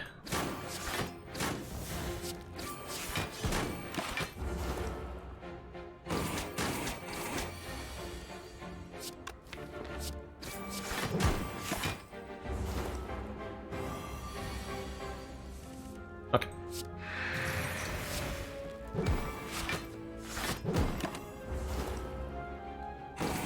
Not too bad. We lost, like, not even 10 hit points. Got ourselves a Blessing of the Forge, letting us upgrade all cards in our hand. We're offered Riddle with Holes plus Bane plus Regular Blur. Regular Blur is a good card. We'll take it, letting us retain block from one turn to the next. Can be mighty powerful for the right circumstances.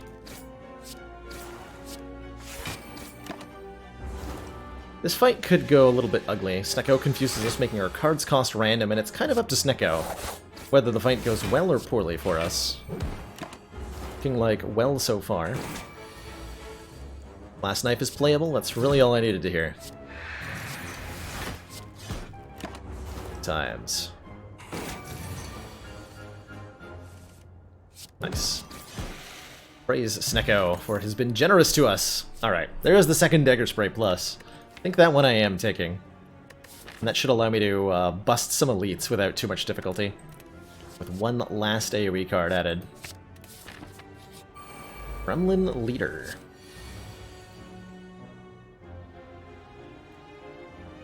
Being awfully rude. Attacking me on turn 1. So ideally I want to kill both minions here. I can do that. Yeah, Agony, Strike, Defend, Dodge, Roll. So I have to use the Blessing of the Forge to do this. We block almost all the incoming damage, get rid of both minions, and now we have a bunch of upgraded cards in the deck.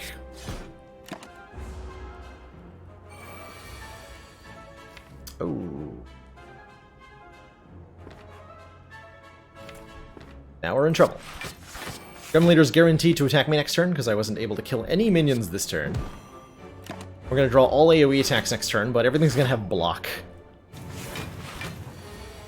Lots of it.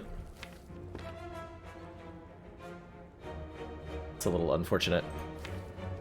See if we can draw into... If I play Master Strategy, I'm going to shuffle without either of my AoE attacks. That's not good. I think I want to... Definitely Dagger Spray first. Then Master Strategy.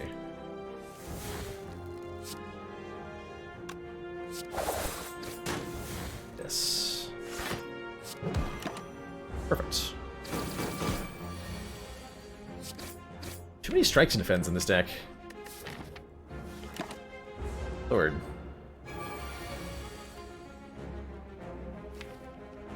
Oof. Been rough turns. At least we can kill one of the minions here.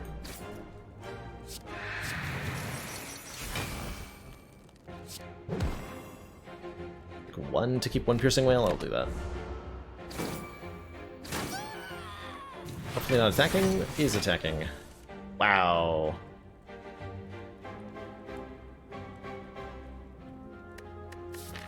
Is this how the run dies? Might be.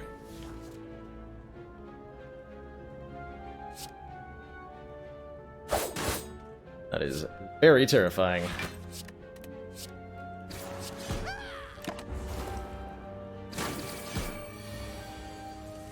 Some of the most atrocious draws against Gremlin Leader I've ever had. We're alive. Got ourselves a boot. I'm going to take the hit points because I need them. And I think I have to avoid this elite now. Because Tri-Slavers will just likely kill me.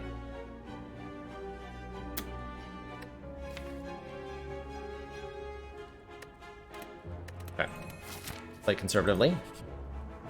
Upgrade all strikes and defends? Heck yeah. And if I rest, I'm not allowed to. I am not allowed to do that. Guess we took a coffee dripper. Otherwise I would just rest and it would be fine. It's the coffee dripper that's making this particularly scary.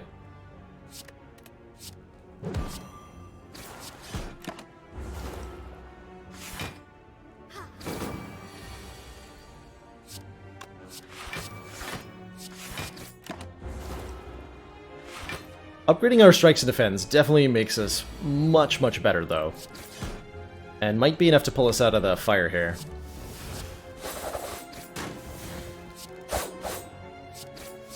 Booted.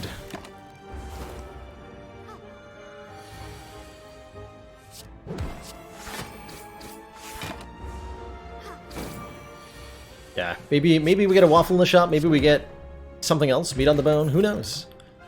A million possibilities. There's something right here. Ice cream. Energy is now conserved between turns. I do like that. I like that quite a lot. Read my blur.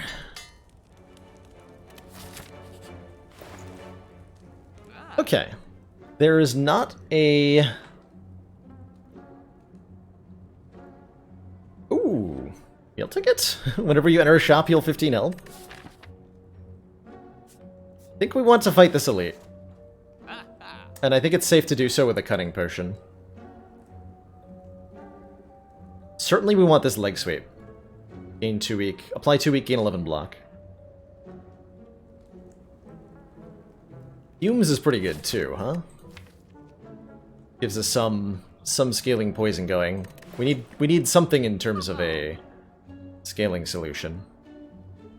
Everything we buy is gonna get replaced too. Let's start with the leg sweep. Setup? No thanks. Take the potion. There's a poison pot behind it. Take the fumes. There's a footwork behind it. I'll buy that footwork in a heartbeat. So we get a fumes and a footwork. Don't want 1,000 cuts. So now I can either do meal ticket or removal. Removal will help me immediately, meal ticket will not. When is hand drill ever useful? It's actually not bad. Hand drill is fine. And had we taken the drop kick, this would have been pretty hilarious. What does this potion do? This adds 3 Shiv pluses into our hand, so it does 18 damage. Which is not bad, and is going to probably make the difference against triple slavers, hopefully. I think we need that meal ticket. Alright, there was a potion belt behind it. Could buy one of these potions, but I'm okay with these ones. I'm going to fight an elite now. It is triple slavers. But we drew pretty dang well on turn 1, so I'm feeling good here. This is a risky play. What I'm doing here is going into a risky combat because I know that we are in great danger later on in the run if we don't get stronger quickly.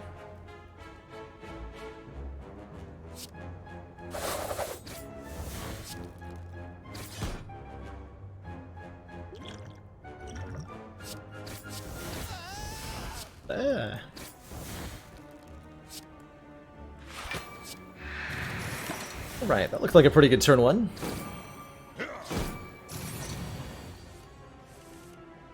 Like a really good turn 1.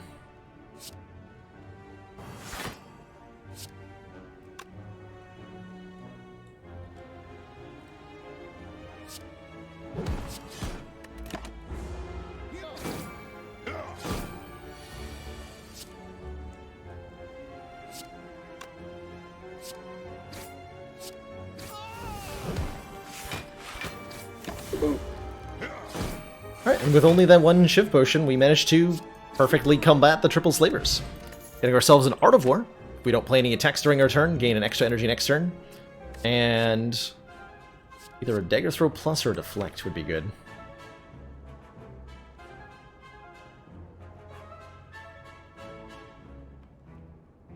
Looks like we need pretty good block density, given our health total. Collector's gonna be tough. We need to upgrade Noxious Fumes before Collector. And I think I'm going to take 2 events, although I might end up cursed if I take the wrong event, but fights are kind of dangerous. Are they? Hold on.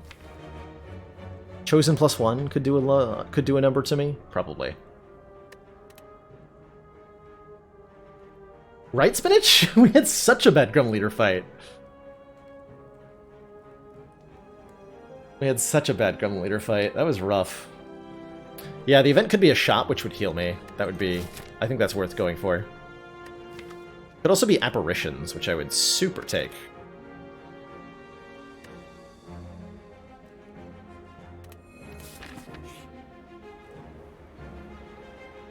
Or it could be the one event that forces us to take damage. Thanks. Followed by a snake plant. Really appreciate it, Snake Plant. You did a good job there.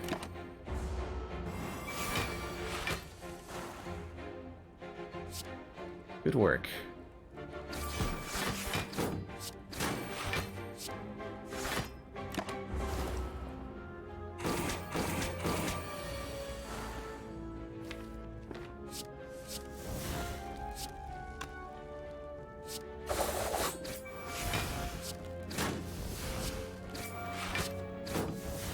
optimizing my damage output there a little bit. I better weaken you for next turn.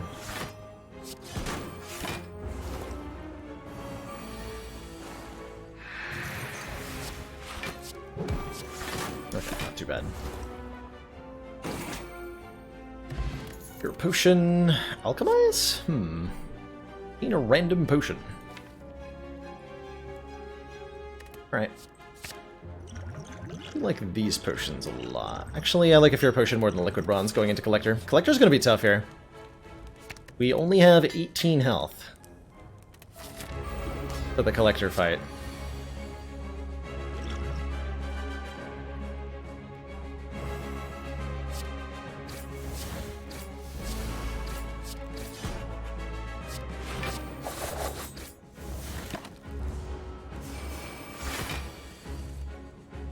Thank goodness for 2 Piercing Whales.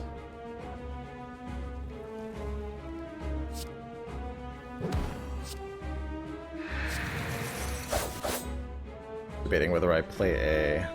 No, we're full blocking. Need to take out the minions quickly here. To control the damage headed our way. Glad that Collector's buffing on this turn. That's probably the best thing it could have done. That is the best thing it could have done. In fact... My power's in play, please. Thank you.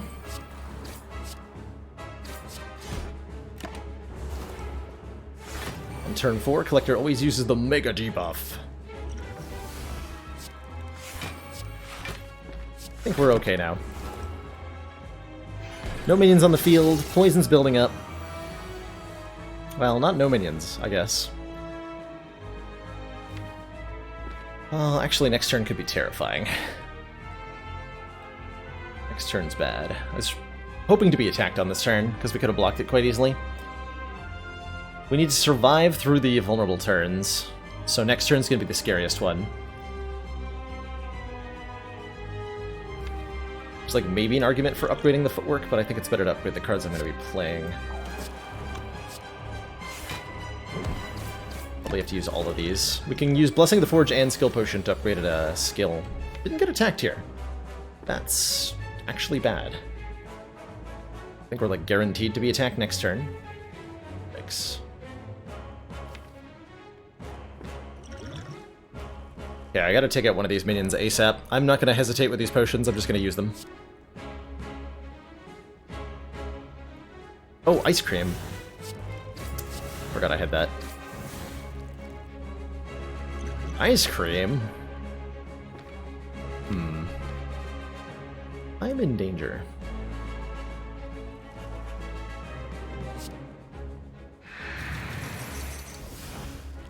Need to make sure Collector's weakened next turn. Keep 1 energy. Okay. That's not wise. Alright, this is like the turn that decides everything. Guaranteed attack here, I think. That's pretty sketchy. Do I live or not?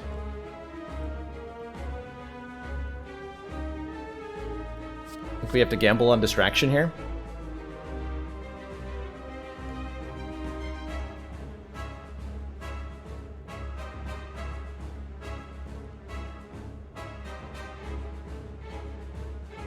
Kill one of the minions. Collector's already weakened? Oh god. I'm so dead.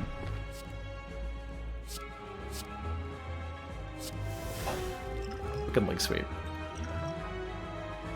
It was actually a leg sweep. Okay, hold on. That might keep me alive. Loot value. If I can kill this minion, then we're good.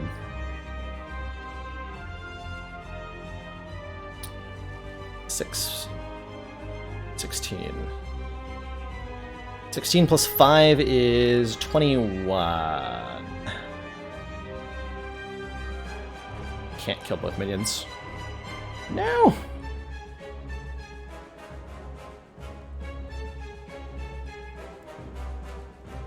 And the boot does not save me.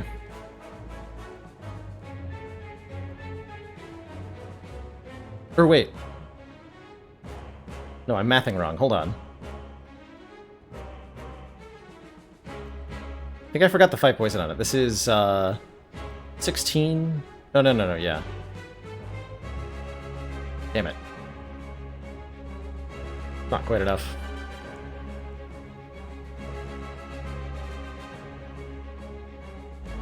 Well then. It seems we have died. This is just not... I have to use all 3 attacks to kill this one, and then this one is alive.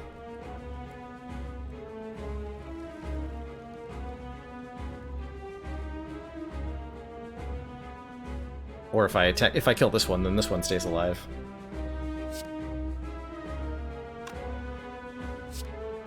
Yeah. Disaster. GG.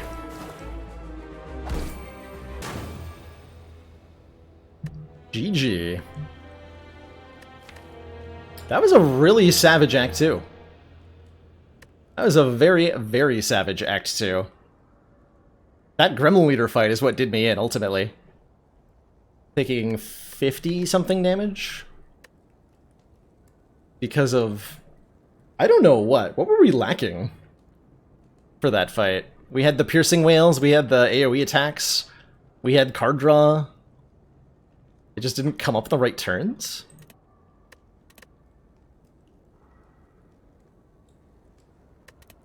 There goes the defect defeated undefeated streak, that's right.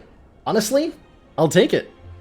I will take it. If you play enough runs of Play the Spire, you might, I wonder what would have happened if we'd taken the Pandora's Box. Did I struggle to push damage onto the main gremlin? A little bit. A little bit. Partially because I never drew my AoE attacks when there was gremlins on the field. So I had to use all my energy to kill them because I wasn't drawing the AoE attacks on the right turn.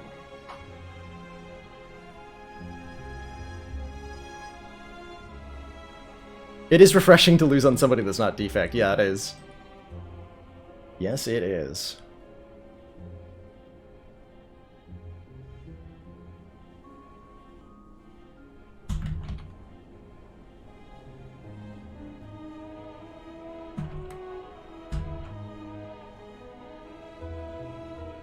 Yes, it is. That was rough.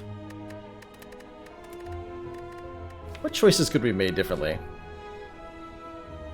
I guess I could have taken a Dagger Spray Plus instead of that Piercing Whale. And that might have helped. The Piercing Whales in general did not want to draw on the turns where they would have been impactful, despite there being 2 of them. We really struggled. Like, we didn't get value against Collector out of them. Didn't get value against Gremlin Leader. A bit rough. We're certainly lacking in our scaling up ability. Like, we only got a couple of powers into play at the 11th minute. So is it what's your ladder time? I think it's A20 time for a little bit. At least for the rest of today's stream. I'm gonna swap over to an A20 run or two, probably starting with Watcher here. As we have yet to beat the A20 heart with the Watcher, and today would be a great day to do it. Before we jump into our next run, I am going to take a short break, refill my water, stretch my legs, and when I return, we'll play some A20 Watcher. I played Pokemon yesterday a little bit. Not yesterday, on Thursday.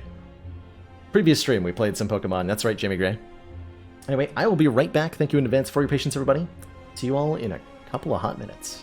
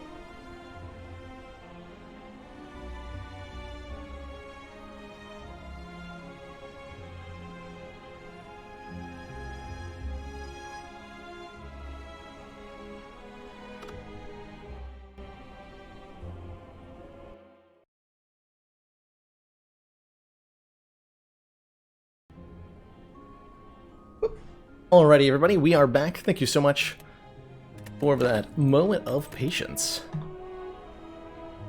Hope everybody's having a lovely Saturday. I know I am. Let's play some Watcher. Silent defected. Silent did defect. Collector unfortunately did us in as we had to go in with only 18 hit points and couldn't quite cut it. Couldn't quite cut it. But now it's time to see if Watcher can beat Ascension 20. We have yet to win an A20 run with Watcher. I do think pretty highly of random rare card on Watcher. But there's also the possibility of an elite snipe, looks like. I could even get 2? What is this pathing? All question marks into 2 elites. That's kind of cute. There's a guarantee, almost guaranteed elite snipe on the Burning Elite, too.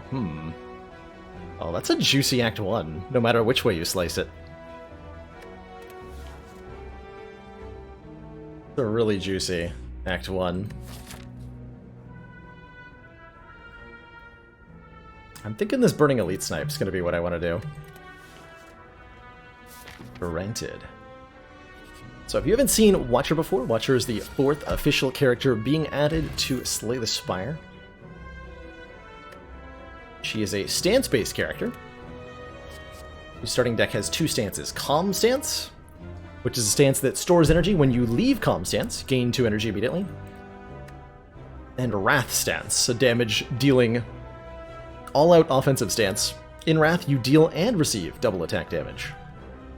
Our starting relic is the Pure Water, which puts a 0-cost Miracle into our hand at the start of each combat, which is a card that retains and gives us 1 energy on demand. Oh man, early lesson learned would have been nice too. Your turn Scry 3 is kind of a nice power. I like Foresight. Could buy something here. We are going to have to go to another store.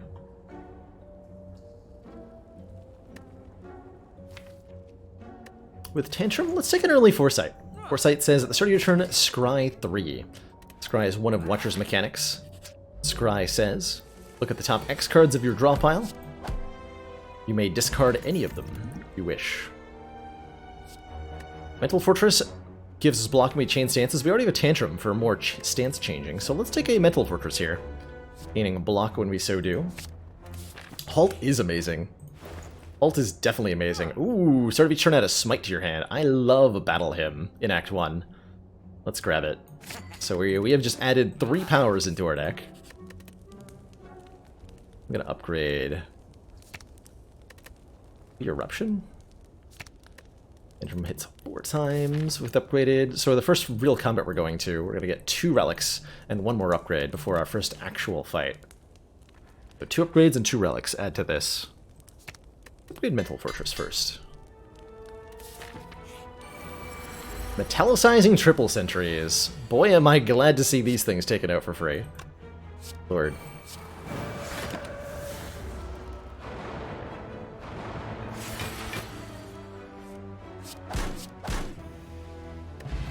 Memoria negates our next 2 curses. Ooh, I like Inner Peace. If you're in Calm, draw 3 cards, otherwise enter Calm. So it's either card draw or getting into Calm stance, and we have some incentive to switch stances back and forth, so I do like an Inner Peace. Also take Rushdown. Whenever you enter Wrath, draw 2 cards. A pretty powerful card draw mechanic. The aliens are disturbing. Mick, thank you so much for those 5 months! Twitch Prime support, greatly appreciate that renewed council funding in return. Enjoy the renewed smug sense of superiority and being just 1 step away from a shiny ironclad energy badge. Let's see, Foresight upgrades to Scry 4, Battle Hymn upgrades to be in our opening hand. Eruption upgrades to 1 cost and is usually one of the better early upgrades, although the Tantrum might make it a little obsolete. Let's upgrade. Let's upgrade Vigilance.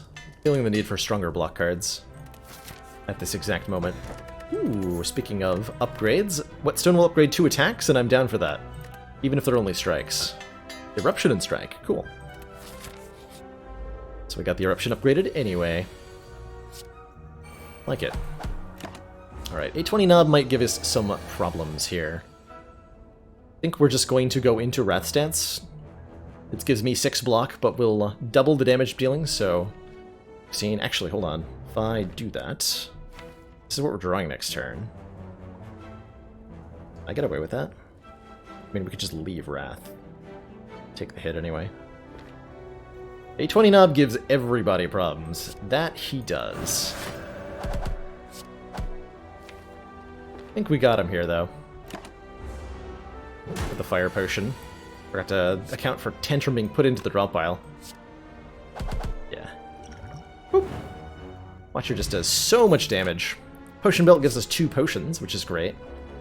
We're offered the form card for the Watcher, Deva Form. Start of your turn, gain an energy and increase this gain by 1. A powerful energy scaling card. But you need to be able to have a lot of cards to play if you're going to make it if you're going to make any use out of it, or an X-Cost card. I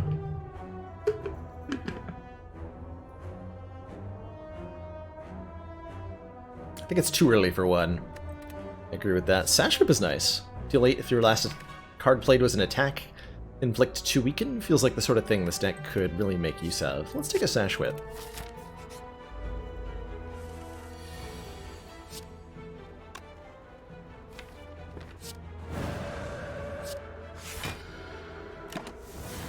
Let's do that.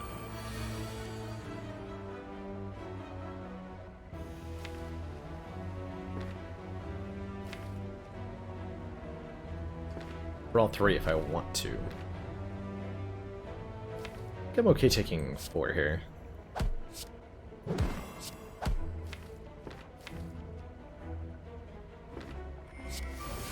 Foresight in play here. So I get to look at the top 3 cards of the draw pile.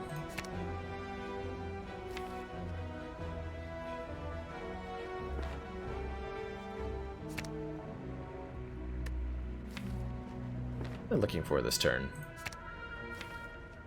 If I play Tantrum Strike, I don't KO.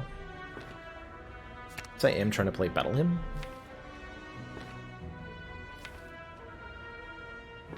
It's unfortunate. Try to draw a better hand. That works.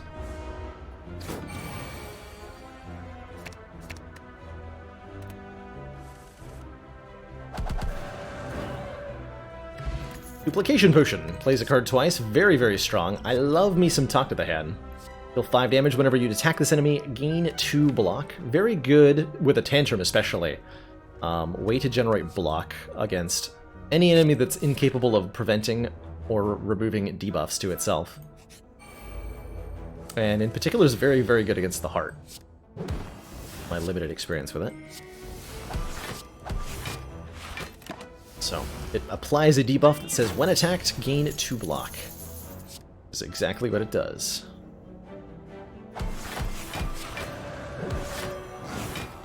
Blah.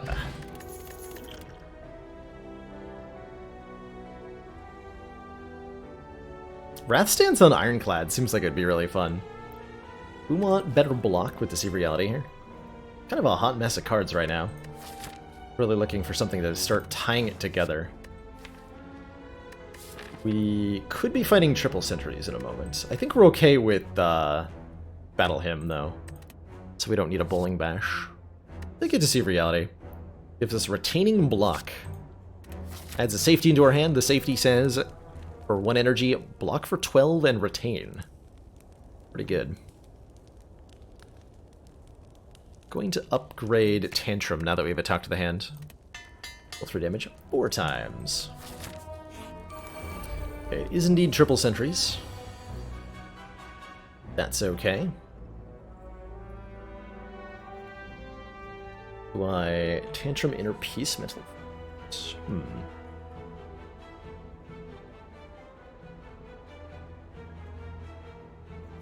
Sounds good. Enter calm, leave calm, gaining block as I so do.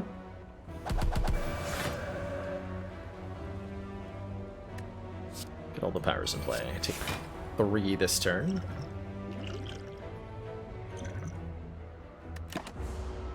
Next turn we scry before we draw.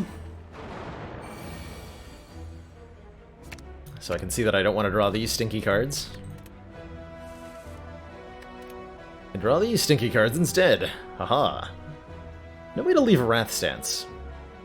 It's a bit of an oof, though.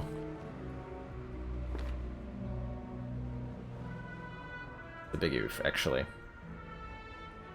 Means I'm taking a fair chunk of damage here. Unless I choose to use a potion. Duplication potion could get me completely out of this mess. Good potion. Alright, we'll use it here, though.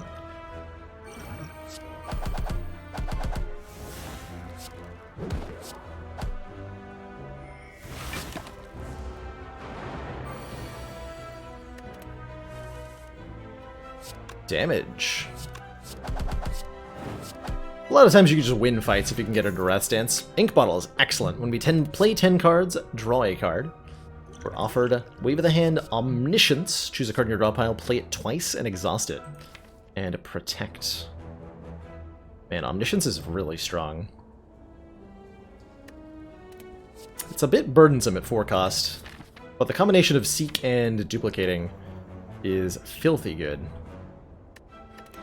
Watcher is definitely excellent at melting opponents. Take this Omniscience. I think we're probably meant to take Protect there, but I'm going to try it with the Omniscience and upgrading it so that I can actually play the dang thing. Then we get a Snecko Eye, and I'm just sad.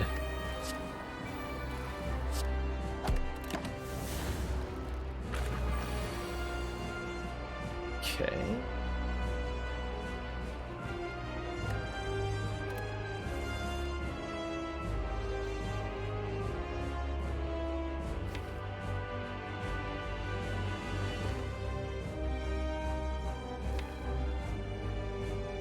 Not blocking. I'm gonna begin Wrath Stance next turn. This might be a terrible idea.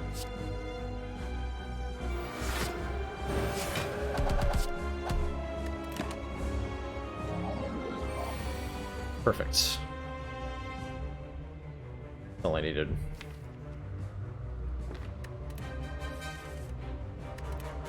Perfect.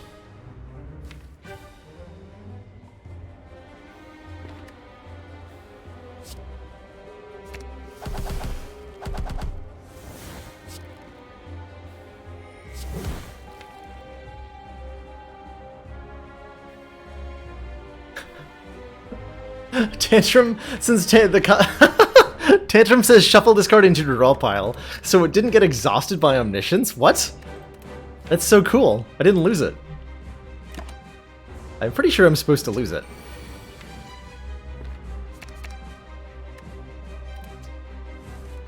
Tantrum refuses to be exhausted.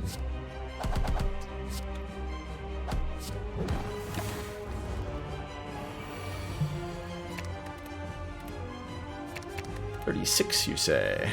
How about no?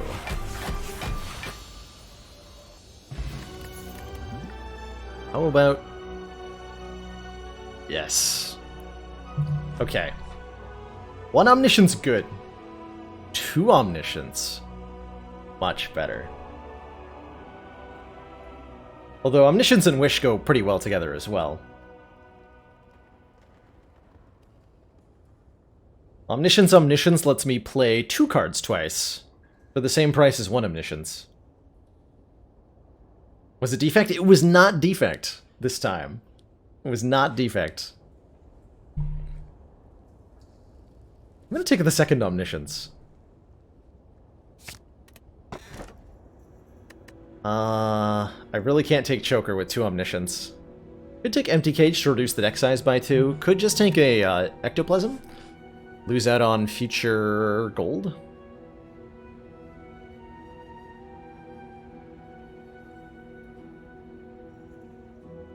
But I can't take a Velvet Choker, because Omniscience is already 6 cards. Actually, it's 7 cards, right? We play 1 Omniscience, then 2 Omniscience, and then, yeah. You literally cannot do the combo with a Velvet Choker. It just breaks.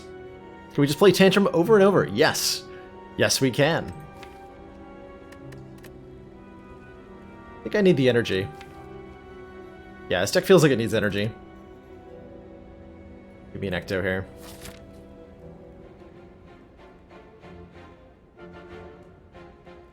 Don't like Wish because it's basically slightly better than choose a one-cost Ironclad card. Well, the choose part of that is what truly matters. That it's flexible is what makes Wish so strong. As an individual card, it is kind of weak. Watcher also really likes Strength, which is nice. Wish could have made me so much money with my Ectoplasm. It would have been amazing. I guess we start here. That's just fine. Fine. So I Omniscience. Double block with Vigilance, double cast. Foresight? What am I double casting?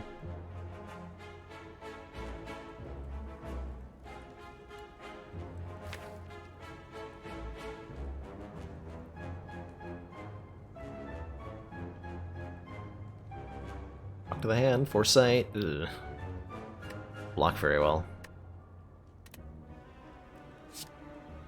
We'll have Battle Hymn though.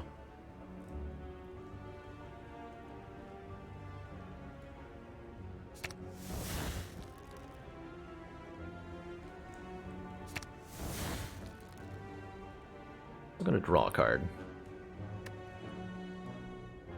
Alright, let's double Foresight.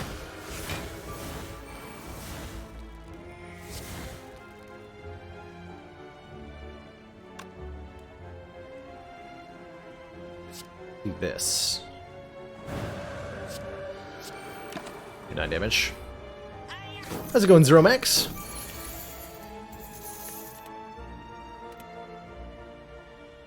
To be in my hand here. To KO one of them.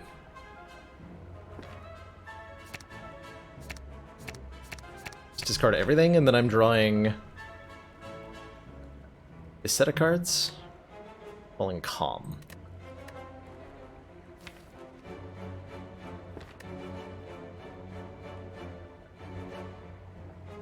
Awkward.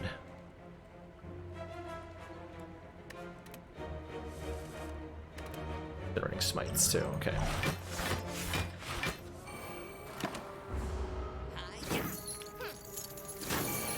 Oh, sorry, we don't get this money back either. Oof.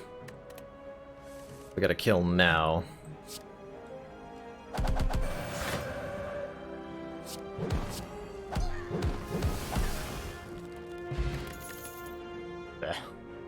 Rip all of our money. Third Eye, gain 7 block, scry 3. Empty Body lets us leave our stance, which gives us block with, whatchamacallit. How was the ladder streak? Silent got collected on Ascension 8 after a really, really, really rough Act 2.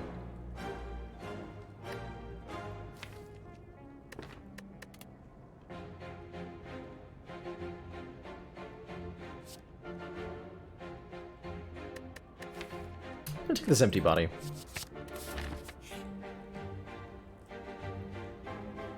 Sash Whip, get a relic.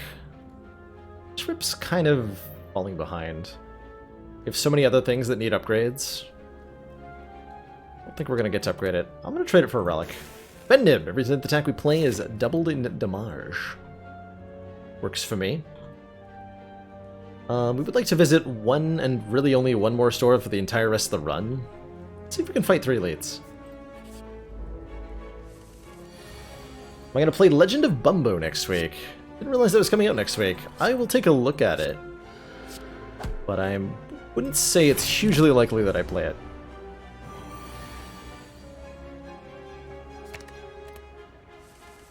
To be honest. Let's see if I talk to the hand and then double Tantrum. Is that enough block?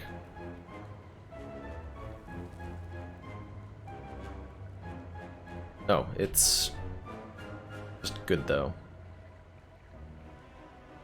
I'm gonna go talk to the hand. Eruption. Omniscience on Tantrum. Gives me so much block, it does so much damage.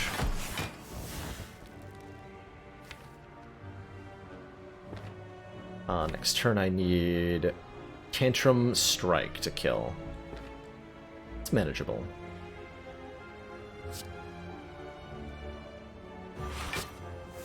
If I can make that happen. Because good. Colorless Potion gives us a random colorless potion.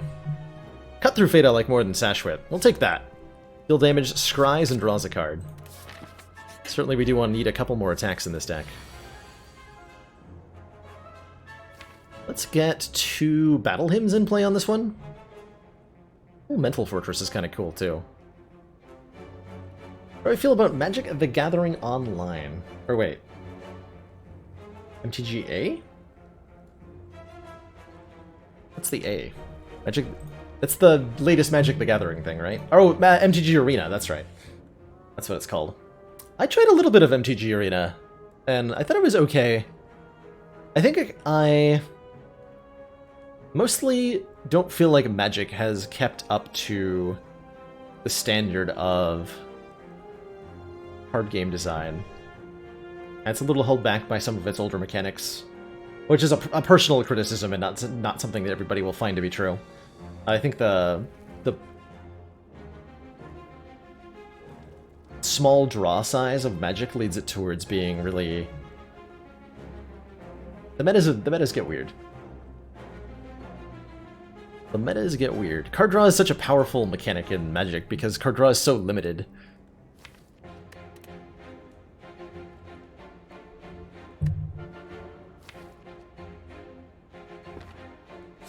Let's double up on our... Double up on Battle Hymn? Yeah. Oh, and I drew Mental Fortress immediately. Interesting. Not ready for that.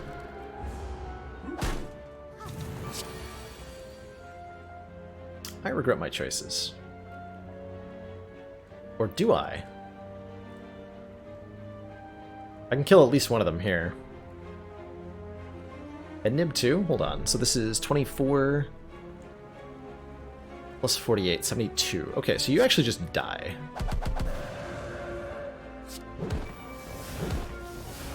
Got him.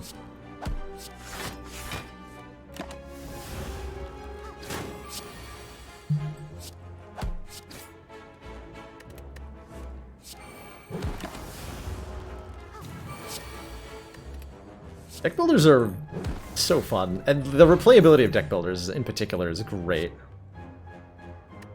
Unupgraded. Don't need any of this. Loth hungry. Feed and Loth. I could offer my Ectoplasm or my Pen Nib. Man. I want Loth's Gift. Loth's Gift gives you a higher chance of finding rare cards. And more rare cards would be very, very good for us. Because of our 2 Omnisciences. We want things that are powerful to duplicate. Maybe I give up Pen Nib. Offer Sash Whip. I will offer Pen Nib, actually. Because I think the rare cards on Watcher are so strong that this is worth taking. Are you sure you didn't want our Potion Belt? How about my Whetstone? I would have given you my Whetstone all day. Not a euphemism, by the way. Yeah, or could have even asked for the used up Meow's Lament. That's a legit option as well. But no.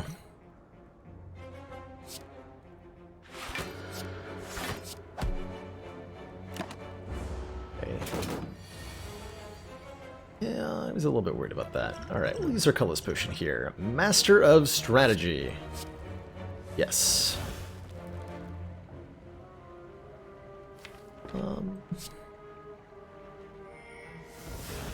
Okay.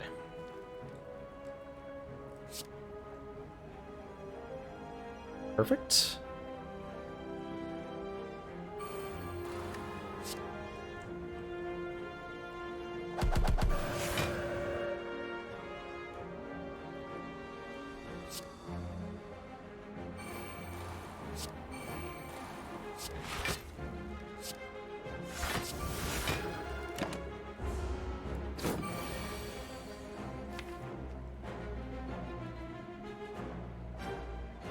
That's not where I needed omniscience to be.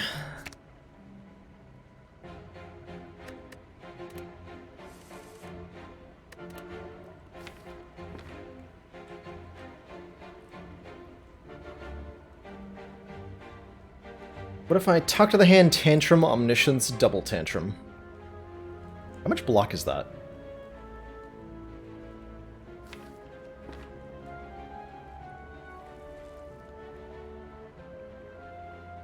That would be 4 times... 3 times 12. 36 block. That's a lot of block. And a lot of damage dealt, too.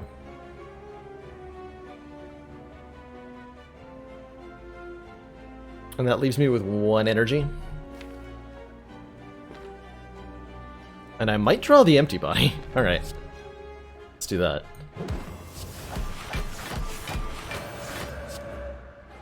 Ooh, that was not the correct card, but we drew the empty body. I just clicked on the reddest card I saw. What was that?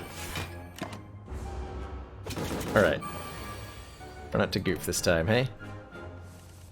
What was that?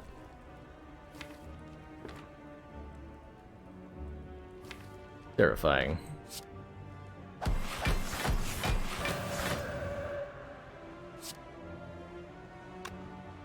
So if I leave my stance, we need to block for 35, which I can do quite easily, I believe. Yes.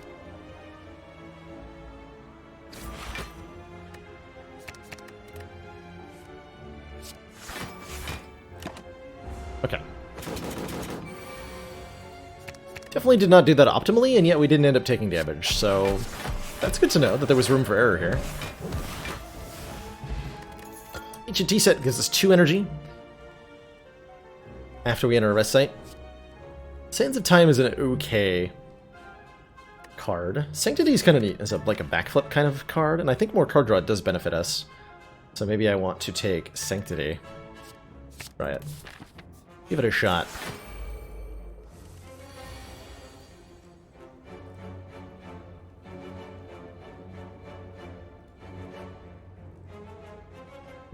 Do I use Inner Peace for 2 energy or to draw cards? 2 draw cards, looks like.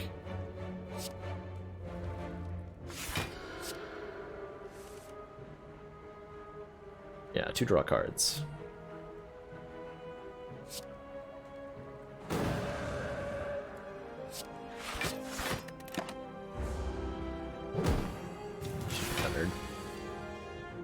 Omniscience, omniscience.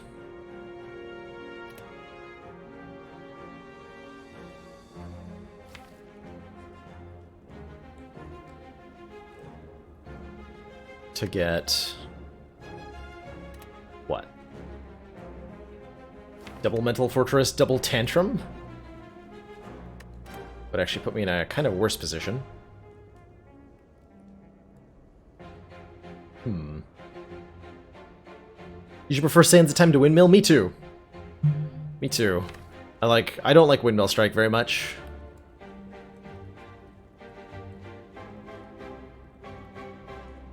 Could do Quintuple Tantrum with Talk to the Hand. The only problem with that is that the Tantrum gets randomly targeted, so I can't guarantee that the target I apply Talk to the Hand and the target that the Tantrums hit are going to be the same one, and that could leave me in a really bad position.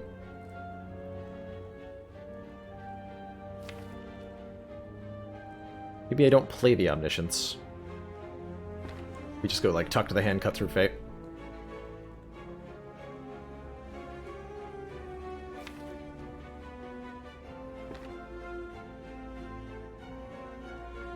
I kill the Fungi Beast first. What do I do with the Ancient Potion? The Letter Streak died. It did. It unfortunately did.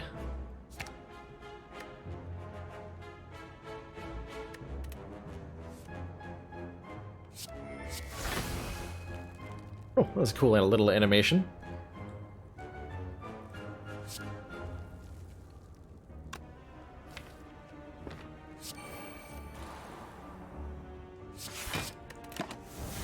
Damage here.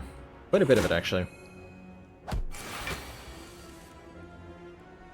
Quite a bit of it.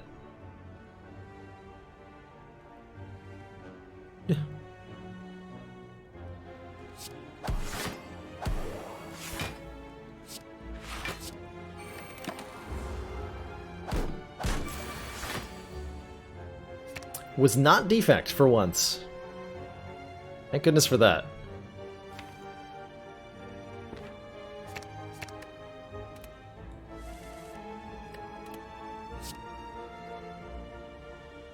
Let's see, safety, defend, defend blocks, but I've given up the ability to do that. That then.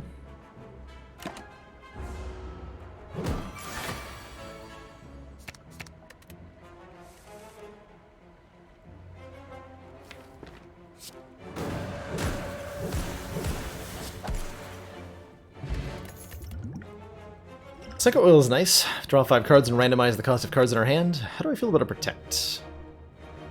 It's like a hot mess of cards. We really need stronger stuff to double. And Lost Gift has not yet given us anything that we want. Although it's only been a couple fights. Well, I can't complain too hard. At least I shouldn't. Just Lucky's... I don't have enough card draw. I want a Just Lucky. Would take a protect if it was upgraded. Tiny Chest says every 4th event is a treasure room.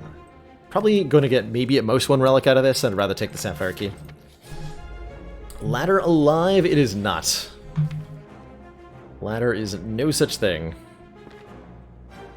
Here's an important question. How do we win this fight? I think it involves the Snecko Oil right now. Miracle, Snecko Oil. Draw 5 cards, randomize, and then start omnisciencing for the rest. Yeah, we got a 1-cost omniscience and a 2-cost omniscience. That's pretty good.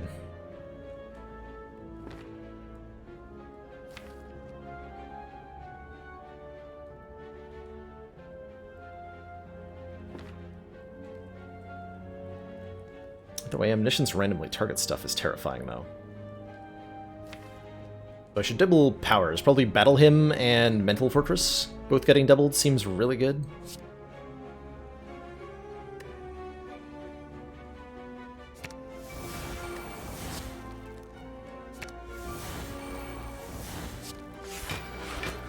I get a ton of block when I go into Calm there.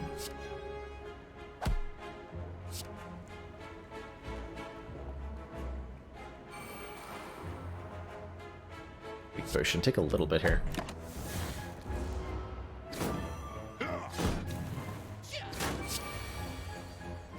Corruption and a Tantrum and Empty Body. Those are all great. I should be able to kill the Red Slaver with that. And full block. Cool. Perfect. Perfect.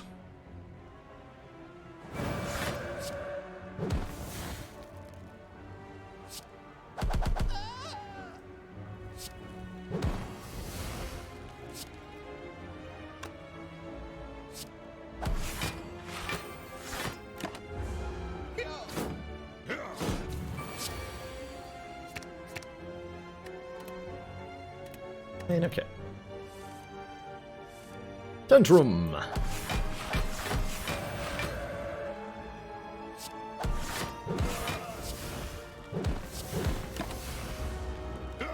Good fight. Juzu Bracelet. Normal enemies are no longer encountered in question mark rooms. Interesting. Could have had that with Tiny Chest. Couple ways to enter Calm or Deus Ex Machina. When you draw this card, add 2 miracles to your hand and exhaust. I'm down for maybe 1 more way to enter Calm in this deck, given the Mental Fortress that we're often doubling. Meditate could be interesting. Juzu is a common relic, that's right. Common relic.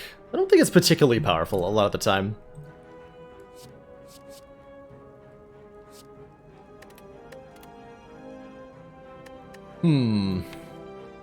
Choices, choices.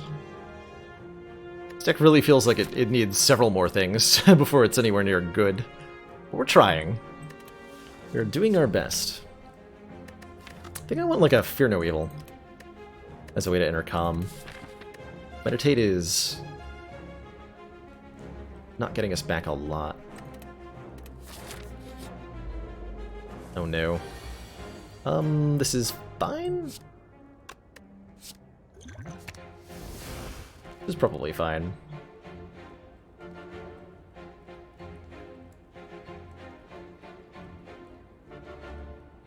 So here's an important question. If I tantrum twice, can I duplicate the tantrum again? No. The first one hasn't resolved.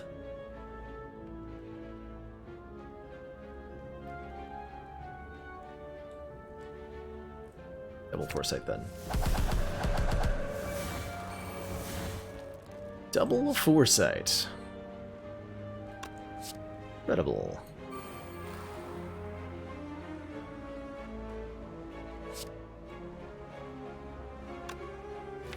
So I'll be looking at 8 cards off the top of the deck on my turn.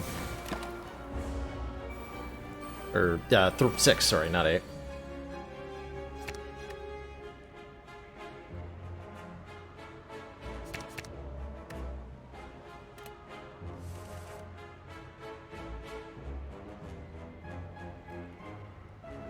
Doesn't look like I can leave Wrath very easily.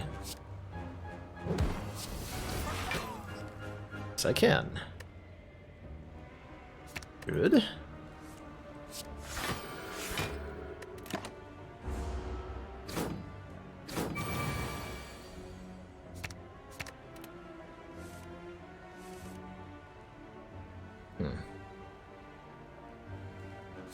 Mildly awkward?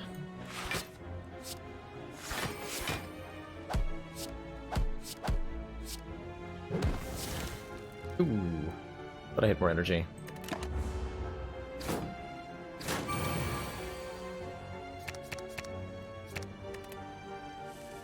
It's fine though.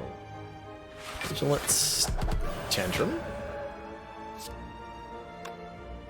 smite, smite. That's right.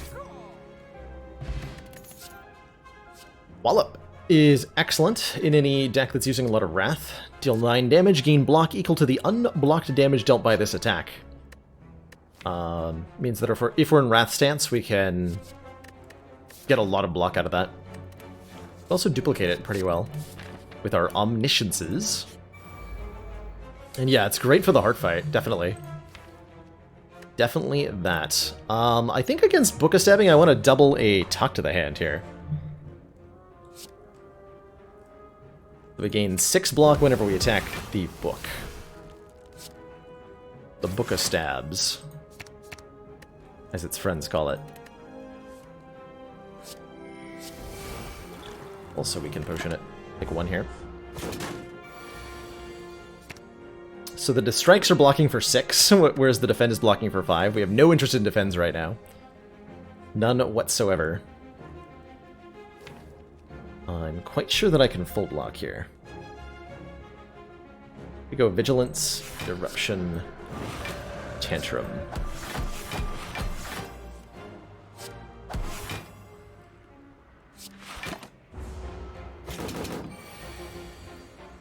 Six. Here's a good example of Wallop while in Wrath stance being a ton of block.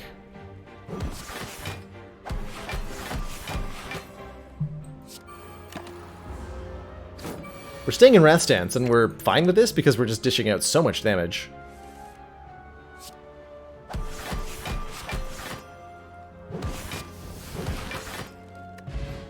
Akabiko. Our first attack each combat deals 8 additional damage, with Tantrum and with Wallop, both. Akabiko is pretty nuts, because it'll either make Wallop block for more, or it'll make Tantrum do many times its original damage. Blessing of the Forged upgrade stuff, and I saw the Lament, or the Gift Flash, so we got a rare card here. Master Reality. When a card is created during combat, upgrade it. That's not the one we were looking for. How good is Neo's Lament? Neo's Lament is not bad by any means. Especially if you can get an elite fight for free off of it.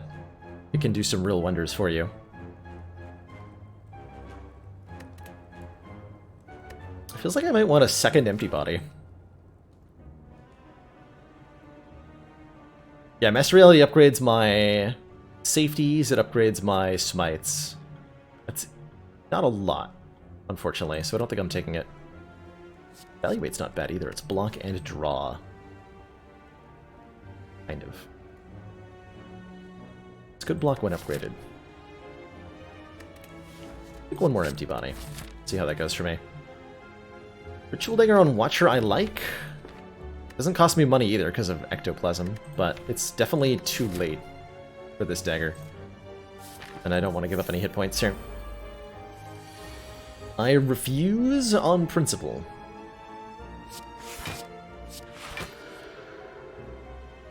I could Eruption Strike here. Gonna stay in Calm stance. Try to use Akabiko on our Tantrum, perhaps. Tantrum Biko, if you will.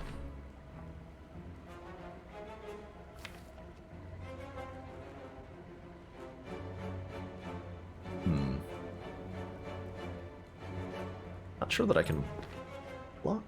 Yes, I can. Omniscience for Omniscience. Tantrum twice. Wallop twice.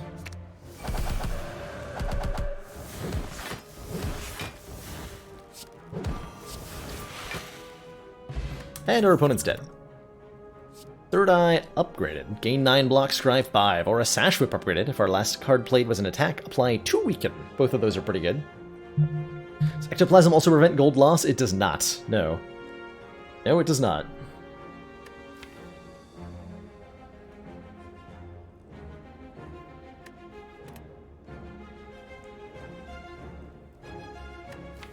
I like Scry. Give it to me. Quite certain we can upgrade before champ here. Get our wall up upgraded.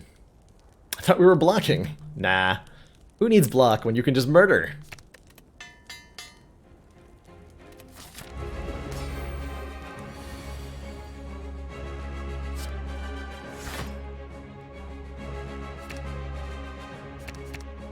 I don't want any of that. Nice, that's what I wanted. Omniscience, Omniscience, double Battle Hymn, double Mental Fortress, I think.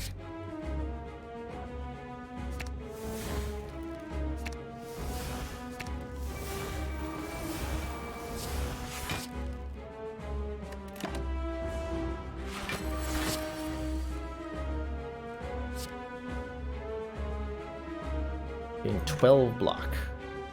Oh, I can't actually block you, huh? I have a safety, we'll be fine.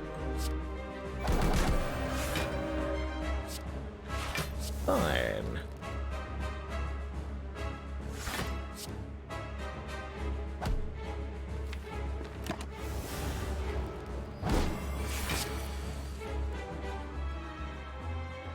I see.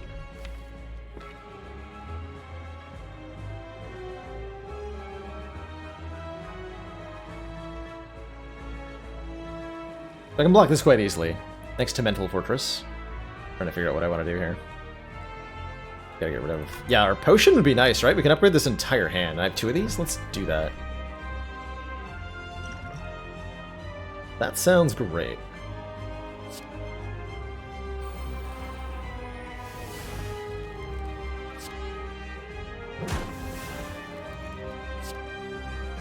Go look at this.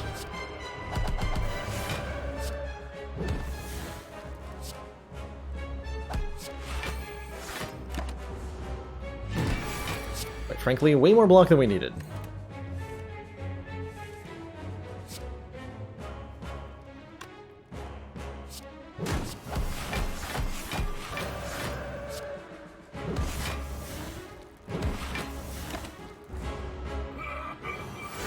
You call that a weapon?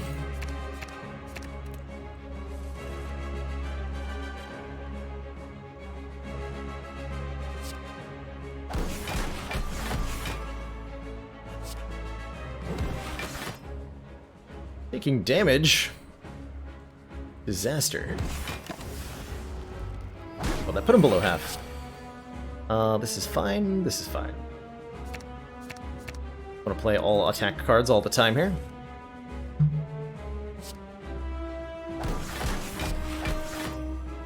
Not gonna be good enough. Hopefully. Have Vigilance next turn. I'm sure we'll be fine. Oh crap. We may not be fine.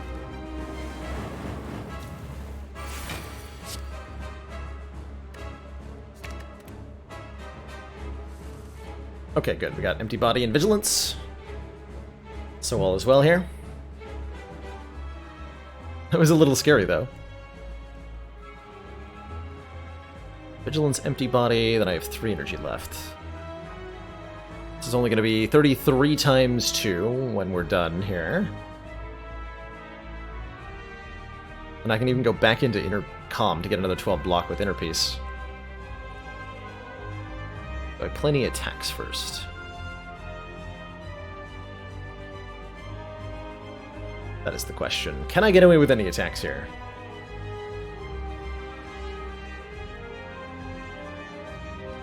I think so. Okay, 1 smite.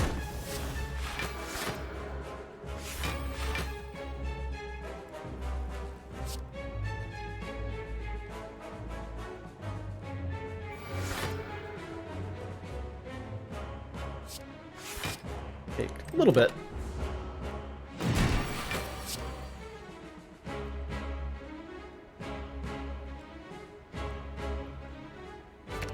Tantrum should give me lethal now. So I sure hope it does, because if it doesn't, I don't think I'm gonna fare very well here. Just verify. This is 12, and then I can play 5 times 32. Yes. Might have to take the Anvil Potion, though. Let's see. Nope. Don't need it. GG, champ. Ooh, Establishment. When a card is retained, reduce its cost by 1 in this combat. So that makes all of the smites free. And the safety free. That's pretty good. So that's nice. And this is like not even close to the best rare we could have seen. Like imagine how much more excited we'd be to see a Diva form, to see another Omniscience, to see a Vault, to see a... what have you. Alpha with double Omniscience is kind of cool. We have a decent chance of getting Omega in play quite aggressively with Alpha.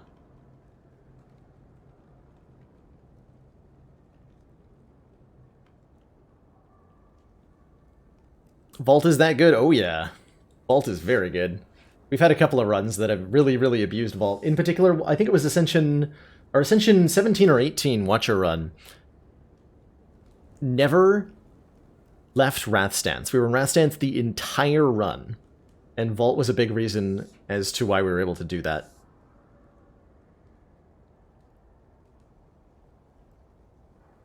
Let's take the Establishment here. Well, I think Alpha might have been better. Sacred Bark, doubling our potion strength is kind of interesting. Can take Fusion Hammer, gain an energy at the start of our turn. We can no longer smith at rest sites, but I really like Astrolabe, transform and upgrade 3 cards. One of the biggest problems with Ectoplasm is that you get unable to remove your starter cards. And Astrolabe can really do wonders there. Got a quick dinner, don't die. I will try not to die. Go Astro here. I'm going to get rid of 1 strike. Quite frankly, 2 defends. I think the defends are worse than strikes for the most part. We got another Tantrum. A Consecrate Plus, deal 8 damage to all enemies, and Signature Move Plus. Can only be played if this is the only attack in our hand. Deal 40 damage. Good luck to us. Good luck to us with that. I don't think that's going to be particularly good, but we can try to play it. Sometimes. Maybe. Probably. Maybe.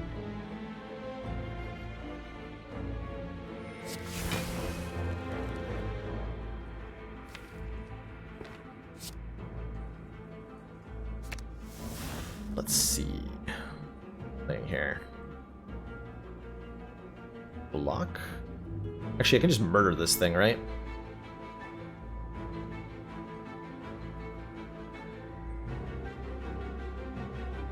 Play signature move. Could get a... yeah, I could Tantrum Wallop if I wanted to do a ton of damage here. Do that.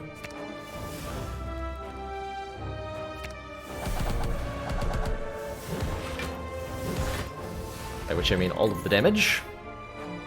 Upgraded foreign influences. Choose 1 of 3 attacks of any color to add into your hand, and they cost 0. I'll do that. I will do that. I will do that. Or Mental Fortress here. Could be worth picking up. Could do Mental Fortress card remove. I stopped the ladder climb, we fell off the ladder with Silent. So we're doing some A20 right now to wind things down for the day. Trying to get our first A20 kill with Watcher right now. Remove another defend. Take the second Mental Fortress. Remove the signature move? I think we'll be able to play it. I'm gonna remove Eruption, apparently. See you later, Eruption. Madly shuffling cards on a table. Ooh, Fear No Evil, I wanted that card. Show me the Fear No Evil. Or the Spirit Shield. That'll do. Gain 3 block for each card in your hand. It's a powerful effect. Trip is weakened. Apotheosis. Upgrade all cards in your deck. And we can double cast it with the... Oh, that's funny. We'll take a Dark Shackles, we'll take an Apotheosis, and you better believe I'll take a Trip. Hey, Izaraz! Or Izars? Let me know if I'm pronunciating that correctly, because I don't think I am. Glad you had a good time seeing me hang out with Teak. He's a great dude.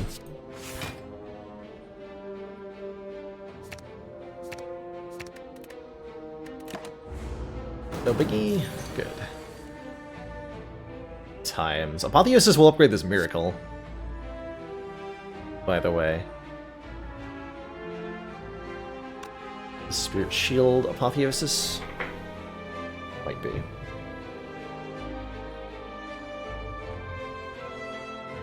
Actually, Apotheosis is better to do first. One more. 16 block that way.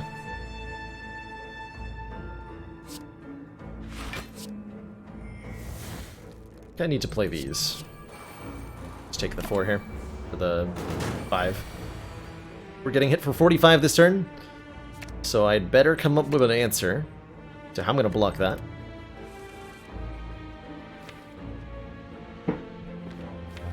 I see that's a good answer. Omniscience. Omniscience. Talk to the hand twice. Wall up twice.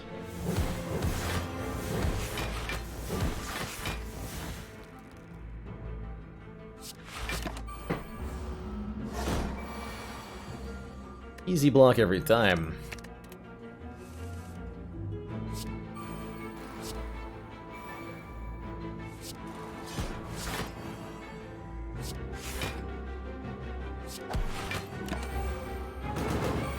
So our retaining cards become 0 cost, which is sweet.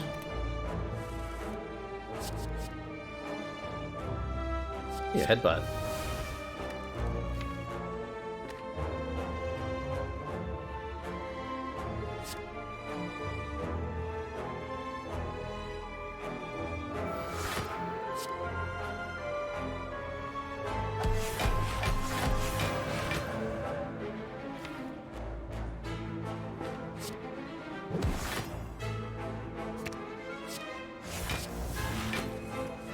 Some cards. Smite. Oh, he's dead already. It's gonna signature move. Scrawl. Draw cards until your hand is full. Exhaust. It's a lot of card draw.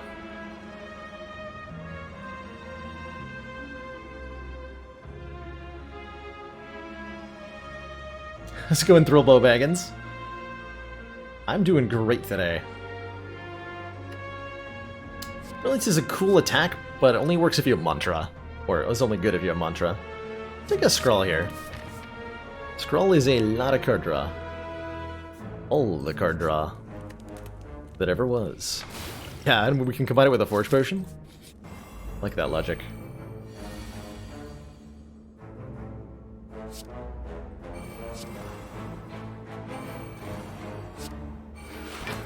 Helps us find our Apotheosis a lot of the time. Commander, We've just received the support of another council member. It's vulnerable going. The Rilbo Baggins, thank you so much for that Twitch Prime sub. Welcome to the council. Enjoy the new emotes, the community, and the newfound smug sense of superiority. Greatly appreciate that.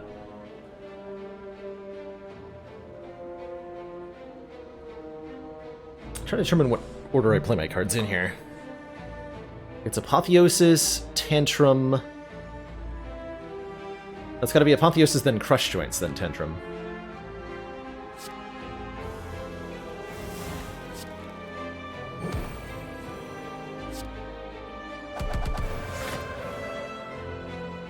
Then we can get Mental Fortress Plus down. Fate. Draw, battle him at the start of the next turn. Good.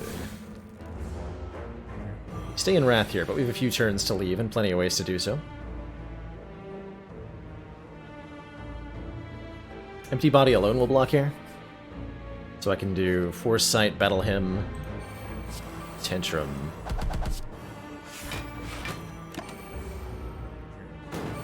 Once Giant Head's countdown finishes, comes a very rude boy.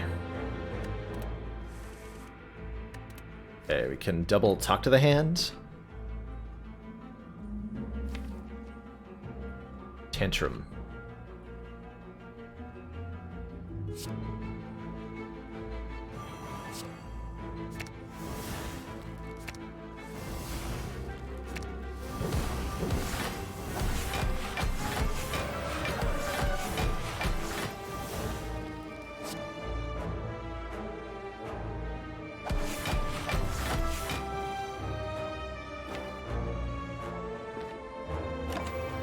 Pretty good damage. Okay, we're gonna discard Signature Move because it's not playable for us. I hope we can kill the Giant Head this turn.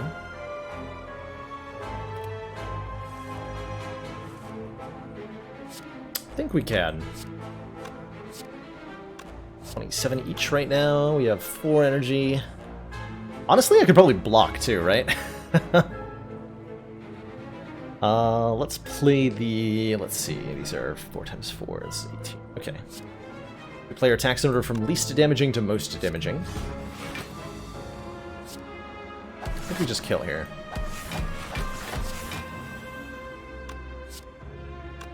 Yeah.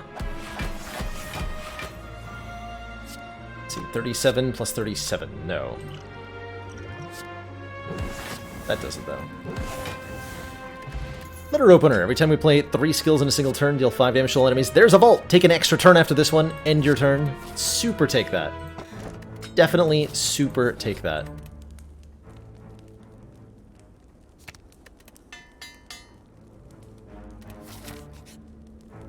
Lose 2 gold, obtain a relic. Get the red mask, applying 1 week to all enemies at the start of each combat. 2 gold? Now that's what I call a discount. 2 whole gold.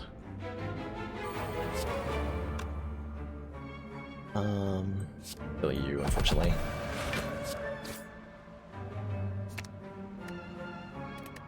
This is the only attack in your hand to do 80 damage. Got him.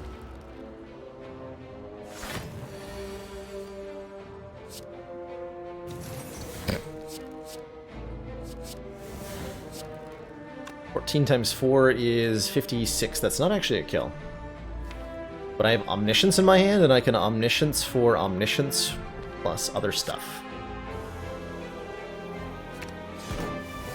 Been very thrilled with Omniscience so far.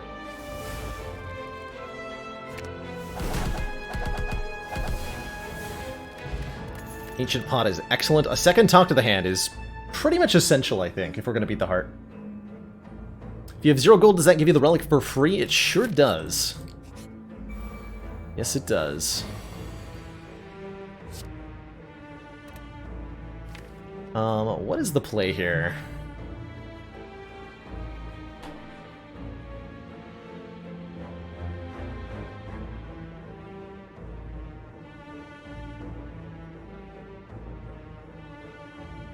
Certainly we're omnisciencing omniscience. Could play 4 Talk to the Hands. Gain 10 block whenever I attack it. A lot of block. I think we do double the Talk to the Hand plus. At the very minimum. Double Talk to the Hand, double Omniscience, maybe? Or, double... not Omniscience, Mental Fortress, that's the one.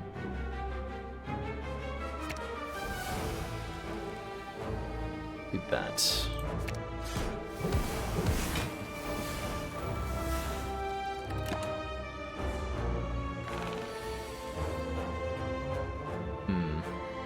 This is fine, though.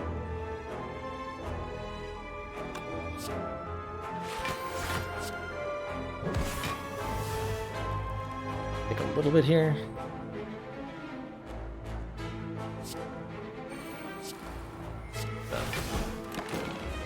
Two.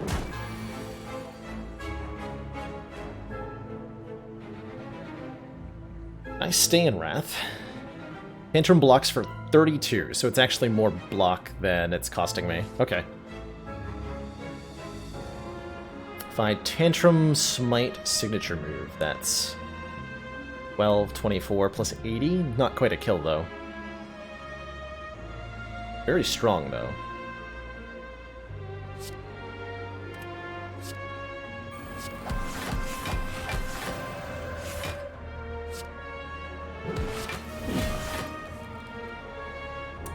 Very strong.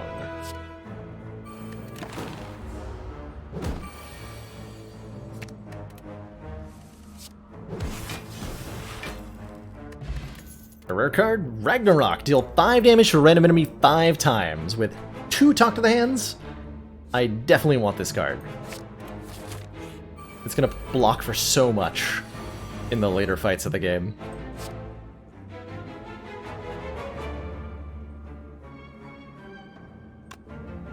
Totally criminal. Come on, Calipers. Where you at? A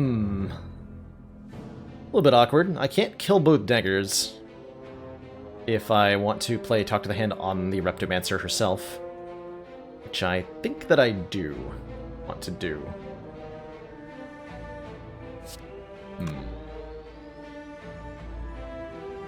Actually, wait. Oh, yeah.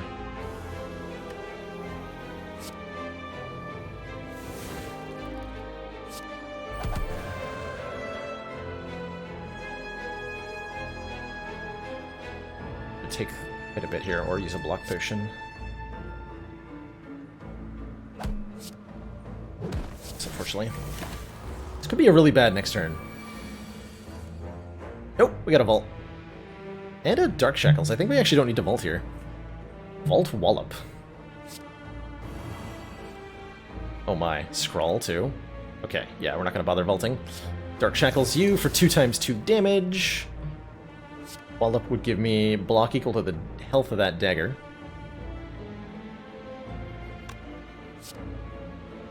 Scrawl is 0 cost upgraded, that's right. And it is very good.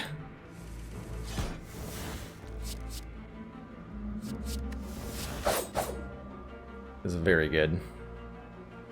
Alright, so it looks like I can get Talk to the Hand down. And let's go Cut Through Fate too. See what's on top here.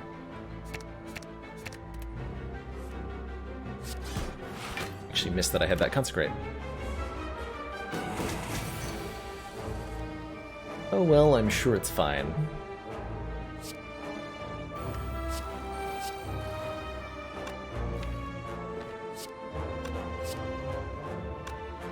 Smites will become free and I won't be weakened. I think we have a kill next turn, although it won't be vulnerable either.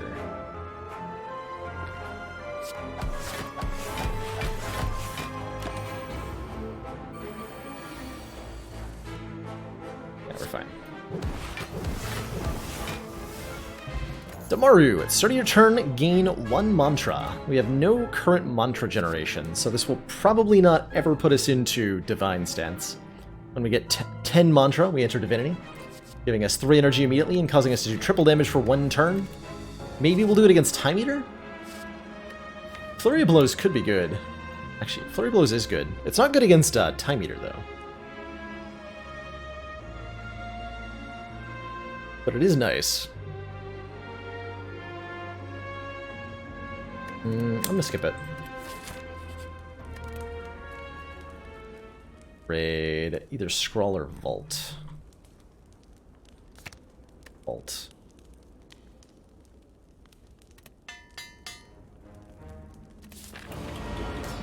Alright, thank you, Pantograph. Apotheosis Omniscience. Nice. So what do we want to do as our blocking mechanism here against Time Eater? We can double up on 2 cards. Probably one of the Talk to the Hands and a Mental Fortress, just like before.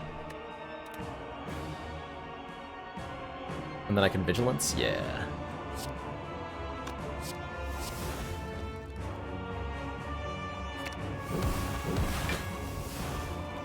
Oh, I forgot to target the Omniscience with that. Whoops! You know, this is fine.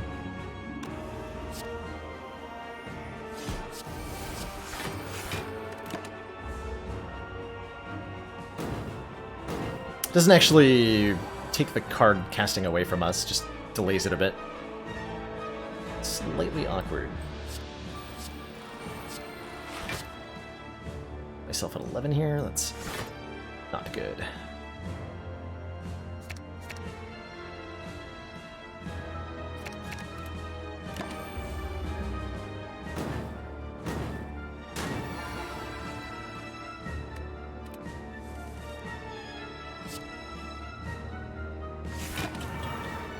Definitely didn't leave myself in a good position there. We're gonna be okay, though.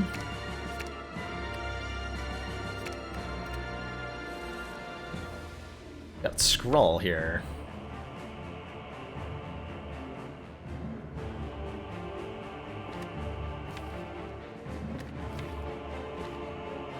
Scrawl will draw exactly all 7 of these cards.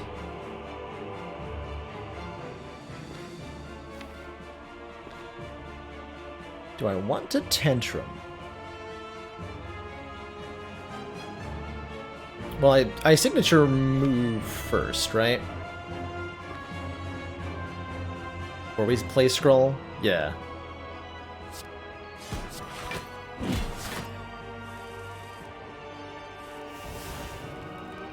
Oh, interesting.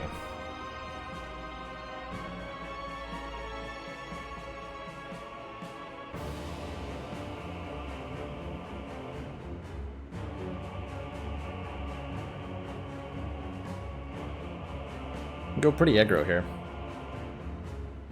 Is the first fasting always a good pick? I would say almost always. Not always, but almost always. There is no limit to the number of copies of card in your deck, Trigid. Under the right circumstances, you can end up with hundreds of copies of the same card. Not easy to do, but it is possible. Alright, ending this turn in Wrath seems like a poor choice. Do it.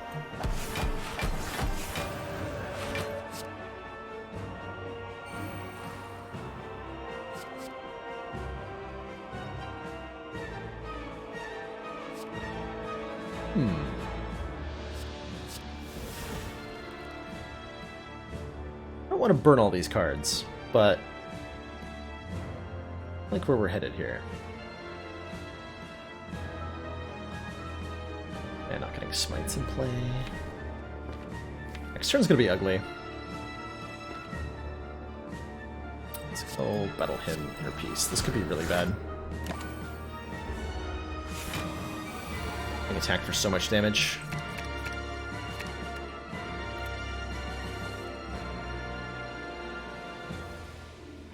Did I just die? No, not quite. Can't play this Tantrum, though. Might be very dead. Partially because of that Omniscience misplay at the start.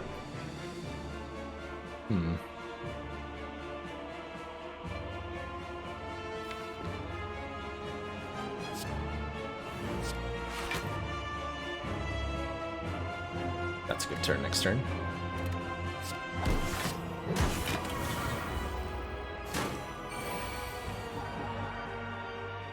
That's a good turn.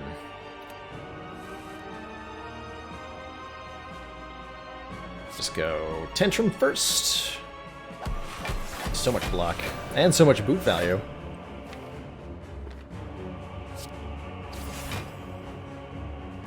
But Omniscience to double cast something. Nothing good to double cast, though.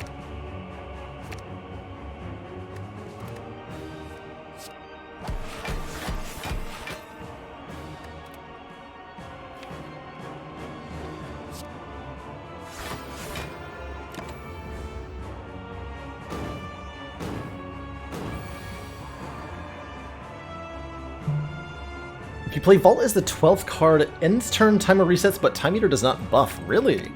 I would not have guessed that. I would definitely not have guessed that. Alright, I would like a freeze safety.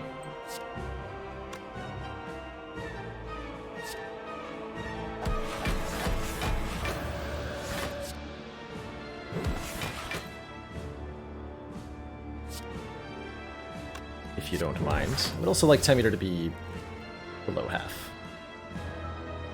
2 is 24 times 3. Good.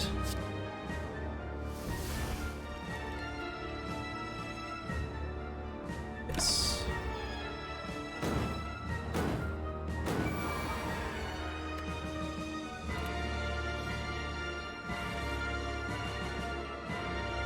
Guess we get to find out. Actually, that looks like a ridiculously good vault here.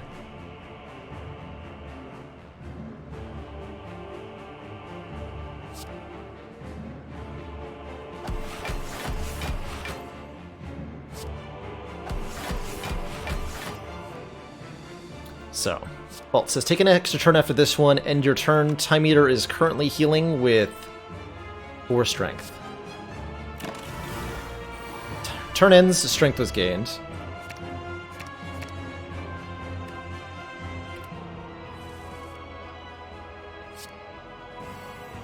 And then the Time Eater becomes a die.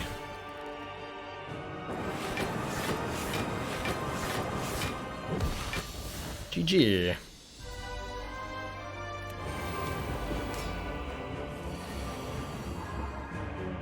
Okay, we have a lot of powers against the Awakened One. That is decidedly awkward. I am definitely playing some of them, including this Foresight, which will give Awakened One 2 points of strength. But lets me scry for it at the start of each turn. Well worth it. Well worth it. Do I play Miracle now? Draw a card. Do I play Strike now? No. Let's end the turn there.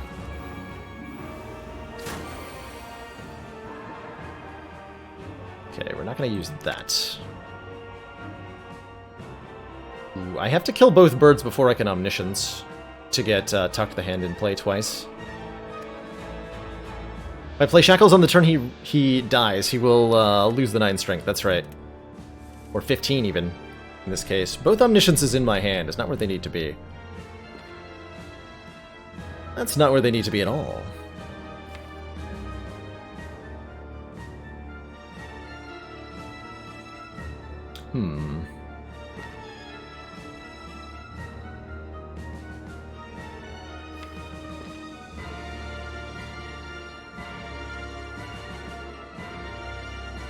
Hard to get set up here.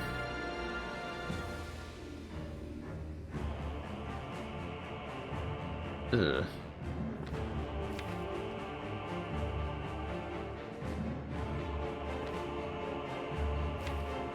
Maybe Third Eye twice so that I can see what Scrawl is going to draw for me. What do I need Scroll to draw?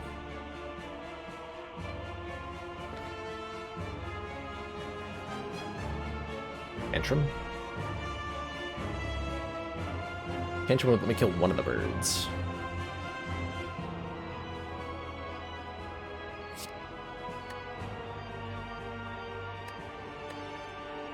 To lose Tantrum, or Third Eye here, but worth it. There's Tantrum, good. Tantrum and Trip. And Vault. Yeah, Vault is good here.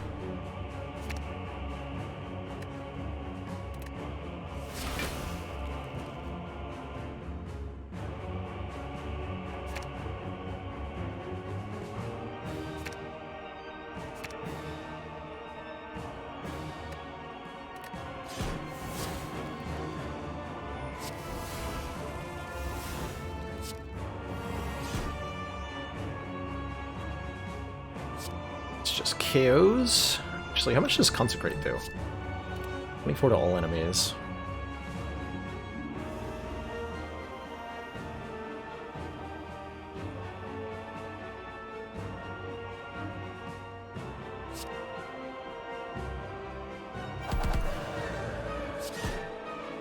Like that. Maybe I just kill with Strike and then Empty Body and not use Vault here. Next turn's scary. This turn's really scary. I might have to draw Dark Shackles to stay alive. I think that means I need to Vault. Buy myself a turn here.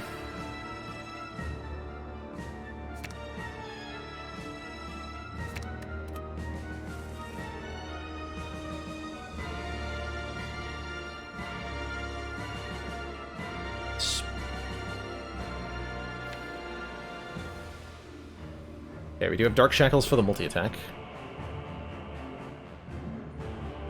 Go Spirit Shield Strike, Inner Peace, tank a little bit.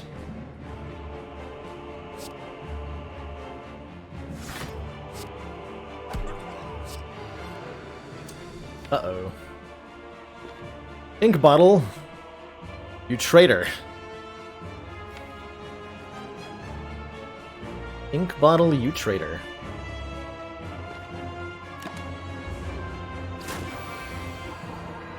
Well, that's bad.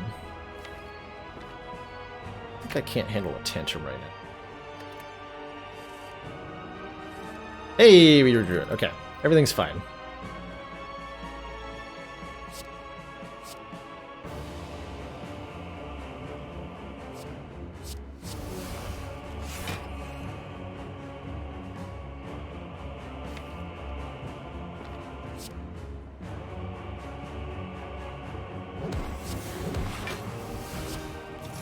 Okay, now we have to figure out a way to win from here. I'm not entirely certain how I do that.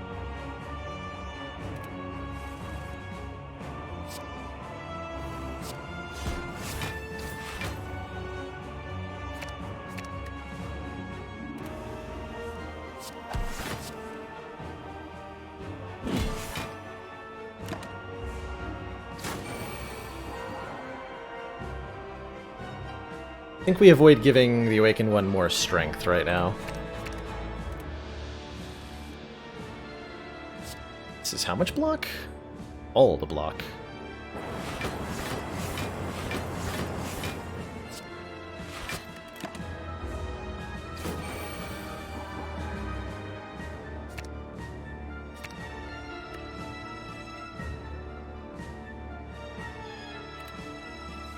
Yeah, one really sick Divinity turn could work.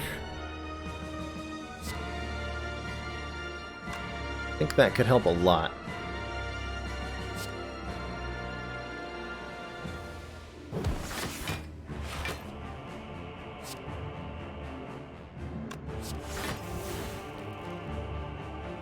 Let's see, I can get Battle Hymn in play if I Empty Body. We want to start accumulating... Yeah, this is probably worth it. Some smites in hand here.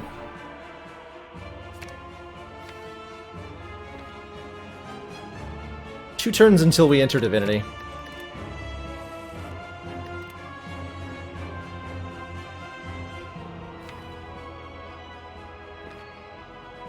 Want to enter Establishment 2?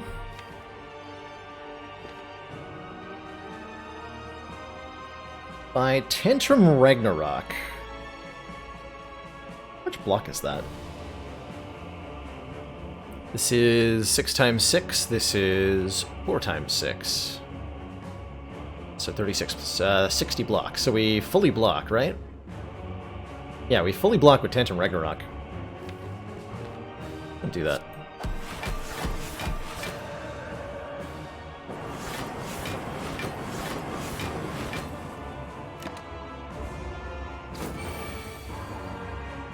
Ideally, we're killing it on this turn. I think we have to. I think we can manage that with the trip.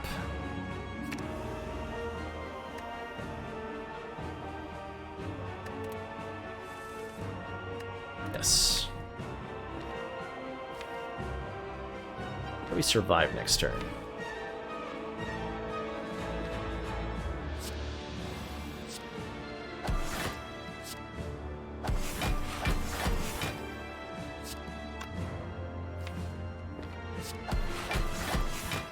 Okay. This turn's definitely going to be scary. We are divine here. Oh, we get to play signature move with triple damage. Oh my. Is that enough to stay alive, though? It's 120. It's not good enough. So I need to block this. So ideally, I'm looking for Sanctity here.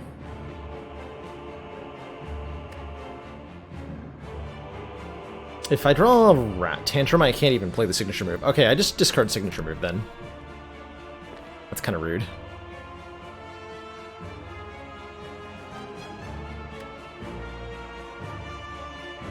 Why did this light up different colors? What? Signature move highlights yellow when I click on it? Weird. Weird.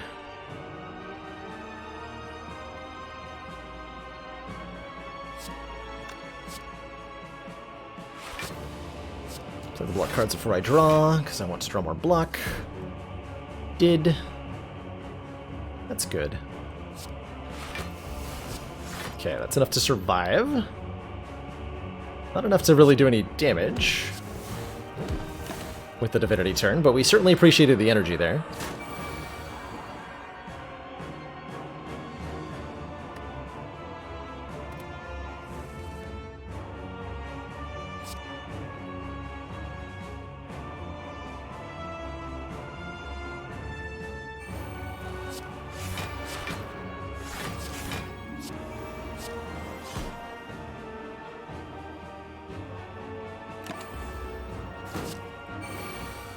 Okay, we got lucky with the attacks this thing chose to use on us.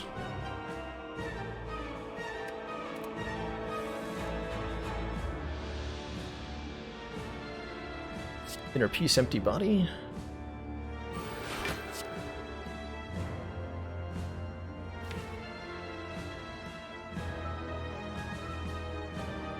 Next turn we're going to be attacked for 16 times 3. That's a bit of a problem. It's a lot of a problem.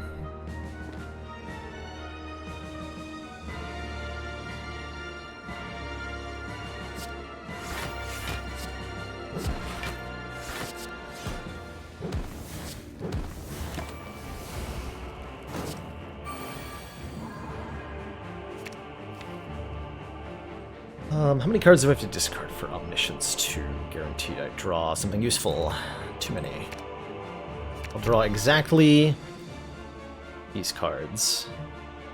Means I could Cut Through Fate and then Omniscience. Hold on.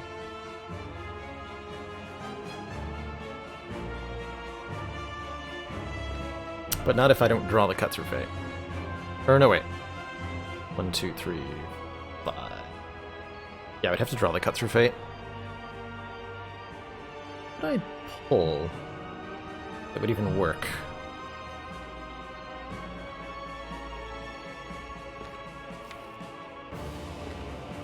Vigilance twice?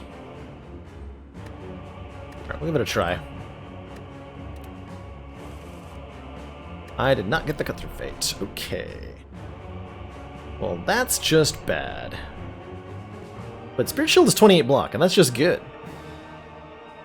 I think that's enough, actually. That's 40 block. This is 48 damage, so we exactly die if we don't use the block potion. Unfortunate.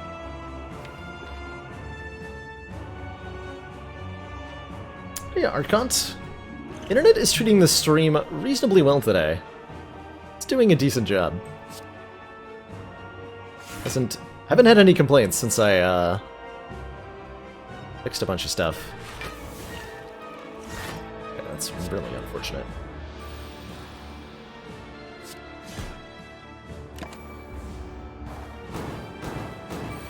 Hoping to keep that block potion, but oh well.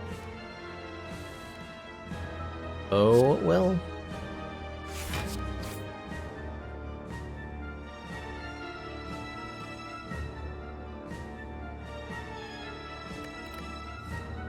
I think I want a tantrum next turn. That sounds helpful.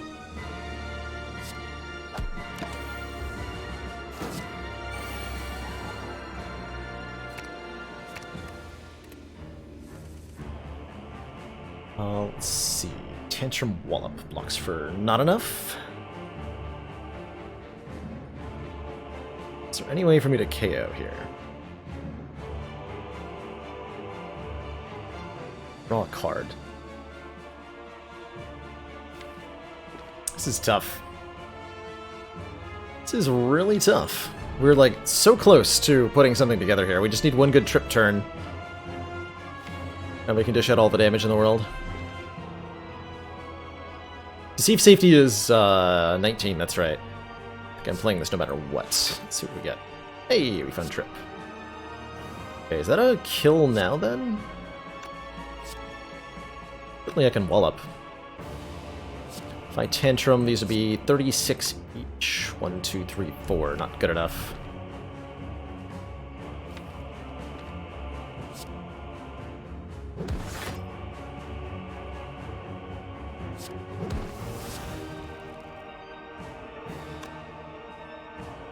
Have one more added, then draw 5. Okay. Show me tantrum this turn.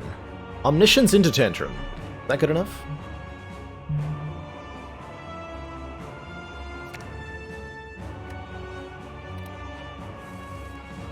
Oh, crap. That void, though.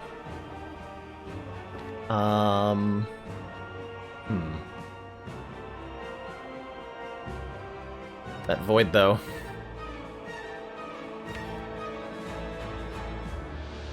Alright, these will be 36 each. That's not enough, right?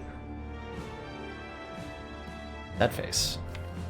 But I can Vigilance twice? Is that good enough? That would be 36 block. 48 block. You said that's 48 damage.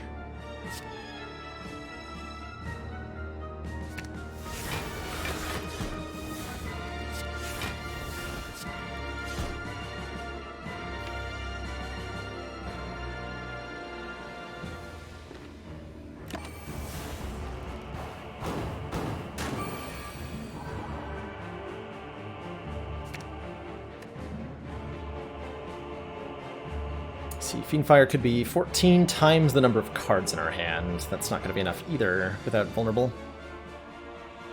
So awkward.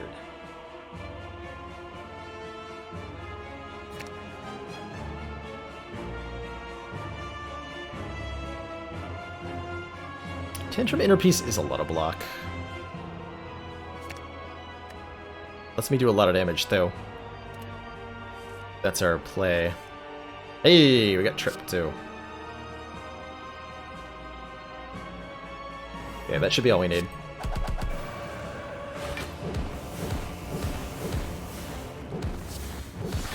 GG. To thump, a deep pulsing dread can be felt throughout the room is this. The heart of the Spire, the source of this evil is this. Way too many potion slots. I think so. Alright, we made it to Act 4. We have an Apotheosis, right? Yes, so I'm just going to rest here for the hit points. This is my first Watcher A20 run? It is, yeah. Yes, it is. Thinking about Flying Sleeves because of how Talk to the Hand dependent we are. We should do really, really well in the heart fight. We just need to get there. So maybe I don't take this Flying Sleeves. In fact, I don't think I do. I don't even want to look. Okay, not too bad. This would have been nice, though.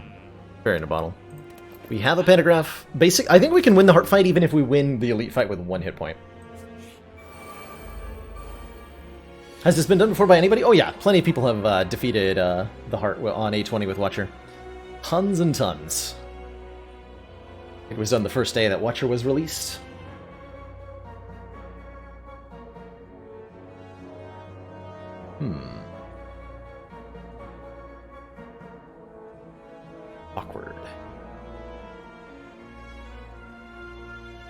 Who I hit first? Probably have to use Akabiko here.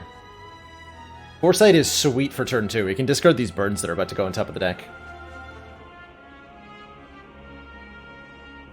How's it going, Jennifer's Distraction? Hello, hello.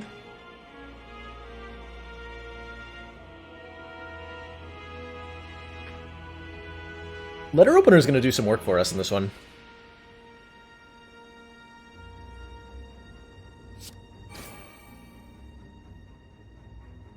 That face. That gives me the block I need, though. This is not amazing turn 1, but it's fine. I'll get rid of that Ascender's Bane, too. So the Burns go on top, we scry them, put them on the bottom. We're looking at how much damage? I would really like if I drew my Vault this turn. Do I keep? Yeah, I keep Trip because I need to remove Artifact. That'll let me, like, Dark Shackles. Yeah, exactly. Keep the Trip so that I can Dark Shackles. Seems like a pretty good idea. If I had to guess. I'd say that feels pretty good. And then I want to turn this way to take as little damage as possible.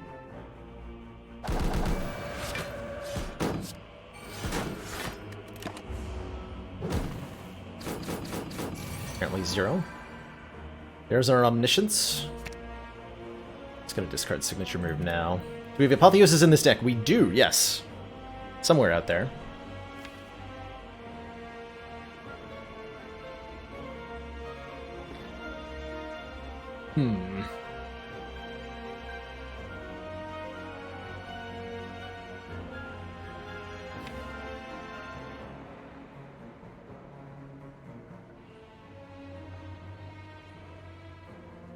I think I Omniscience for Vault here.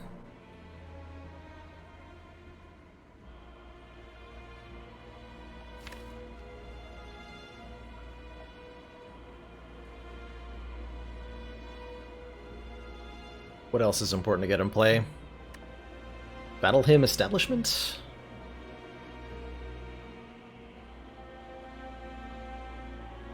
We need to get a lot of block very quickly. There's no Mental Fortresses left in the draw pile. We played them both. Okay, we gain 10 block when we switch stances. What does Omniscience on Omniscience do? It lets me pull 2 different cards out of the draw pile and play them each twice. Actually, what if I Tantrum... No, Tantrum twice would be far too much damage, right? Far too much damage.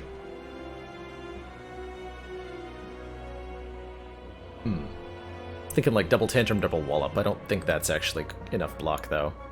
And then I can't leave. I get 2 more energy, though.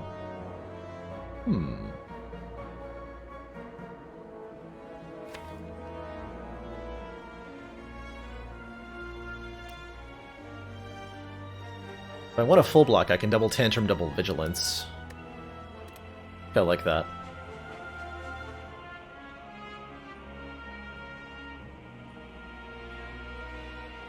That gives me more energy so I can play the Battle Hymn and the Talk to the Hand. Okay. Need that.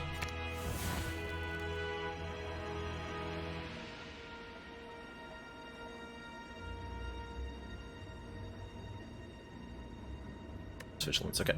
Tantrum twice. Vigilance twice.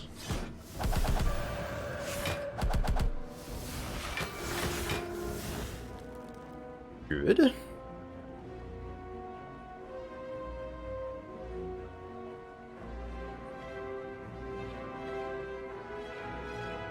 Get both Battle Hymn and Establishment into play. Play Deceive Reality.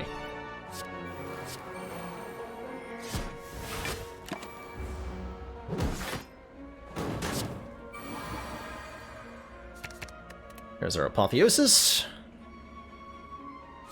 Raid the Predator. We're gonna go Wrath Stance here.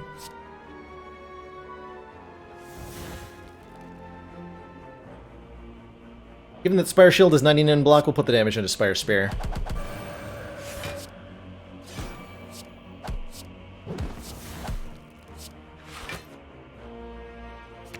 Yeah, those are good cards.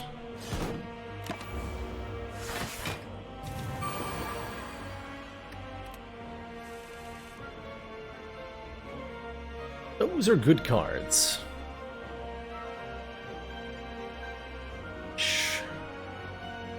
22.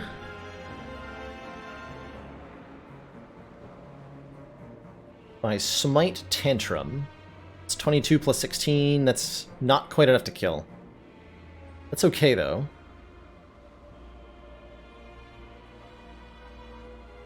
I think we don't do that then. We go Tantrum, Tantrum, Vault. Oh, Boot Mat, though. Hold on. Smite. Oh, Boot makes it lethal.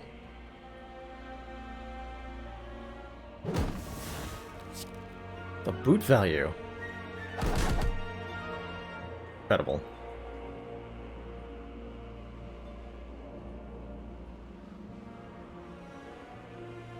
Oh, boot value, though.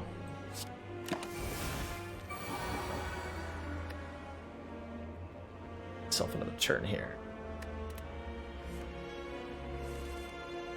Ew. We can just beat Rat, though. So it's fine.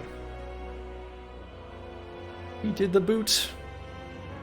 Did the monster boot. Do I do Inner Peace then Tantrum? This will be a full block and stays in Wrath, and then I can kill it.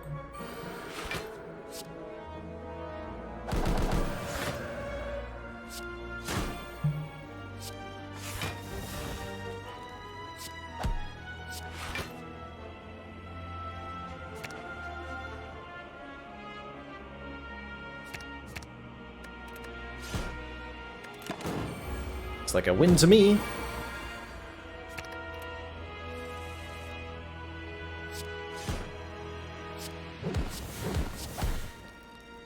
Bottles even at 9. Oddly, Smoothstone gives us 1 dex, and there's a flurry of blows for the hearts, which I will take. We want more attacks. So our number 1 goal, what we really want to do is just draw an Omniscience on turn 1, and if we do that, I think we can easily win the heart fight. That's all we really need to do.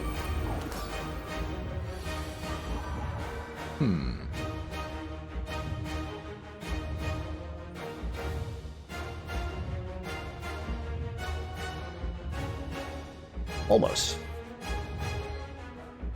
Drawing a Talk to the Hand on turn 1 is pretty good, too. As is early establishment here. And a turn 1 Apotheosis, so I really can't complain. We'll draw a card as soon as we play a card. I am going to be playing Talk to the Hand no matter what on this turn. If we play a card, we'll take 2 damage from Beat of Death. Every time we play a card, we take 2 damage here. It'd be like Wallop Apotheosis Miracle? Yeah, I probably want to Wallop first, huh?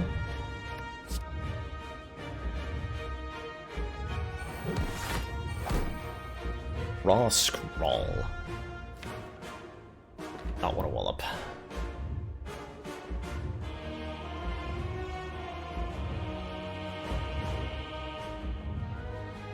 Scrawl. Not sure I want to play Scrawl right now.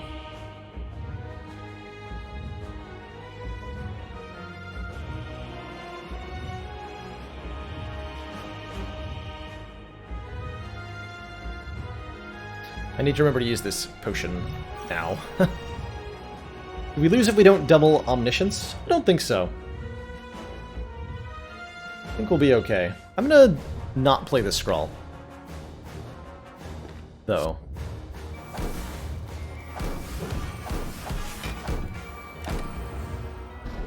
We're not vulnerable. We are weakened and frailed.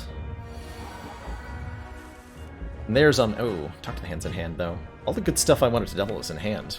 Okay, what can I still double? Both Mental Fortresses. Here's the thought.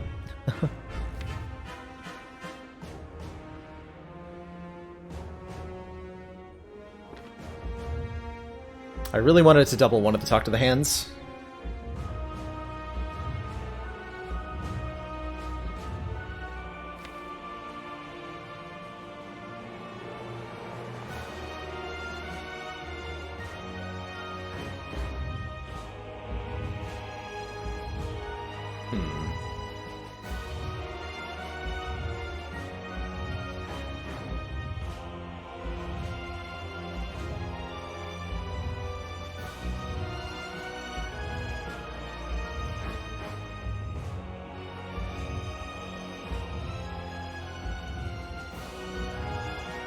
We can generate a very large amount of block this turn.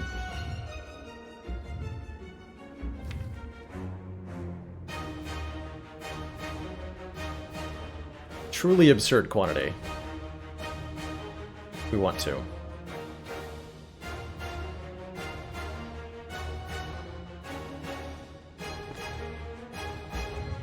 I'd like to enter Calm. Do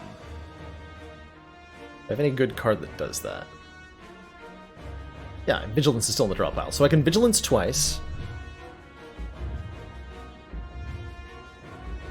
And then Tantrum gives me more energy.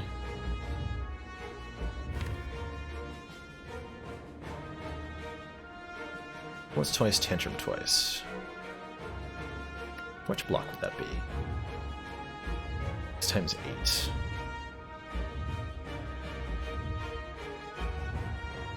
Don't have any Mental Fortress in play.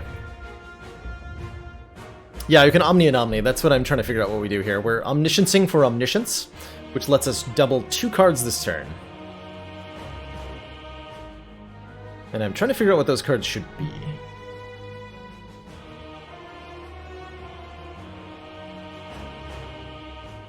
Could be, yeah, Talk to the Hand, we could get double Ragnarok. My main problem with that is that we want Ragnarok to block for us on later turns. Burn and Void. Just take the 45 damage, it's fine. It's fine. I think it's double Vig, double Empty Body. Quad Fortress. And then take 45 damage. I would like to Quad Fortress, trust me. I think we don't get to use it for a lot of setup. Well, we need to get these things set up in particular. So I'm gonna do Vigilance Empty Body.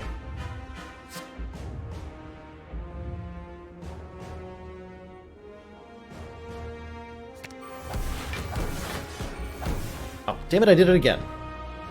Oh no. Oh, I'm so bad at this. Oh, I decided on the 2 cards I wanted to play, and then I didn't actually double the Omniscience. Because that interface is confusing. I might actually reset for that one, you know? I might actually do it. This is only turn 2. I'm very much contemplating it. You just play Tantrum? You know what? Yeah, I'm gonna reset that one. I don't ever really do this. But we're gonna save and quit and fix that. Playing everything else exactly the same as it was. So we played Wallop, Apotheosis, Miracle, Talk to the Hand, Establishment. Didn't play the Strike this time around. And then this turn comes up. We want to Omniscience for Omniscience. Double Vigilance, double Empty Body. There we go.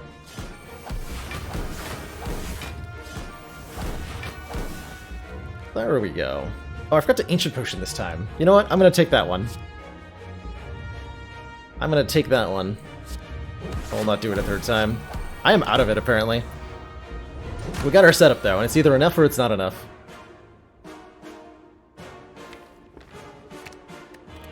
I think it's gonna be enough.